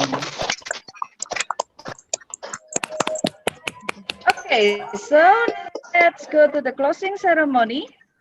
The closing ceremony will be presided by the first 5 Dean of Faculty of Letters, to Dr. Suhartawan Budianto, MPD. Time is yours. Bismillahirrahmanirrahim. Assalamualaikum warahmatullahi wabarakatuh. Waalaikumsalam warahmatullahi wabarakatuh.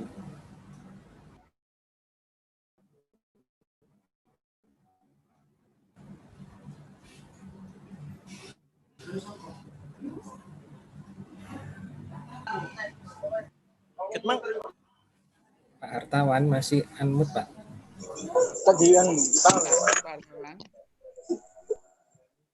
Assalamualaikum warahmatullahi wabarakatuh. Waalaikumsalam warahmatullahi wabarakatuh. I'd like to start by thanking the Rector of Universitas Dr. Sutomo, Bapak Dr. Bahrul Ami, the Dean of Fakultas Sastra, Ibu Sisilia Tantri Suryawati, Kepala Balai Bahasa Jawa Timur, Bapak Dr. Asrif MPD, Australian Consul General Surabaya, Mr. Chris Barnes, Head of East Java Board of Education, Ketua Dewan Pengawas Pendidikan Jatim, Bapak Profesor Ahmad Muzaki PhD, University Malaysia Sarawak, Ibu Rohia Pai PhD, PT OS Senal Jaya, Ibu Mari Aki Sensei, the lecturer of Friedrich Wilhelm Universitas Bonn, German, Dr. Lydia Gaven, for supporting this webinar. I'm sure you all agree their support make the perfect setting for the whole event in the webinar. I also would like to thanks to Professor Irawan Sarojo, Ibu Ismi, Jipa, IPC for being sponsorship in the webinar.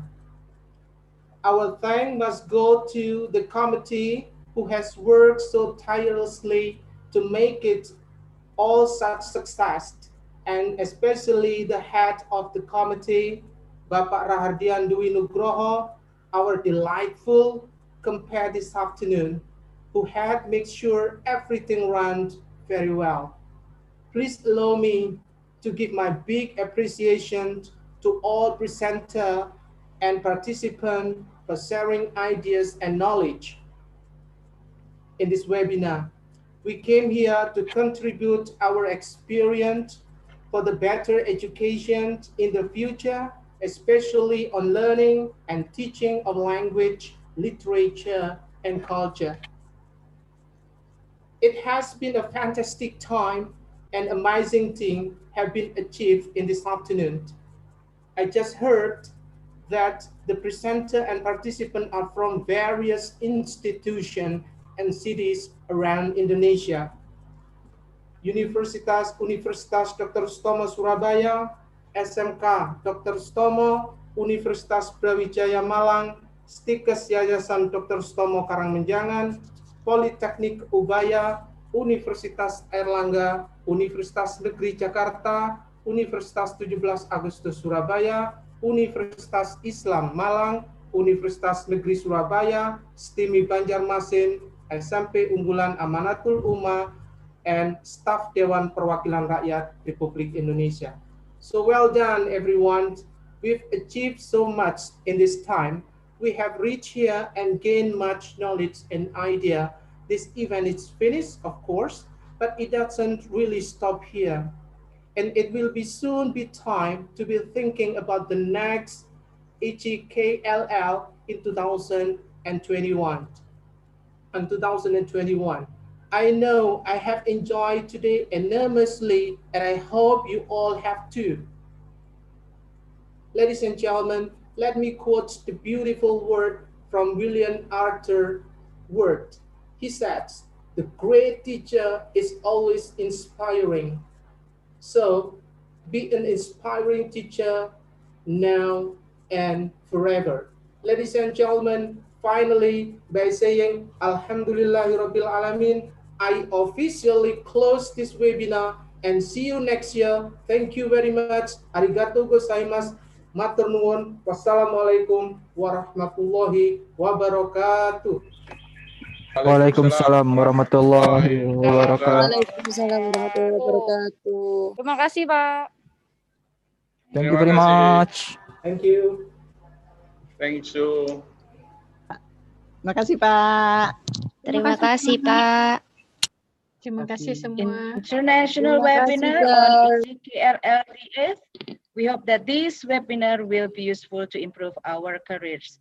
In the name of the committee, we apologize if there are inconveniences have been caused during the webinar. Have a nice trip and see you on ECKLL the 9th in 2021. Thank you, everybody. Stay safe and healthy. Good afternoon. Goodbye. Bye. Sama Desto. Terima kasih Sama Desta. Sama Desto. Thanks for your hard work. Sekare sama Desta. Sekare sama Desta. Domo arigatou gozaimasu. Terima kasih Bu Renaria. Terima kasih semuanya. Sampai ketemu lagi. Ya. Excellent, sukses. Sukses selalu ya. Jadi Bu Rukia sekali sama Desta. Ibu Rokia sekali sama Desta. Ibu Rokia masih ada ya. Terima kasih Bu. Terima kasih Bu Retina.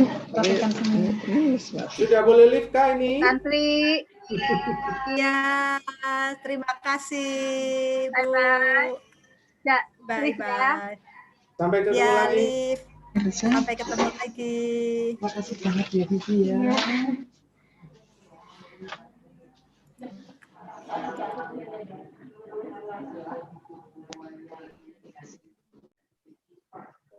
Terima kasih banyak semuanya. Terima kasih banyak semuanya. Terima kasih semuanya.